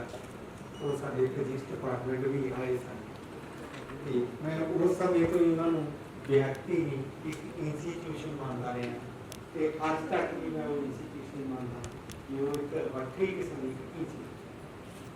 ਇਸ ਮੌਕੇ ਉੱਤੇ ਮੈਂ ਧੰਨਵਾਦੀ ਹਾਂ ਸਾਡੇ ਵਾਈਸ ਚਾਂਸਲਰ ਪ੍ਰੋਫੈਸਰ ਅਰਵਿੰਦ ਜੀ ਦਾ ਜਿਨ੍ਹਾਂ ਨੇ ਇਸ ਪ੍ਰੋਗਰਾਮ ਨੂੰ ਆਯੋਜਿਤ ਕਰਨ ਦੇ ਵਿੱਚ ਸਾਨੂੰ ਸੇਧ ਦਿੱਤੀ ਤੇ ਉਹਨਾਂ ਨੇ ਇਹ ਪ੍ਰੋਗਰਾਮ ਸੁਝਾਇਆ ਸੀ ਕਿ ਇਹ ਪ੍ਰੋਗਰਾਮ ਸਾਨੂੰ ਆਯੋਜਿਤ ਕਰਨਾ ਚਾਹੀਦਾ। ਮੈਂ ਧੰਨਵਾਦੀ ਹਾਂ ਡਾਕਟਰ ਅਮਰਜੀਤ ਕੌਰ ਜੀ ਜਿਹੜੇ ਸਾਡੇ ਪੰਜਾਬੀ ਭਾਸ਼ਾ ਵਿਭਾਗ ਦੇ ਮੁਖੀ ਨੇ। ਉਹਨਾਂ ਨੇ ਜੋ ਵਿਸ਼ਾ ਨੂੰ ਦੱਸਿਆ ਪਹਿਲੀ ਵਾਰ ਵੱਖਰੇ ਵੱਖਰੇ ਸਾਥੀ ਵਿਭਾਗਾਂ ਨੂੰ ਇਕੱਠਾ ਕਰਦੇ ਹੋਏ ਇਹ ਪ੍ਰੋਗਰਾਮ ਆਯੋਜਿਤ ਕੀਤਾ। ਮੈਂ ਧੰਨਵਾਦੀ ਹਾਂ ਡਾਕਟਰ ਨਵਸ਼ਰਨ ਕੌਰ ਜੀ ਜਿਹੜੇ ਉਹਨਾਂ ਦੇ ਗੁਰਚਰਨ ਭਾਜੀ ਜੀ ਨੇ ਉਹ ਵਿਸ਼ੇਸ਼ ਮੌਕੇ ਤੇ ਆਏ। ਮੈਂ ਧੰਨਵਾਦੀ ਹਾਂ ਪ੍ਰੋਫੈਸਰ ਪਰਮਿੰਦਰ ਸਿੰਘ ਜੀ ਜੋ ਕਿ ਗੁਰਜਨ ਸਿੰਘ ਯੂਨੀਵਰਸਿਟੀ ਸਾਡੇ ਕੋਲ ਪਹੁੰਚੇ। ਮੈਂ ਉਹਨਾਂ ਸਾਰੇ ਪ੍ਰੋਫੈਸਰ ਸਾਹਿਬਾਨ ਦਾ ਜਾਂ ਨਾਟਕਕਾਰਾਂ ਦਾ ਜਿਹੜੇ ਇਸ ਮੌਕੇ ਤੇ ਪਹੁੰਚੇ ਉਹਨਾਂ ਸਾਰਿਆਂ ਦਾ ਵੀ ਪਹਿਲਾਂ ਧੰਨਵਾਦੀ ਹਾਂ। ਧੰਨਵਾਦੀ ਹਾਂ ਪੰਜਾਬੀ ਯੂਨੀਵਰਸਿਟੀ ਦੇ ਪ੍ਰੋਫੈਸਰ ਸਾਹਿਬਾਨ ਦਾ, ਰਿਟਾਇਰਡ ਪ੍ਰੋਫੈਸਰ ਸਾਹਿਬਾਨ ਦਾ ਜਿਹੜੇ ਗੁਰਚਰਨ ਭਾਜੀ ਦੇ ਨਾਲ ਜੁੜੇ ਰਹੇ ਆ ਵੱਖਰੇ ਵੱਖਰੇ ਸਮੇਂ ਤੇ ਉਹਨਾਂ ਸਾਰਿਆਂ ਦਾ ਵੀ ਮੈਂ ਧੰਨਵਾਦੀ ਹਾਂ। ਮੈਂ ਧੰਨਵਾਦੀ ਹਾਂ ਸਟਾਫਰਸ ਦਾ, ਸਟੂਡੈਂਟਸ ਦਾ, ਨੌਨ ਟੀਚਿੰਗ EMPLOYEES ਦਾ ਜਿਹੜੇ ਸਾਡੇ ਕੋਲ ਇਸ ਪ੍ਰੋਗਰਾਮ ਵਿੱਚ ਪਹੁੰਚੇ ਉਹਨਾਂ ਸਾਰਿਆਂ ਦਾ ਧੰਨਵਾਦੀ ਹਾਂ। ਮੈਂ ਧੰਨਵਾਦ ਕਰਦਾ ਸਾਡੀ ਟੈਕਨੀਕਲ ਟੀਮ ਦਾ ਜਿਨ੍ਹਾਂ ਨੇ ਇਸ ਪ੍ਰੋਗਰਾਮ ਨੂੰ ਅੱਗੇ ਚਲਾਉਣ ਦੇ ਲਈ ਆਪਣਾ ਪੂਰੀ ਜਾਂ ਸ਼ਿੱਦਤ ਦੇ ਨਾਲ ਕੰਮ ਕੀਤਾ। ਧੰਨਵਾਦੀ ਹਾਂ ਮੀਡੀਆ ਦੇ ਲੋਕਾਂ ਦਾ, ਸਾਡੀ ਯੂਨੀਵਰਸਿਟੀ ਦੇ PRO ਆਫਿਸ ਦਾ ਜਿਨ੍ਹਾਂ ਨੇ ਇਸ ਪ੍ਰੋਗਰਾਮ ਨੂੰ ਅੱਗੇ ਕਰਨ ਦਾ ਧੰਨਵਾਦ ਪਾਇਆ। ਉਸ ਤੋਂ ਬਾਅਦ ਜੇ ਕਿਸੇ ਦਾ ਨਾਮ ਰਹਿ ਗਿਆ ਹੋਵੇ ਤਾਂ ਉਹਨਾਂ ਸਾਰਿਆਂ ਦਾ ਵੀ ਧੰਨਵਾਦੀ ਹਾਂ ਤੇ ਆਸ ਕਰਦਾ ਕਿ ਭਵਿੱਖ ਦੇ ਵਿੱਚ ਅਸੀਂ ਇਸ ਤਰ੍ਹਾਂ ਦੇ ਹੋਰ ਬਹੁਤ ਸਾਰੇ ਪੰਜਾਬੀ ਭਾਸ਼ਾ ਦੇ ਨਾਲ ਜੁੜੇ ਪ੍ਰੋਗਰਾਮਾਂ ਨੂੰ ਆਯੋਜਿਤ ਕਰਦੇ ਰਹਾਂਗੇ ਤੇ ਅੰਤ ਵਿੱਚ ਤੁਹਾਡਾ ਸਾਰਿਆਂ ਦਾ बहुत बहुत शुक्रिया डॉक्टर संधू जी। एक दो अनाउंसमेंट्स ने यूनिवर्सिटी वालों साडे यूनिवर्सिटी ਦੀਆਂ ਪ੍ਰਕਾਸ਼ਨਾਵਾਂ ਦੀ ਇਸ ਹਾਲ ਦੇ ਬਾਹਰ ਐਗਜ਼ੀਬਿਸ਼ਨ ਲੱਗੀ ਹੈ, ਸਟਾਲ ਲੱਗੇ ਹਨ ਕਿਤਾਬਾਂ ਦੇ। ਸੋ ਸਾਰਿਆਂ ਨੂੰ ਰਿਕੁਐਸਟ ਹੈ ਕਿ ਆਪਣੀ ਮਨਪਸੰਦ ਕਿਤਾਬਾਂ ਬਾਹਰੋਂ ਅੱਜ ਭਾਜੀ ਦੇ ਜਨਮ ਦਿਨ ਦੇ ਮੌਕੇ ਤੇ 50% ਆਫ ਅਸੀਂ ਸਪੈਸ਼ਲ ਡਿਸਕਾਊਂਟ ਦੇ ਰਹੇ ਹਾਂ ਤੇ ਉਹ ਕਿਤਾਬਾਂ ਜ਼ਰੂਰ ਲੈ ਕੇ ਜਾਇਓ। दूसरा इसी प्रोग्राम की तीसरी कड़ी आज शाम 6 बजे कला भवन भाजी का ही लिखा नाटक सी स्टडी पे होगा तो शाम 6 बजे कला भवन जरूर इस प्रोग्राम की अगली कड़ी के नाल जुड़ना सारे ने किताबा जरूर बार देखना।